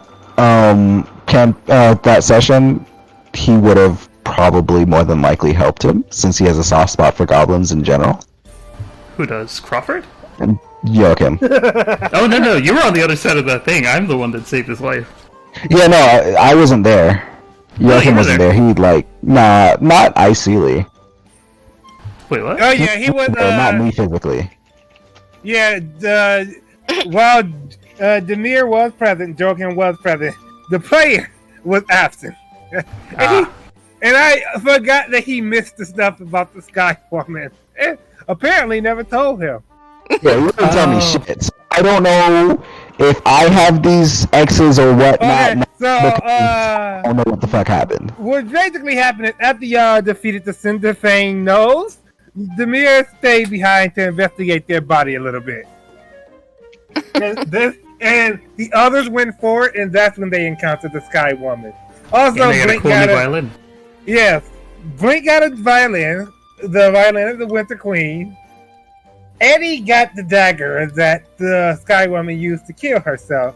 I think someone else got a magic item. Yes, Rain got a wand known as the Wand of Whispering Force or Wood. Yeah, One of you them. told me that everybody got magical items, and the way you typed it to me seemed like I was there as well, but didn't get a magical item. Yeah, that was supposed to be the That's implicate. about it, but Damn. Stop, man. I also got a And I got a child. mythic so step ring. if I was present, what would she have given me? Assuming, because I don't know what's went on at this point. So she didn't give something to everyone. She pointed at two people in particular. Well, three people in particular. Rain, Okay. Eddie, Uh-huh. and Blink. Uh huh. That's about When Koyo kind of was expecting something from her, she gave him her earring. Okay. And the dagger she used to kill herself, she used her blood to open a portal out of Lightstoke's lab. I'm gonna show you her. My good friend Livestock. Yeah. And she left the dagger upon the ground. Eddie took it, and it's a dagger that has some lightning properties to it. It can be used as like a wand of sorts. Oh, it's a magic item. It requires attunement? Oh, Or yes, no? the prize attunement, yes. Alright, I'm assuming he's already attuned to that. Okay. Rokodio did in fact carry her body with him for a bit, and was going to show it to you, and I meant to mention that, because it was like he showed it to you and then buried her in a place that... The way you told me, it was like he buried her and was like, you can't fucking look at her. But he gave me some other random dude. Yeah, he did give you one of the soldier's glories. So the friend it was supposed to be, he buried her where no one can So find I her. examined her before she was buried. Yes. So what did I find out about her then? Her body, upon your examination of it, seems no different from an elderly woman. Alright, but what about the Arcana check that I would have rolled? By that point, any magic that was in her body was gone. Alright, So yeah, it was just a normal woman's body at that point. okay. So you didn't miss out on much. That's why I didn't really go into detail back then. Well, you know I'm a very detail-oriented person. Indubitably. So, with this 3 weeks late flashback hand, you all grab the corpses of the other Talented champions as per Inada's request. I don't know which one of us is doing that, but Well, Put them into my bag of holding because they're all dead. well, all right, that is a thing you can do. So, that Forster it? walks. Oh, I'm saying, is that area the void? It pretty much is. It's a void like area. Existence, yeah. It's another plane of existence. No, I'm saying, like, is it like the void between worlds? Kind of like, Yeah. where the Sort of, Endercoral yeah. and all those things? It's like a pocket dimension. Ah, Yep. interesting. So, Forster walks around, picks up the bodies, and tosses each one of them into your bag of holding. Now, it is worth noting, they still rot inside of the bag of holding, but they're still there. probably get If rid it's- of my armor, glory armor at the inn. So, Actually, an important question. I do need to know how much they weigh. 170, 210, and the other one was a half horse. So yeah, we're gonna say 230. 170,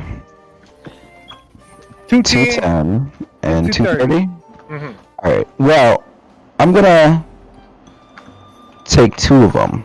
All right. So I'll take 2 of their bodies, and I'll leave the one who's 230 behind. He is of Alright. no use to me.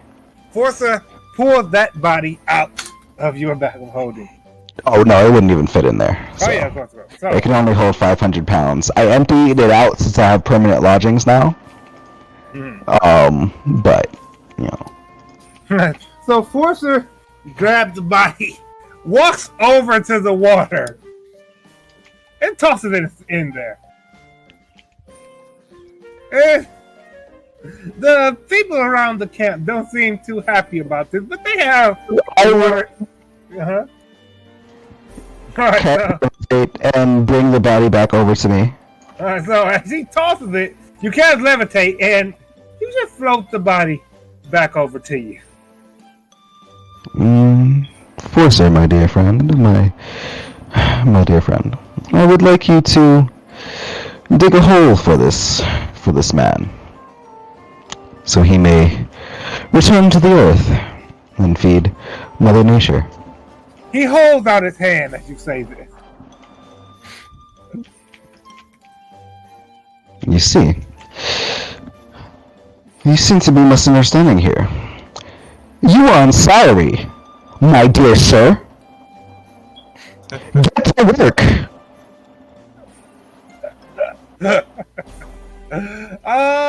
Roll intimidation. Roleplay. Yeah, I'm role playing. He Now hang on. Hang on.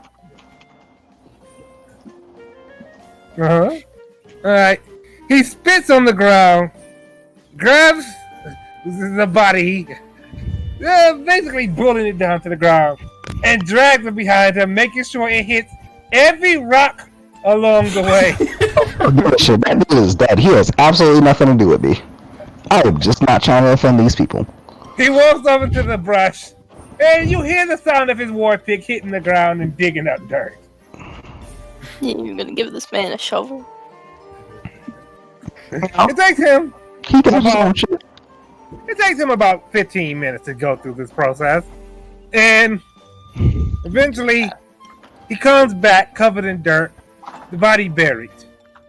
I will cast prestidigitation on him to clean him up. He spits again. Not on you again. Not on you, of course. He spits nevertheless. And with that, let's say you all head back to your carriage where your driver waits. He's sitting there. He has, as you breach the Liam's tiny hut, you find him inside. He has a sandwich and a thermos. He's enjoying a meal. He says, so business here is done. Yeah. Did you bring any for the rest of the class? I didn't say that out loud. Just kidding. Go ahead. Then let us hand It's full of food if you need it. I have everything here. Can I have some berries?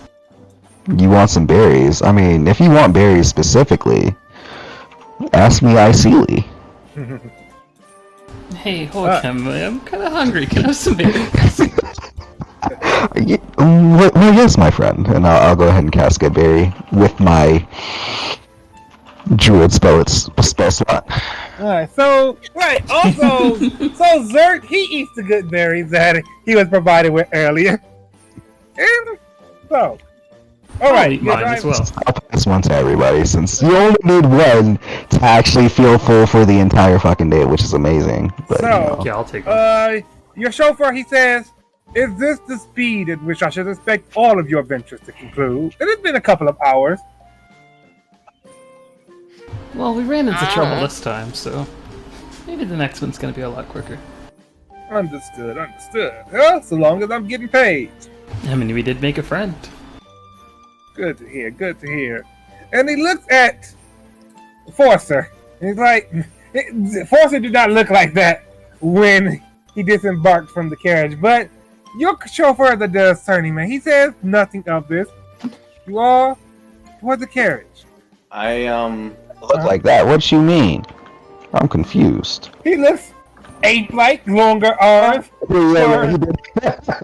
He did take that fucking potion. Sorry about it, buddy. Resto, you were about to do something. I give our driver 15 gold as a tip. I mean, whiskey. He appreciates it. All right. With that, you all board the carriage. And over the course of the next day, you make your way back from the nomad camp to your home in Caladium. As you are dropped off, the carriage clip-clops away, going off to wherever carriages stop. And you to your house. Your nice, peaceful house. As you all come inside, well, even Demir, who are the guests in this way, you all come inside. Zert returns to his normal spot upon the couch with his book. Joachim takes up where he was sitting. Oh shit! I moved him. Right. He's sitting. There we go. Maud Right across from Koyo. is sitting there. Kind of. She has switched to a bottle of wine. Koyo takes a seat upon the couch himself. And Ma says, "Did you all enjoy your trip?" It was quite informative. Eventful. It was enlightening and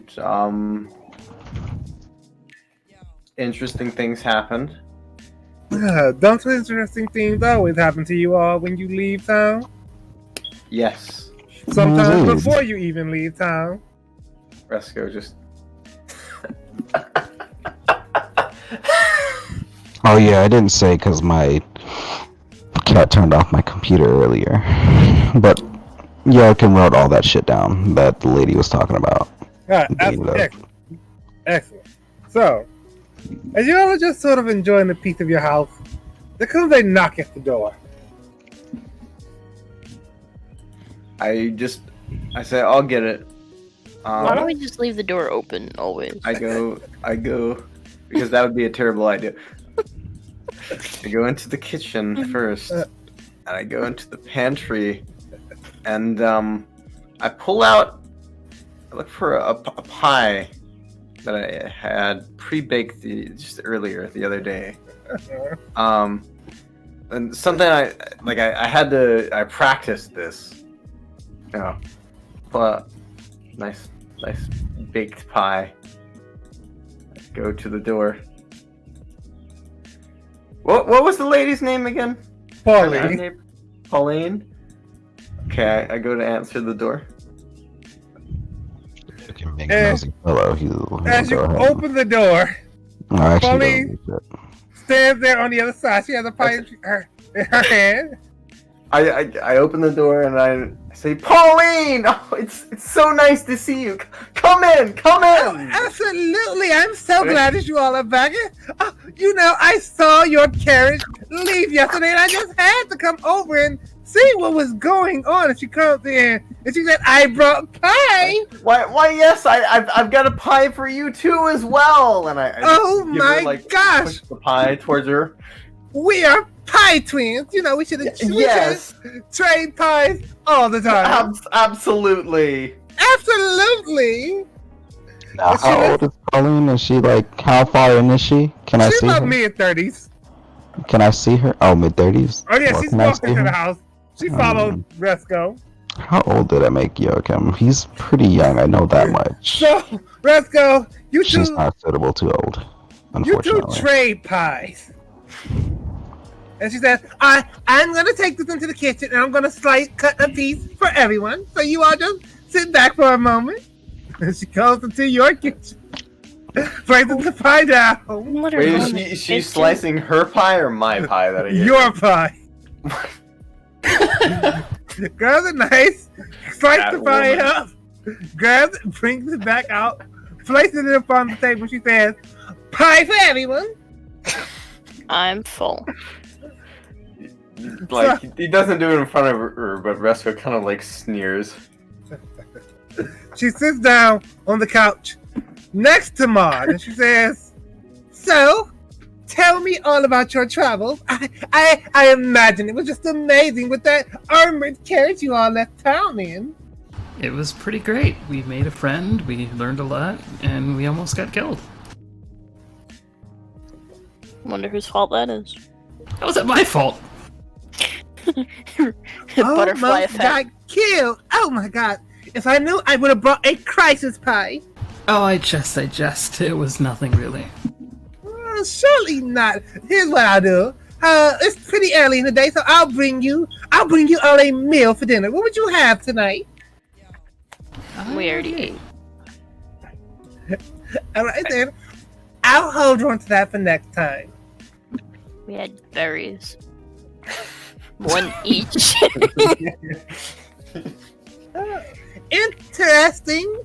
It will be the first time I've ever heard of bellies being enough, but you all are discerning adults. I give her a berry, just one of the berries. And she looks at it and she says, "If you give me a few more of these, I can make you a lovely pie." No, just eat it. Would Put it that in be your dangerous? mouth. Aren't they magical berries that if you eat too many you'll get full?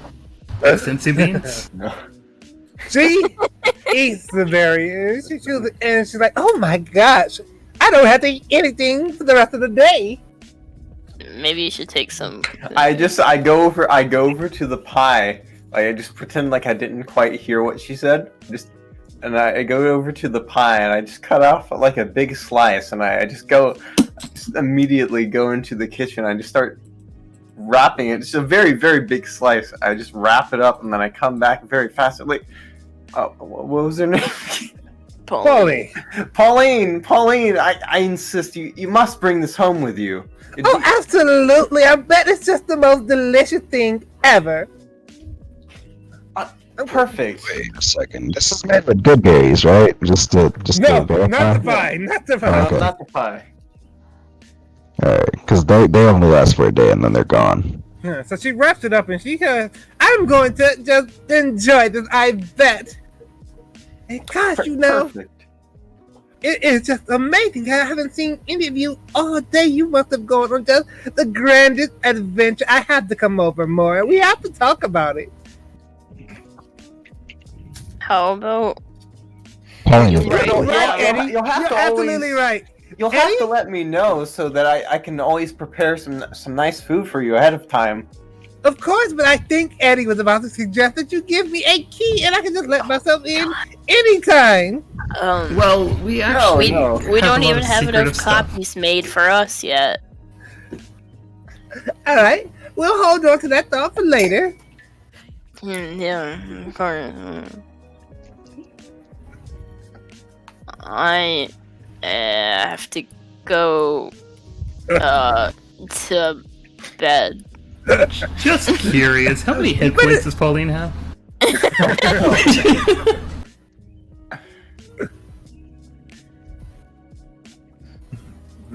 So, as Joachim takes out his book, Maud sips from her cup of wine and she says, "You all make interesting allies, don't you?" Looks to the Drigger and just nods. I just look at Maud just with this, like, you can kind of tell, like it's the fakest smile. We make very interesting allies.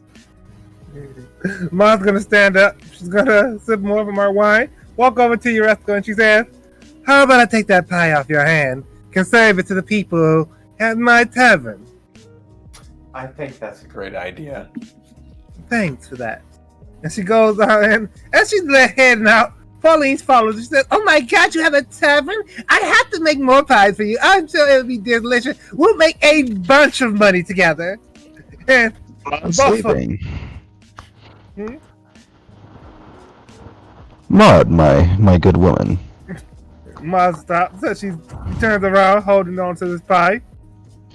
Might you be in need of extra help? He heard business. Do you mean in the tavern? Oh, of course, my good woman. Well, we could always use some more cooks, I suppose. Alright, well, I have this fine fellow here. His name is Forcer. Oh, yeah. She looks at your ape Duergar friend and she says, well, can't have him in the kitchen exactly. You can imagine the problem. I do indeed. Clumsy hands and all. You could always Also, all of the hair. All of the hair. It's the hair. The hair is the problem. However, I would like for him to assist you in any way that he can, so he may gain some knowledge of this human-filled world. She walks up to him and she says something to him in Undercommon. Oh. Ah, very astute. He does not understand the common tongue. I have need of him to learn this, which is why I would like to have him gain world experience with you. I believe this is a mutual benefit to him. You've no need to pay him. I've got that covered. Understood. I'm fine hiring if I don't have to pay him, honestly. And she says, I just gotta make one thing known to you. I said it just now to him. If he does anything suspicious, I will kill him. I understand your position entirely. All that I ask is, if you do indeed kill him, please present his body to me. Weird, but I'll do it. So, Maud basically tells him, in Undercommon, she tells him to follow her.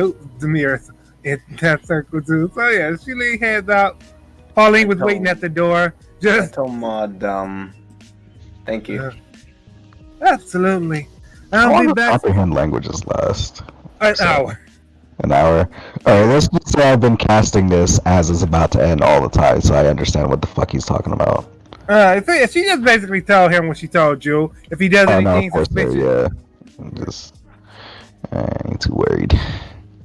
So, Mart leaves Forcer. Pauline talking her off. The rest of the thing she says, it's no problem. Just, invite me over again. And she departs from She departs from the house in the left corner with her companions in tow.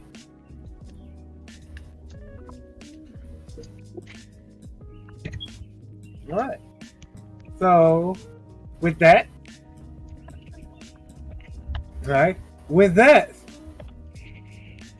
we'll close Caladium Red. And I've got a question about livestock. Why has this man taken so long? He will get back to you as you get to your house. Alright. So, anyway, can I start? Sorry, can I start my training with what's her name, Minerva? Not right now, but like the downtime. Downtime, yeah. She stays at Maud's Inn. I believe she said as much the last. Yeah, she did. Time. Okay. I'll be over there tomorrow. Alright.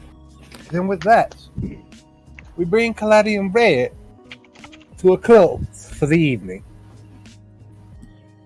I will see you all again. If I ain't had my meeting yet. No, don't worry. You'll have your meeting. Alright. I will not I forget assume it. this is in the DMs. Yeah. Alright.